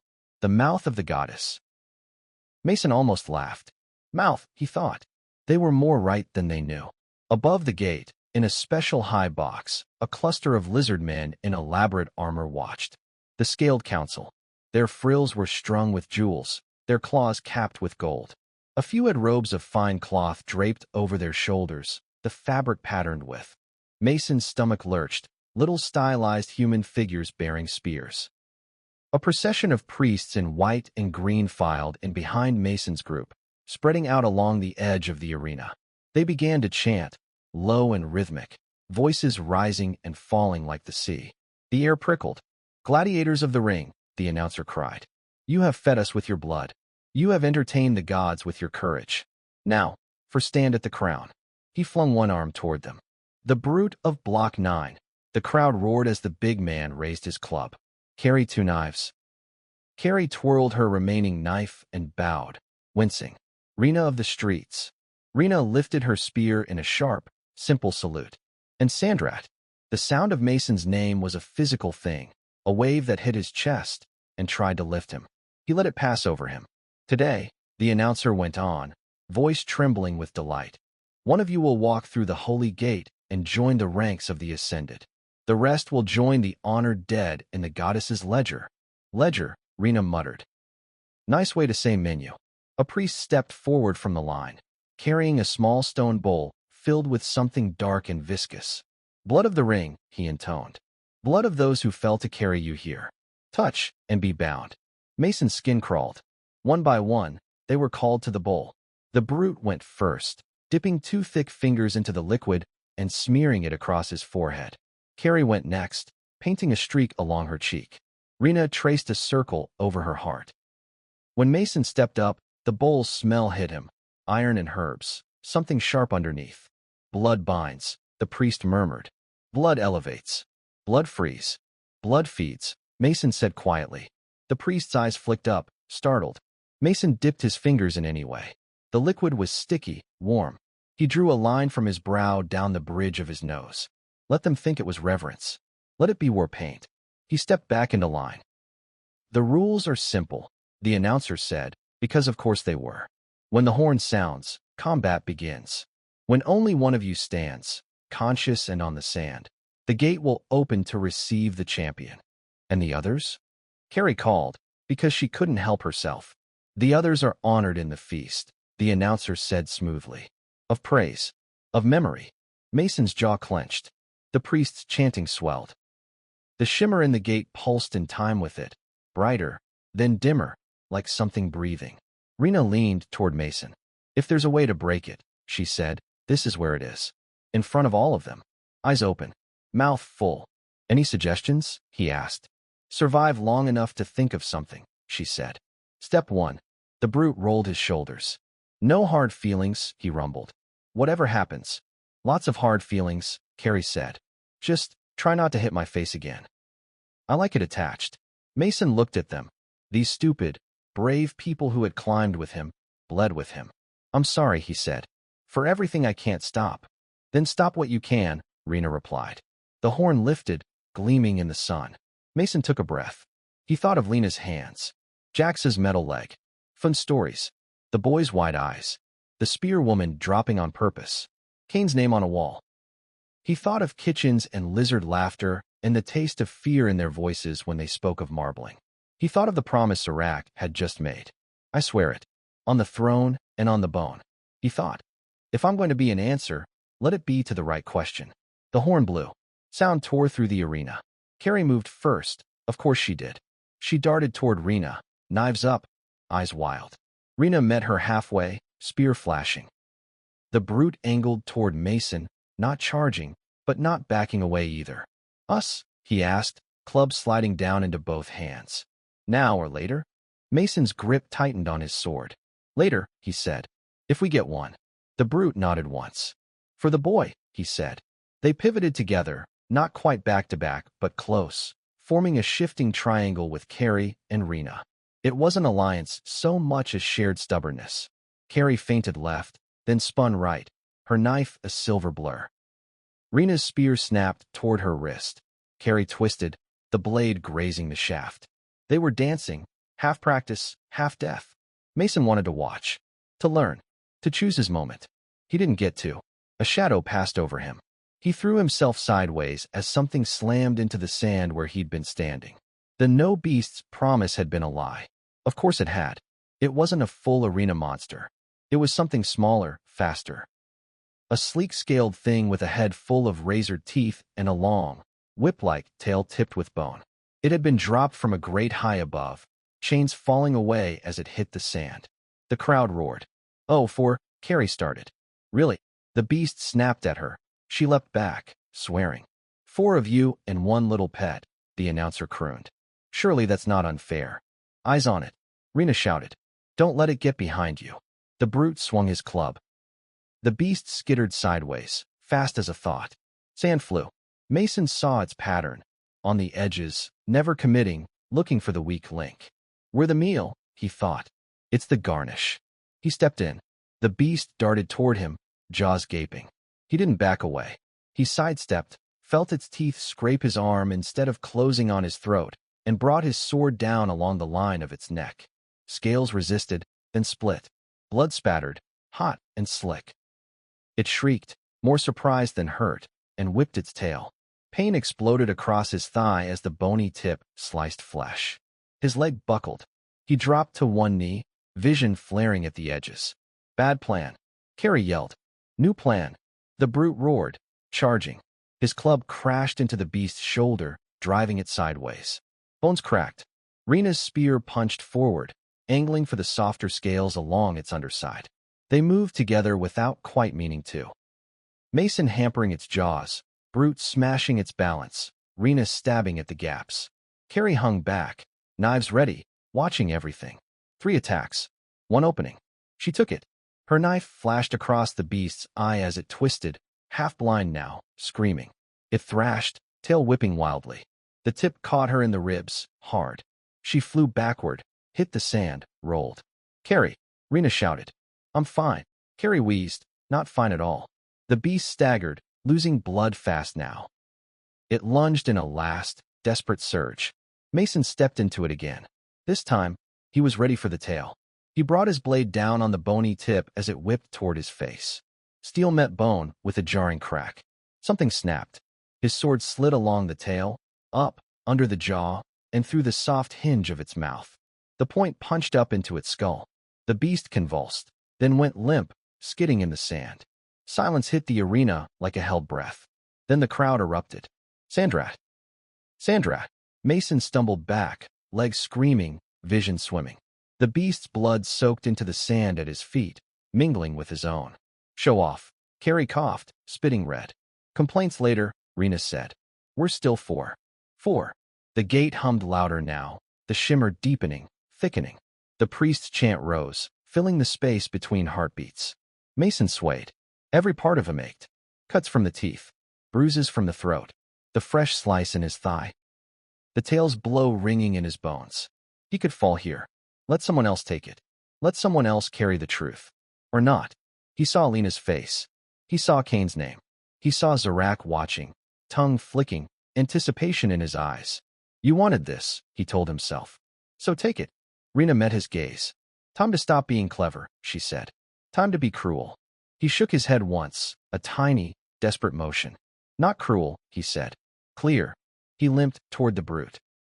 The big man watched him come, expression resolute. Now, he asked. Now, Mason said. Carrie cursed.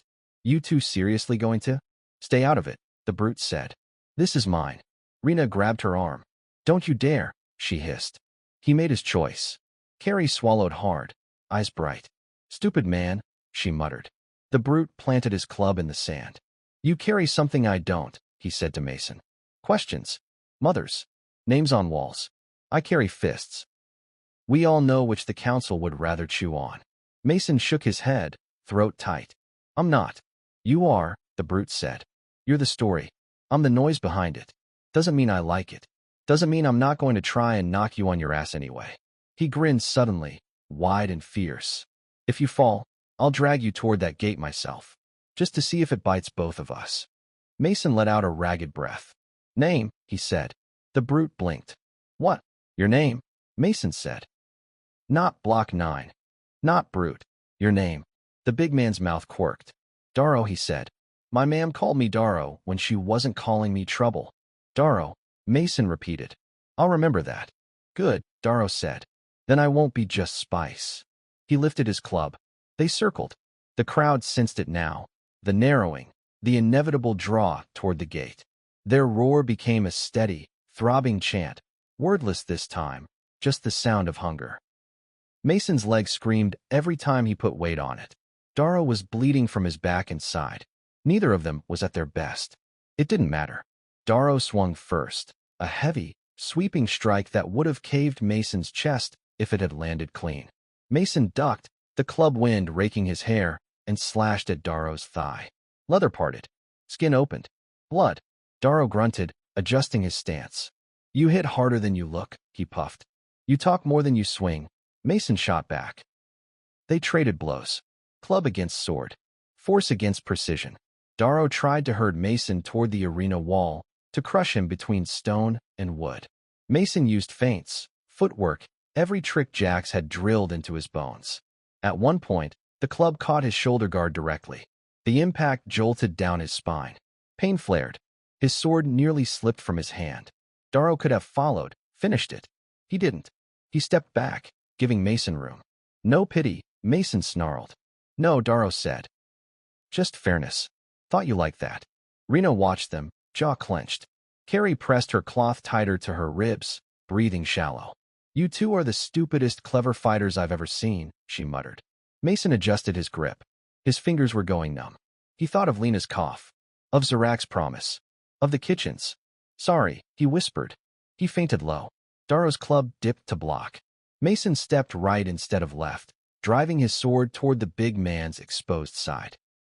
At the last instant, Darrow twisted, taking the blade higher than Mason had aimed, for muscle instead of long. Pain contorted his face. He dropped to one knee. The crowd gasped. Do it, Darrow gritted. Don't make them wait. They get twitchy. Mason's chest constricted. He could walk away. He could let the trial do it. Let some trap or beast take Darrow instead. But that would be worse, slower, crueler. Any last requests? Mason asked, voice shaking. Yeah, Darrow said. Tell the boy if you see him. I swung hard. Mason almost laughed. It came out as a choked sound.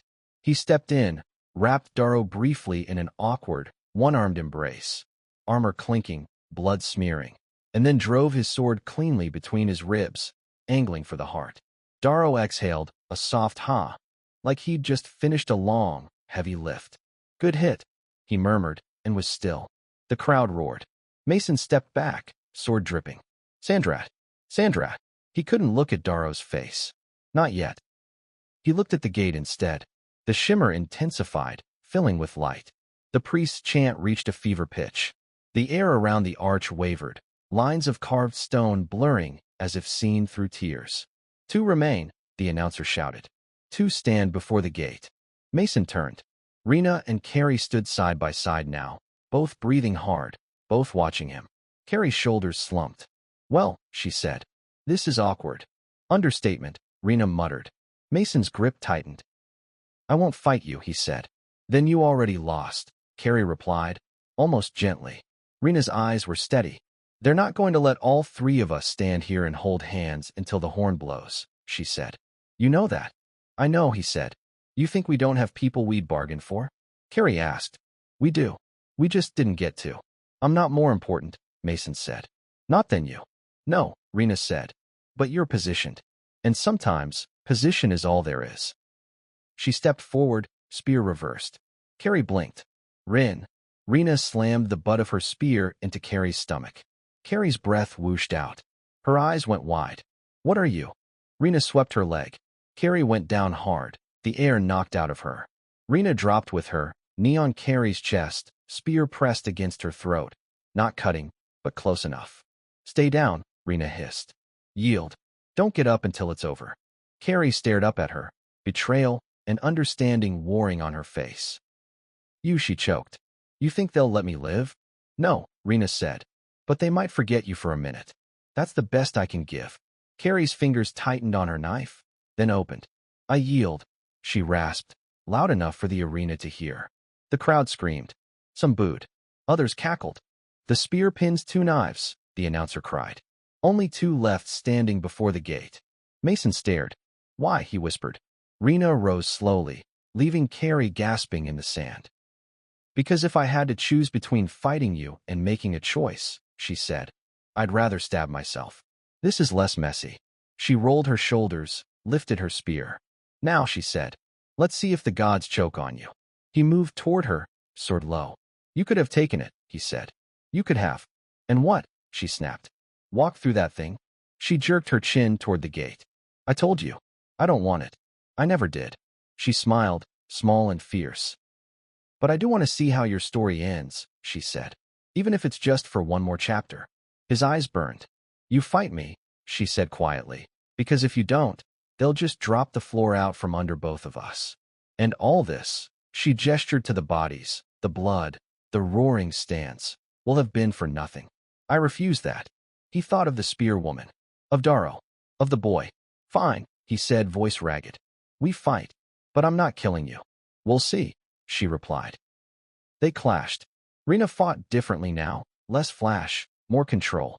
Her spear flicked and darted, keeping him at bay, testing his leg, his shoulder, his resolve. He pressed in, trying to get past the tip, to close enough that he could disarm her without gutting her. They moved across the sand, toward the gate, back again. At one point, her spear glanced off his ribs, sending a flare of pain through his side. He hissed. She winced. Sorry, she muttered. Liar, he gasped. She grinned. He ducked under another thrust, grabbed the shaft with his free hand, twisted. She let go, using his momentum to spin herself into a low sweep. Her foot hooked his injured leg. He went down on one knee again, sword braced in the sand. She could have ended it there. She didn't. She stepped back, breathing hard. Get up, she said. Don't make me feel like a bully. I hate you. He panted, hauling himself upright. Good, she said. Hate is easier to carry than guilt. They traded blows not like enemies, but like people trying to thread a needle, hit hard enough to satisfy the crowd, miss vital spots by inches. Every near cut drew gasps, cheers, curses. The gate hummed louder. The priest's chant rose. Mason's muscles shook. His leg felt like it was made of glass. Rena's bandage had soaked through. Blood darkened her shoulder. You're slowing down, she said. So are you, he replied. Yeah, she said. So here's the thing. She fainted high. He brought his sword up to block. She dropped low. The butt of her spear slammed into his wounded thigh, full force. Agony detonated. His leg buckled. He went down, hard, the world tilting. She stepped in, spear tip at his throat, eyes bright with something like apology. You're better, she said. But I'm meaner. He tried to push up. His leg refused. The horn lifted. The crowd leaned. Rena glanced up at the gate. Tell me what's on the other side, she said. If you can. She flipped the spear in her hands and drove the haft, not the tip, into his temple. Light exploded. Sound cut. He hit the sand and kept going, falling into a darkness that wasn't the gate but felt close enough. The last thing he heard before it swallowed him was the crowd's roar twisting from Sandrat into something else.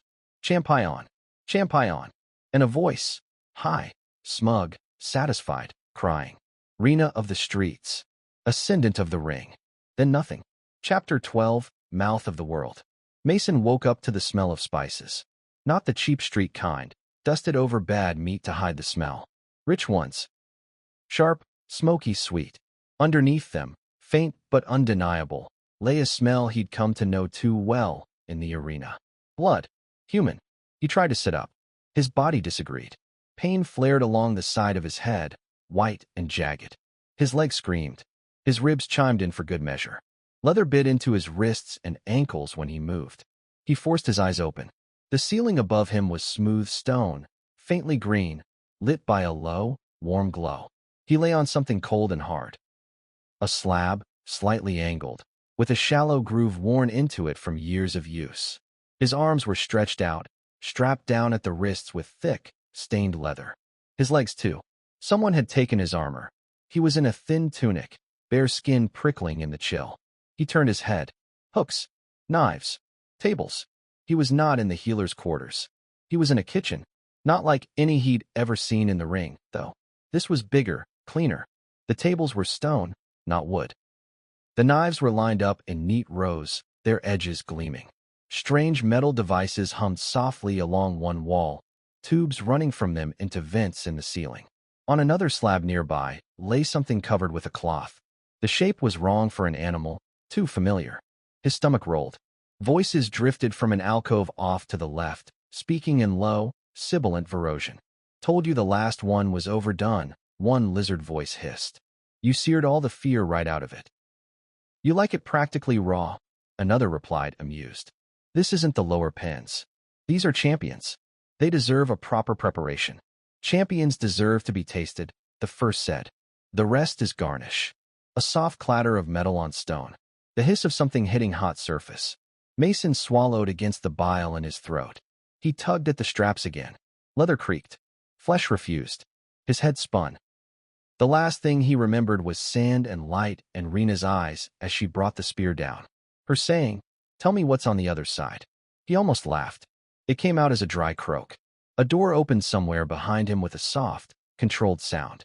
The lizard voices stopped. Footsteps approached, measured, unhurried, claws ticking faintly on stone. "Awake," Commander Zarak said. "Good." Mason turned his head as far as the strap allowed. Zarak stood at the foot of the slab, framed by the warm light. He'd shed his arena armor for something simpler, a dark, sleeveless garment that left his scaled arms bare. Gold rings still adorned his frill. His eyes were bright, pupils narrow. "You hit your head hard," Zarak observed. The spear chose her mark well. Mason's mouth tasted like iron. "Did she win?" he asked, voice rough. "Rena?" Zarak's frill rippled slightly. "For the purposes of the story," he said, "yes." She stood when the horn sounded. "You did not." The gate opened. The crowd screamed her name. He flicked his tongue, savoring some memory. The priests anointed her with laurel oil. She walked toward the arch, very dramatic. The people love a reluctant champion. Mason's chest twisted. "Reluctant," he repeated. She didn't want it. "Most don't, once they glimpse the teeth behind it," Zarak said. "But stories are not about what you want. They are about what we need." He drifted closer, head tilting. "You are disappointed," he observed. "You wanted the laurel. The step through the shimmer. The lie, at least once, from the inside." "I wanted answers," Mason rasped. To show all of them, what it really is." Zarak smiled with too many teeth. "Oh, you will see," he said. "In fact, you are seeing more than she will." He gestured lazily toward the wall behind Mason's head. With effort, Mason turned his eyes. The kitchen opened into a high, narrow shaft, lined with smooth metal. Above, he could see a faint glow, hear the distant murmur of the crowd. The shaft bent, unseen, somewhere near the top. "Do you know what the gate is?" Zarak asked conversationally. "Truly." Mason swallowed. "Mouth," he whispered. Zarak chuckled. "Poetic," he said. "Not entirely wrong." He moved to a panel set into the wall beside the shaft, some lizard logic device, all levers and etched sigils. He tapped one gently. "The ancients who built Varos left us many toys," he said. "The lifts that carry goods. The lights that do not burn out. The great ring walls themselves. The gate is one such toy. A door that leads somewhere else. Or to many somewhere else's, depending on how you stroke it." His tongue flicked, tasting the air near the panel. "We repurposed it," he said, "as all wise civilizations do." Mason's voice felt like sand. "You send champions through, and what? They walk into paradise." Zarak's pupils thinned to slits of gold. "They walk," he said, "into heat and light and separation." He began to pace along the edge of the slab. "The device disassembles," he said, "at a very fine level. Breaks down flesh into something we can catch, like steam. Sends it along channels." He tapped the shaft again. "To the places we sit. Where we dine." Mason stared at the shaft until his vision blurred. "You vaporize us," he said, "and eat the mist." "Don't be vulgar," Zarak said mildly. "We condense it. Carefully. We make it into cuts. Organs. Fillets. A replication, but with seasoning." He smiled, thin and slow. "The stronger the mind," he said. "The more complex the soul. The more concentrated the storm inside, the better the flavor. Champion stock is exquisite." From the alcove, the other lizard voices murmured in agreement. "The last one still haunts my tongue," one said. "The one who wouldn't yield. Cain. Such boldness. Such salt." Mason's heart stuttered. "My father," he whispered. Zarak glanced back at him. "Cain of the Gate," he said. "Yes. He was memorable." He moved to a shelf and plucked something from it. Mason squinted. A laurel. Not the crude wooden kind he'd bought as a child, but a ring of metal leaves, thin, delicate, gleaming faintly even in the dim light. Dried something, herbs, still clung to it. Zarak twirled it between his claws. "We keep some trophies," he said. To remember vintages. Very fine years. His eyes flicked to a rack above Mason's line of sight. His sits there, near the front. Mason didn't have to see it to know it was there. He closed his eyes briefly. You told them he walked into the light, he said. Into freedom. You carved his name. You made my mother believe. We gave her comfort, Sandrat said. Her belief seasoned him beautifully. Mason's fingers dug into the leather straps until his nails bent. You're monsters, he whispered. Sandrat shrugged, unconcerned. You say that as if it stings, he said. We are what we are. Predators. You are what you are. Prey with very entertaining delusions. He moved closer, his shadow falling over Mason. But not just prey, he added. Stories. Symbols. Seasoning. Your questions, your defiance, your dreams, they all sink into the meat. The stronger you are, the stronger the taste. The strong. Mason croaked, remembering the overheard words. You love the taste of the strong. Sandrat's tongue flicked, pleased. Of course, he said. Weak flesh is thin, bitter. We feed it to the lower castes. Strong flesh is for the council. For me. He reached out and, with almost gentle curiosity, pressed a claw tip to Mason's chest, just over his heart. This, he murmured, is why we push you. Why we dangle sky and freedom and godhood. Hope is a marvelous marinade. Fury surged through Mason, hotter than any pain. You swore, he said, teeth gritted. You swore? If I reached the gate as champion, you'd protect my mother. You'd keep her off your lists. Sandrat's expression didn't change. You did not reach the gate as champion, he said. The spear did. You fell. My oath was very specific. Something inside Mason cracked. You lied, he whispered. I did not, Sandrat said, almost offended. I told you the terms.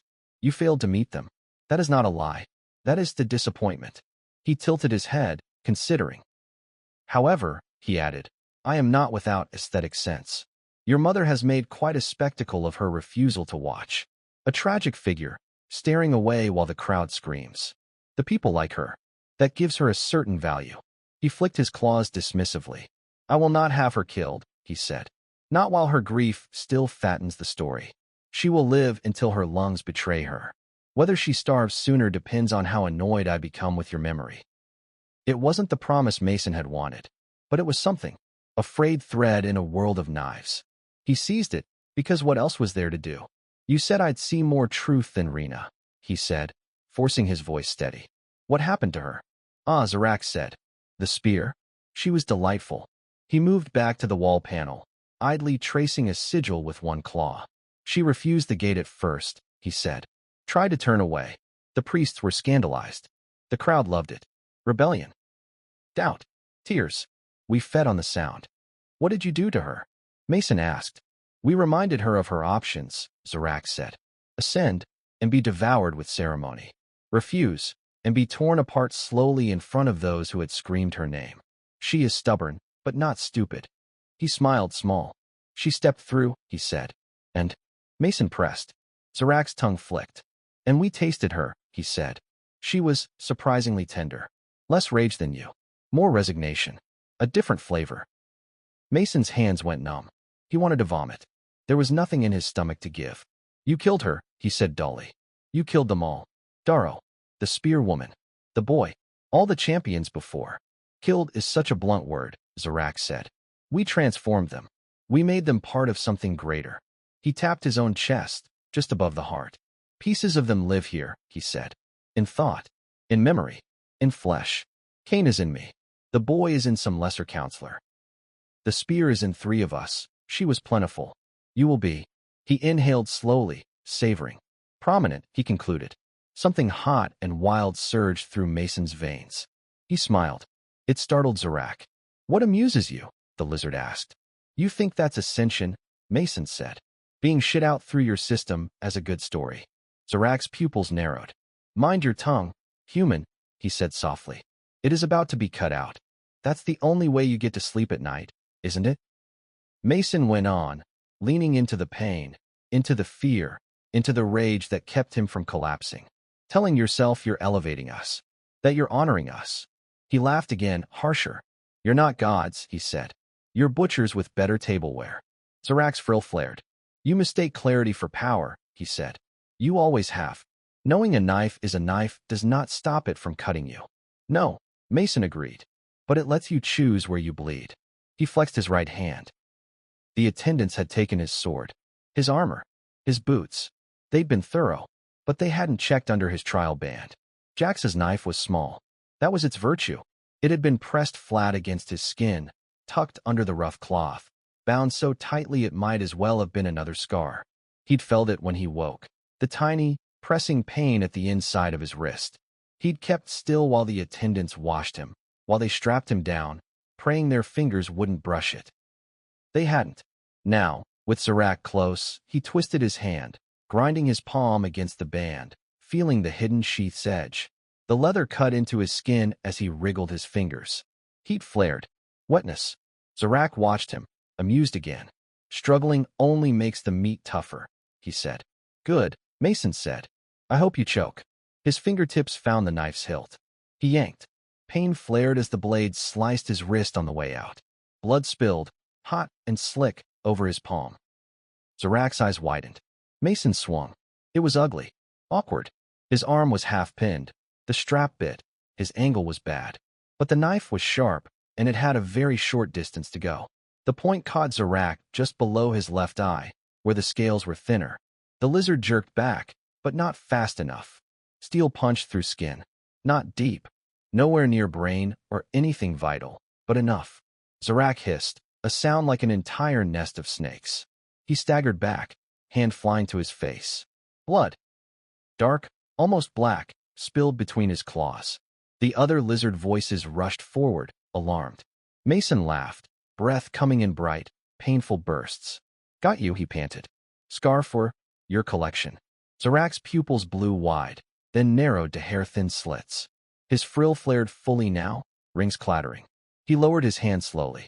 The cut was already crusting, his regenerative blood working fast, but the mark would stay, an ugly diagonal gouge across the delicate scales under his eye. He touched it gingerly, then looked at the smear of dark on his fingers. This, he said softly, more to himself than to Mason, is new. He turned his gaze back to Mason. For that, he said, I will not let them tenderize you. I will taste you as you are. Raw. Wild. He stepped to the wall panel and slapped the lever down. The room shuddered. Metal groaned below. The slab under Mason's body tilted, just slightly, toward the shaft. Wind rose from somewhere deep beneath, hot and dry. Enjoy your answers, Sandrat, Sandrat said. You climbed far. You left a mark. Few do. Mason's bloodied hand slipped from the knife. It clattered to the stone, just out of reach. He sucked in a breath. Hey, he said hoarsely. Sandrat.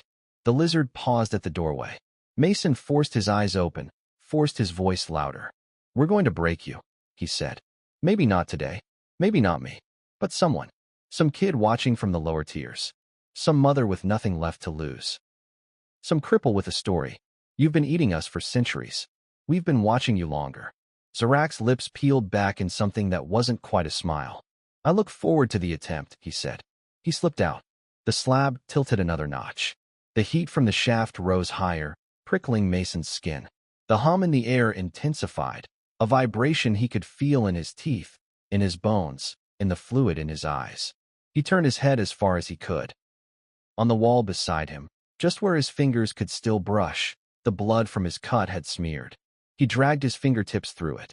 The straps cut deeper as he strained, but he didn't stop. He dipped, then scrawled, crude strokes scraping skin against stone. 3 words, jagged and uneven, but legible. We are food. He underlined it, the line breaking where his strength faltered. The slab tilted again. Rena, he whispered, though she was gone. Jax.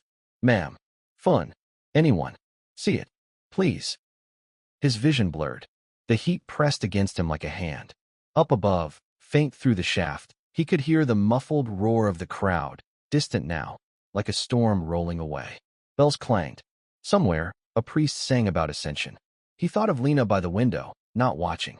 Counting bells. Listening. Waiting. He thought of Darrow's grin. The spearwoman's calm. The boy's wide eyes. He thought of Cain. Of a cheap wooden laurel under a pillow. Of a little boy staring up at fake sky, dreaming of real stars. He thought of the knife mark under Sandrat's eye. A small thing. Tiny. Insufficient. A scar, nonetheless. The slab shuddered and began to slide forward, slowly at first, then with gathering speed. The shaft yawned before him, full of shimmering heat and humming light. Tell me, he whispered to the gate, to the world, to whatever waited. What you taste like. Wind tore the words from his mouth. For one brief, impossible moment, as the light swallowed everything else, he thought he saw something through it. Not fields or sky or freedom, but flashes. Faces. Hands. A swirl of humanity caught in a current. He didn't have time to decide if it was wish or truth. The light hit. His body burned. His thoughts cracked. His world shattered into 1,000 gleaming pieces. For a heartbeat, for a forever, Mason felt himself scattered. Through pipes and tubes, through vents and shafts, up into bright, gilded halls where lizard tongues waited. He tasted everything at once. Fear, rage, love, the bitter herbs of his mother's tea, the iron of the arena, the oil on Jax's leg, the dust in Thun's favorite corner, the salt of Rena's sweat. He felt teeth close, and somewhere, far below, in a kitchen that was also a temple, a worker glanced up from scrubbing a slab and saw blood writing on the wall. 3 words, half smeared, but clear. We are food. He stared.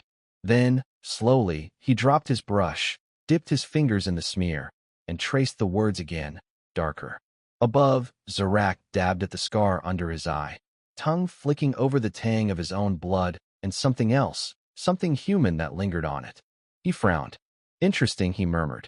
Far away, in a mid-tier room with a small window, Lena looked up as the last horn sounded. Her lungs hurt. Her hands shook. She didn't turn to the wall with Cain's name. She kept her eyes on the night sky and whispered into the stale air. I hope it tasted terrible.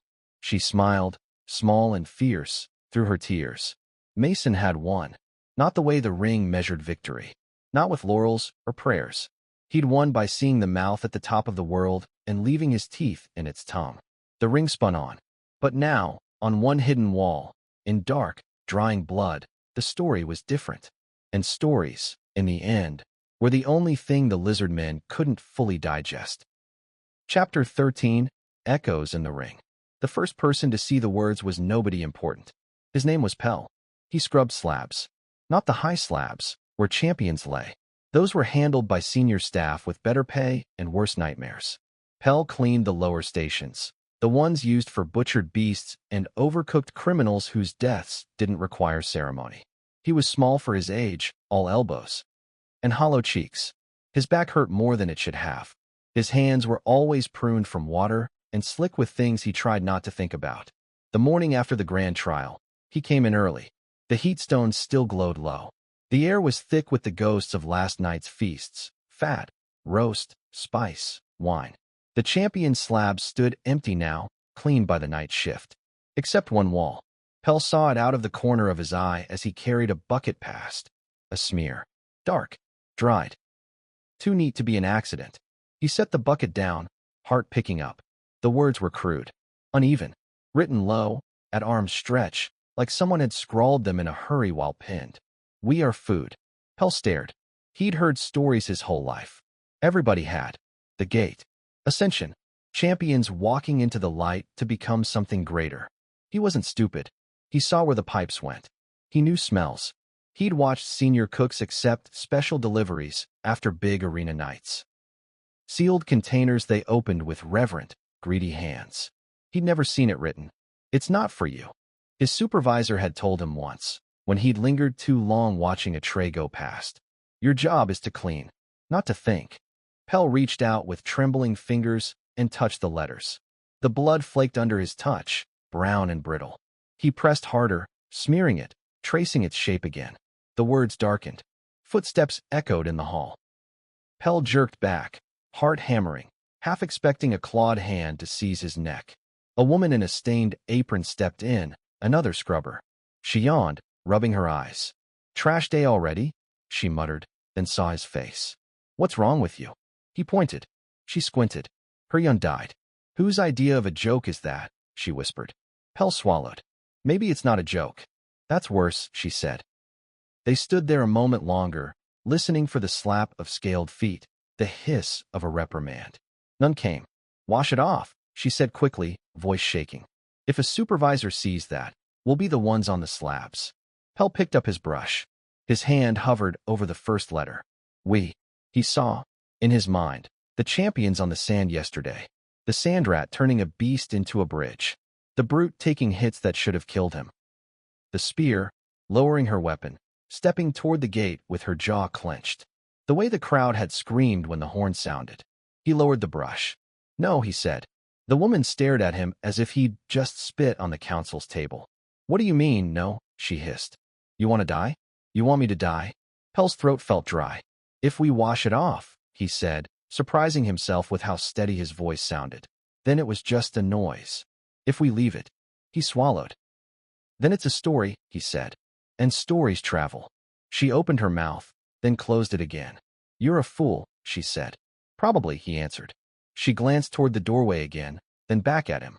"I'll clean the other room first," she muttered. "If anyone asks, I didn't see it." She grabbed her bucket and left. Pell stayed. For a moment he just stood there, listening to his own breath. Then he bent, dipped his fingers in the bucket's dirty water, and traced the letters again, making them bolder. "We are food." There. Now they wouldn't flake as easily. He stepped back and looked at what he'd helped preserve. It wasn't much. Just a sentence on a hidden wall in a kitchen deep under the ring. But it was something. He picked up his brush and went to work, scrubbing other stains that nobody had bothered to name. The news reached the broken chain 3 days later. As with all good rumors, it arrived in pieces. "My cousin, she works down in the kitchens. Says someone wrote it in blood. Probably just some drunk butcher. But she swears they didn't clean it." Fun listened. He sat at his usual table, cup in hand, beard a tangled mess, eyes sharp despite the drink. Around him, the tavern buzzed with the usual after-work noise. Bets, lies, laughter, quiet weeping tucked into corners. He leaned toward the young woman telling the story. "Say it again," he said. She rolled her eyes. "It's just gossip," she said. "My cousin's cousins." Aye, Finn cut in. "We all know nobody in this city has a single direct relative. Go on. What was written?" She sighed, theatrically annoyed, but there was a tremor under it. She said someone wrote, "We are food" on the wall, she said. Capital letters. Big. In blood. Laughter rippled around the table. Nervous laughter, like people whistling past a graveyard. "Anyone with eyes could have told you that," a man snorted. "You don't need to waste blood spelling it out. People write stupid things all the time," another said. "Saw Zarak has a tiny frill carved into a latrine once. Doesn't make it holy writ." Finn stared into his cup. He thought of Mason. He'd seen the boy. No, the man, on the sand. Heard the chants. Watched the beast bridge, the kid in the throat. The way the trial had narrowed and narrowed until only 4 stood at the crown. He'd seen Rena knock Mason down. He'd heard the horn. He'd watched the gate shimmer. He'd felt something twist in his chest in a way it hadn't since Cain's day. "Did she say who wrote it?" he asked quietly. The woman shrugged. "Could have been anyone," she said. "Some angry cleaner. A drunk guard. A bored cook. Could have been him." A man at the edge of the table murmured. Fun's gaze snapped to him. "The Sandrat," the man said. "He was in the grand trial. Went down right before the gate. They say the commander took him. For questioning." "Questioning," someone snorted. "That's a nice word for marinating." Fun set his cup down. Mason wasn't much of a reader, he said. But he had a nasty habit of saying things out loud that everyone else was trying not to think. Writing it on the wall sounds like him. "You don't know that," the woman said. "No," Finn said. "I don't." He raised his cup. "To whoever wrote it, then," he said. "May the gods choke on the truth stuck in their teeth." A few people laughed. A few raised their cups with him. Most just looked away. Jax heard about the writing the same day he heard about the new scar on Zarak's face. He was in the gear yard, repairing a cracked practice blade, when a pair of junior fighters stumbled in, gossip pouring out of them like water from a broken pipe. "I swear I saw it," one said. "Right there. Under his eye. Ugly thing. Like he'd been caught in his own trap." "Commander doesn't get close enough to blades for that," the other scoffed. "Someone would have been flayed alive." "Maybe they were," the first said. "Maybe that's what the trial was about." Jax kept his face neutral, eyes on the blade in his lap. A scar. Under Zarak's eye. He knew that knife. He knew that placement. He'd taught Mason to go for soft spots, for joints, for weak scales. Get close. Get ugly. Make it count. His metal knee ached. Later, he found Mara in the corridor outside Lena's door. She's resting, Mara said softly. Her cough's worse. But she's holding. Jax nodded. Did she watch? He asked. Mara's mouth tightened. No, she said. She sat there with her tea and her mending and didn't look at the arena once. But she heard. You can't not hear. Jax leaned against the wall, feeling every year. Fun, he asked. Drunk, Mara said. Louder than usual. Saying things nobody wants to hear. Good, Jax said. He hesitated at Lena's door. He didn't know what words to bring. Congratulations? Condolences? Lies.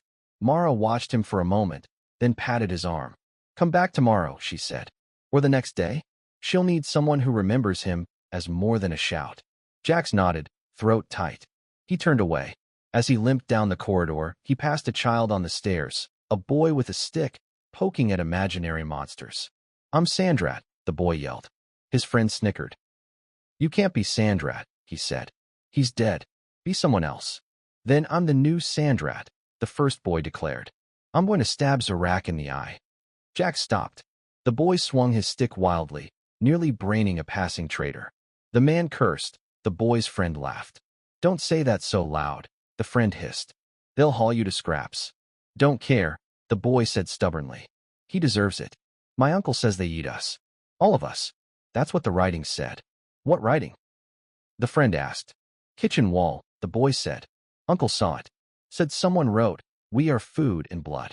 Said the lizards are mad because they haven't figured out who did it yet. Jax's hand tightened on his cane. He walked on, shoulders hunched, head down, mind racing ahead. Scraps was full of kids like this. Angry, hungry, with sticks in their hands and stories in their heads. Before, their stories had bent upward, toward gate, laurels, sky. Now, some of them pointed sideways. Down. Into walls and kitchens and hidden places where truth had started to show its teeth. You always said you wanted to change something, he muttered under his breath, as if Mason were walking beside him. Couldn't have picked an easier way? He wasn't sure if the ache in his chest was grief or something uglier and sharper. Hope. Rena dreamed of heat. In the dream, she stood in front of the gate again. The priest chanted. The crowd screamed. The shimmer hummed in her bones. Ascend, a lizard voice said behind her, smooth as oil. Or refuse and die loudly. Either way, we eat well. She turned. Mason stood there instead of Zarak. He looked the way he had in the last moment. Kneeling, leg ruined, sand in his hair, blood on his neck. His eyes were steadier than she remembered. Tell me what's on the other side, she heard herself say again. He smiled, crooked.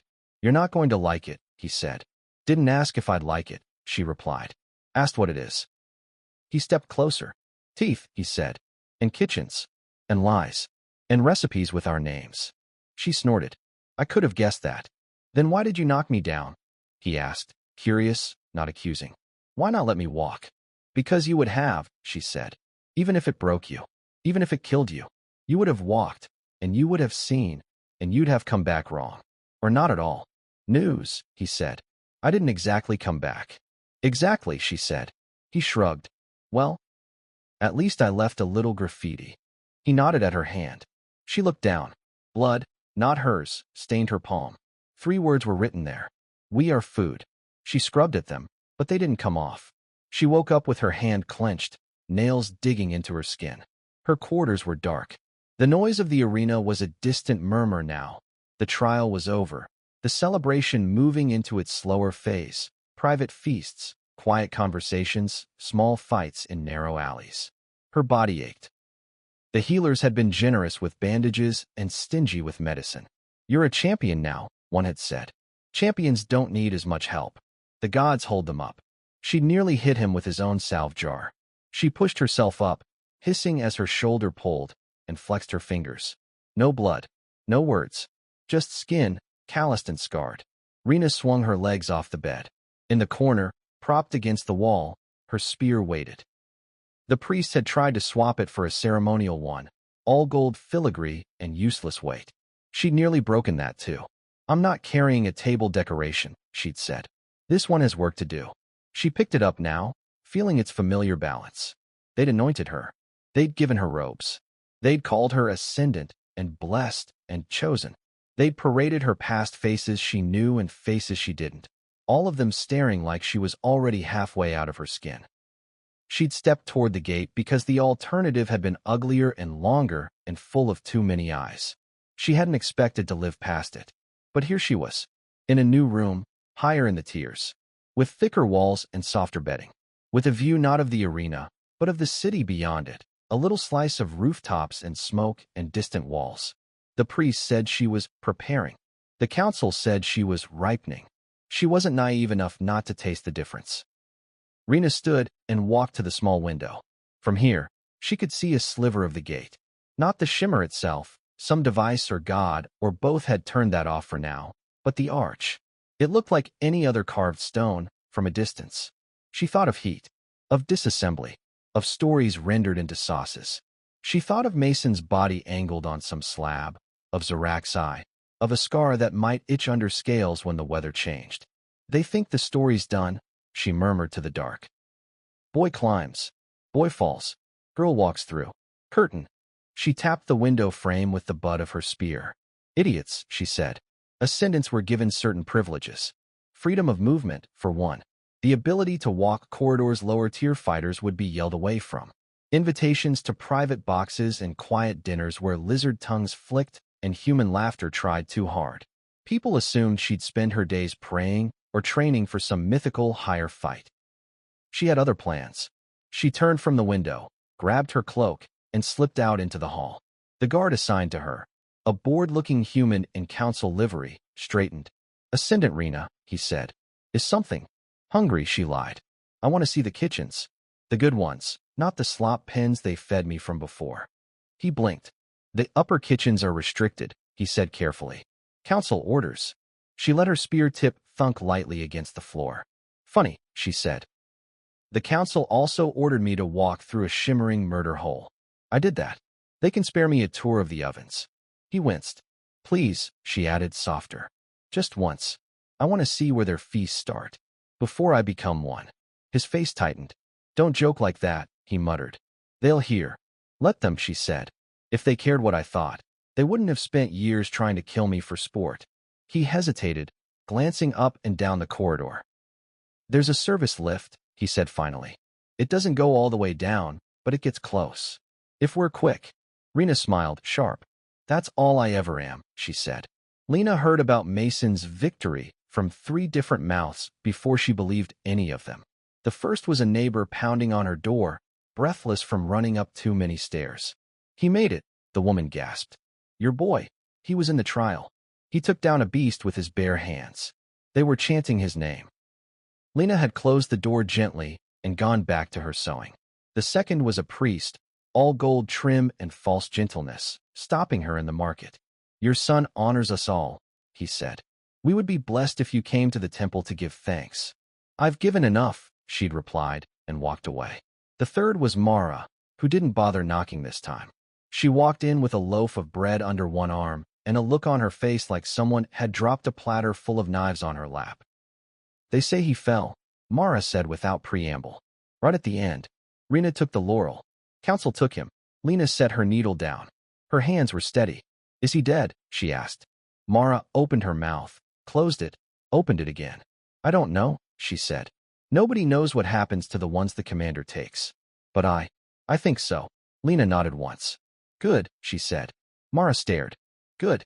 If he's dead, Lena said, then they can't keep killing him. The words surprised even her. Mara set the bread down carefully. They're talking about writing his name on the wall, she said. Next to Cain's. 2 laurels for 1 family. People are already calling it a sign. A sign of what? Lena asked. That the gods are hungry? Mara winced. Careful. I'm tired of being careful, Lena said. Careful kept him alive long enough to climb into their mouths. I'm done. She stood, slowly, joints protesting. Help me to the temple tomorrow, she said.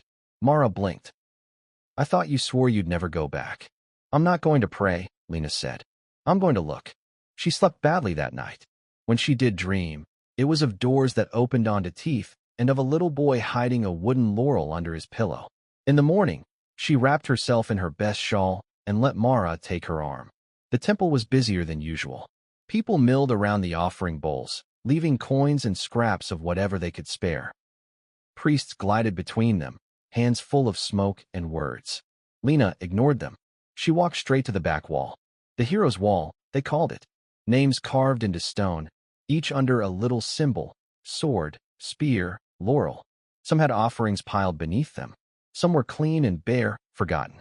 She'd avoided this place for years, ever since Cain's name had gone up. Now she forced herself to look. There it was. The old engraving. Cain of the Gate. The letters neat, impersonal. Below it, fresh dust. Mason Sandrat. The nickname made her throat tighten. She could hear kids in the corridors yelling it, could see him as a boy, hair sticking up, hunting scraps. Someone had tucked a rat-shaped charm under the new name. Crude, but careful. Lena reached out and ran her fingers over the letters. Cold stone. Cold comfort. Your son brought honor to the ring. A priest beside her murmured. She hadn't heard him approach. You must be proud. She looked at him. I'm angry, she said. I'm tired. I'm sad. Proud feels very small inside all of that. He smiled, the way people did when they didn't know what else to do. His sacrifice. He didn't sacrifice, she cut in. You took. There's a difference. The priest's smile tightened. We all serve the gods, he said. In our ways. Do the gods ever serve us? She asked. He blinked. Pardon. She looked back at the two names, husband and son, neatly stacked. It's a funny thing, she said calmly. You keep telling us we're lifted up. Freed. Ascended. She tapped the stone. But every story I hear from the people who touch your kitchens says the same thing. She turned fully to him now. We are food, she said. That's the only thing that fits. His face went pale. Who told you? A wall, she said. And someone brave enough to write on it. She stepped away before he could muster doctrine. Outside, the air felt cleaner, even if it wasn't. Mara waited on the steps, anxiety in every line. Well, she asked. How was it? Crowded, Lena said. Noisy. Full of people pretending they don't smell what's being cooked. Mara shifted. You shouldn't say these things out loud. Lena took her arm. I've spent my whole life not saying things out loud, she said. All it got me was two names on a wall and a cough that won't quit. I don't have enough time left to be quiet. Mara sighed. You sound like him, she said. Like both of them. Good, Lena said, and started down the steps. Deep below, in a kitchen that smelled of spice and lies, Pell paused in his scrubbing. He listened. Sometimes, if the vents were open just so, he could hear things from the upper levels, snatches of priest speech, the rumble of crowd, even the faint clink of council tableware. Today he thought he heard something else. Not words exactly. A shift. He looked at the writing again. We are food. He'd expected someone to order it scrubbed by now. To punish him without knowing why. To send in a special crew with sharp tools. Nobody had. Maybe no lizard had come down this corridor yet. Maybe they were pretending they hadn't seen it. Maybe. He dipped his fingers in the smear again and, on impulse, added two more words below. For now. It was sloppy, crooked, bleeding. It made him grin.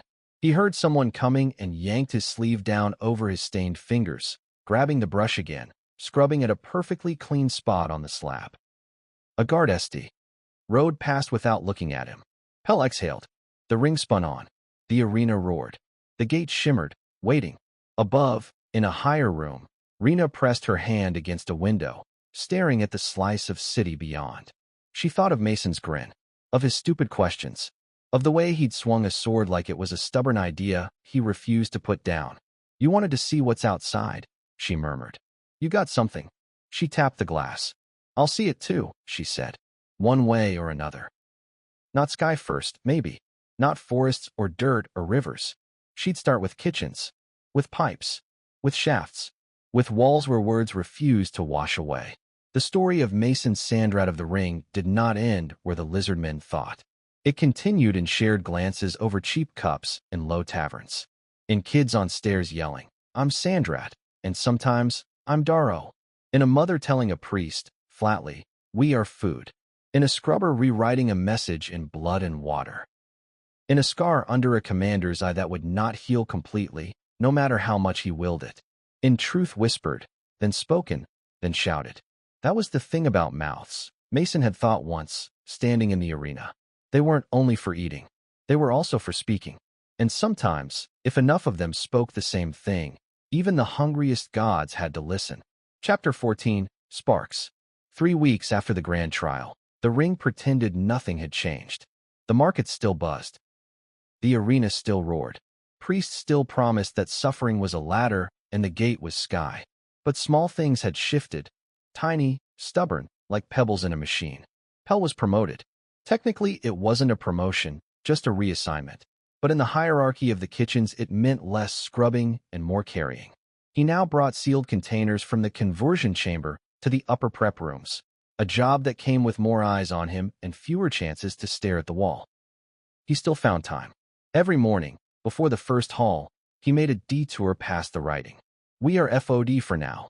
The second line had dried into a darker brown, newer than the one above it. Together, the sentence looked incomplete, like it was waiting for an argument. Sometimes he stood there and whispered additions. "Not forever," he'd murmur. "Not gladly. Not quietly." He never wrote those. Not yet. Rumors were everywhere. Pell didn't start them. He didn't have to. He just listened. "My aunt." She heard a priest say blessed cuts and nearly spit in his face. "They say the Sandrat stabbed the commander." "No, they say he wrote on the gate itself." I heard the gate screamed. Nobody knew exactly what had happened in the hidden place between victory and feast. But the gaps were easy to fill. And humans were very, very good at filling gaps. Rena discovered the wall by accident. The guard kept his word. He took her down in the service lift on a day when the priests were occupied with a festival and the council was busy arguing about tariffs on imported beasts. "The upper kitchens are that way," he said quietly, pointing down a polished corridor that smelled of garlic and expensive fear. "You don't want those." He jerked his chin toward the other direction. "Lower prep. Slabs. You don't want those either." "I'm hard to please," Rena said.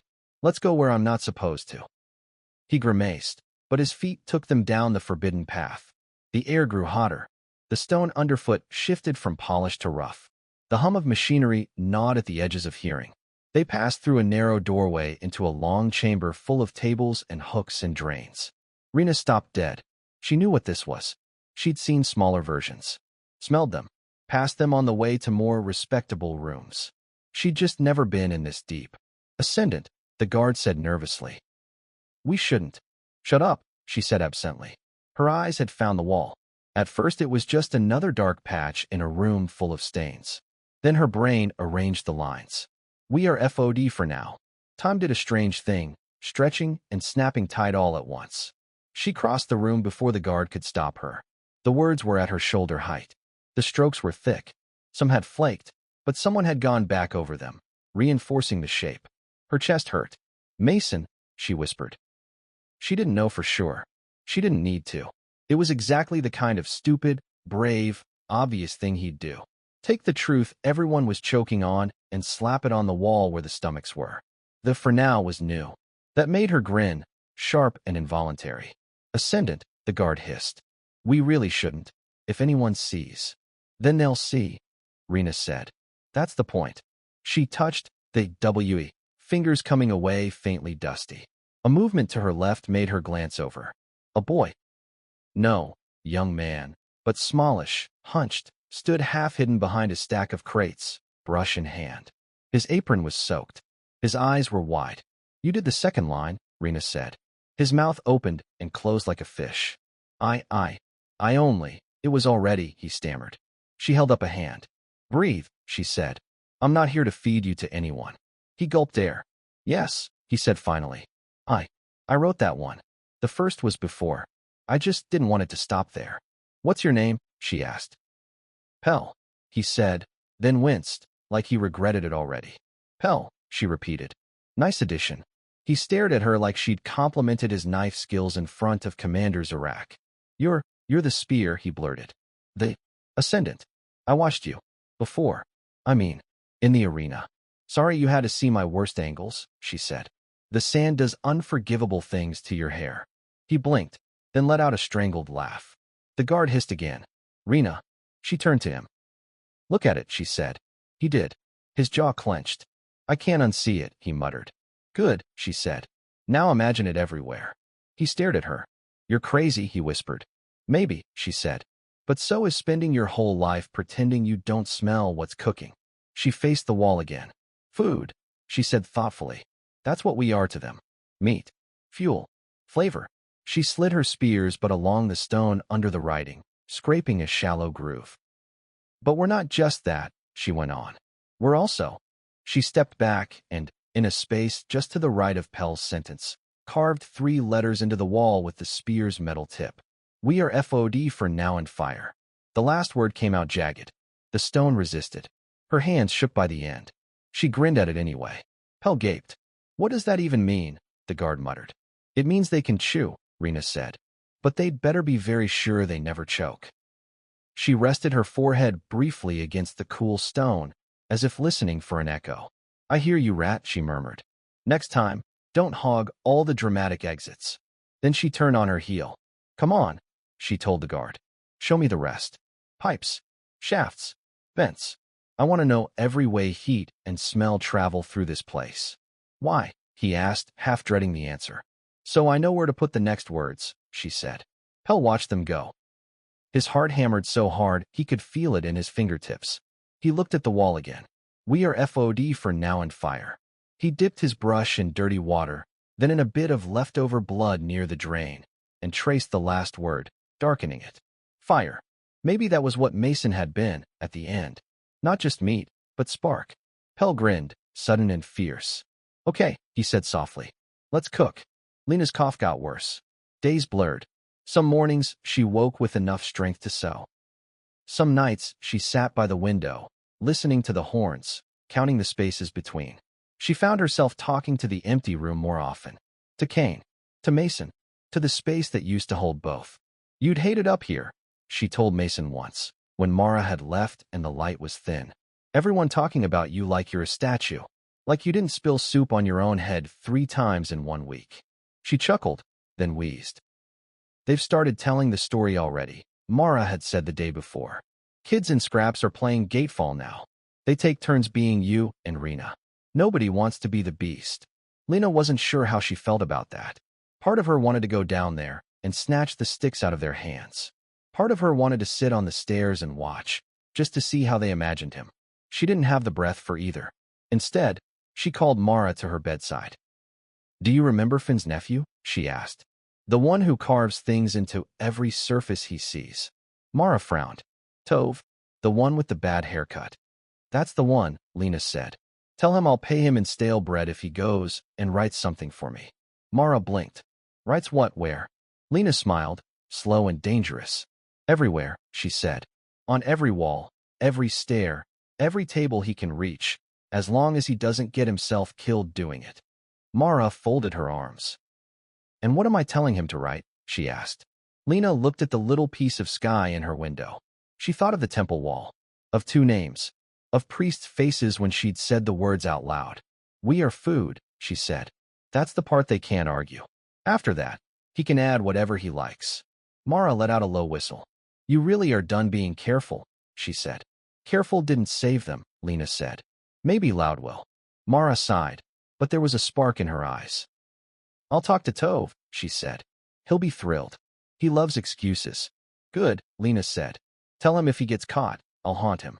He'd like that too much, Mara said. They both laughed until Lena started coughing again. When Mara left, Lena lay back, exhausted but oddly lighter. She didn't know if any of it would matter. Words, walls, scrubbers and ascendants, and kids with sticks. But doing nothing had never tasted like anything except ash. At least this has spice, she muttered, and drifted into sleep. Zarak's scar itched. It was a small thing in the grand order of his body, barely a scratch compared to what he'd seen on countless fighters. His blood had knotted the cut quickly, sealing it in a thin, dark line. But it itched. When he faced himself in a polished metal plate, he barely noticed it. A thin mark under one eye. It did not mar his composure. If anything, it lent him a certain air of hard-won wisdom the lower castes seemed to find compelling. But when he tried to sleep, the scar pulsed. Memories seeped out of it. Not his own. A boy staring up at fake sky. A woman's tired hands. The hollow clang of Jax's metal leg. Finn's laugh. The weight of a cheap wooden laurel. The smell of arena sand after rain. Human things. He flicked his tongue, irritated. Hush, he told his own flesh. You are mine now. The itch persisted. He'd tasted humans his whole life.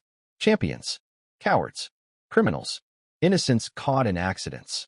Their flavors came and went, variations on a theme. This one lingered. Sandrat. He still didn't understand why the boy amused him so much. He'd watched plenty of rebellious fighters, yelling at the heavens, hurling themselves at walls. Most burned out quickly.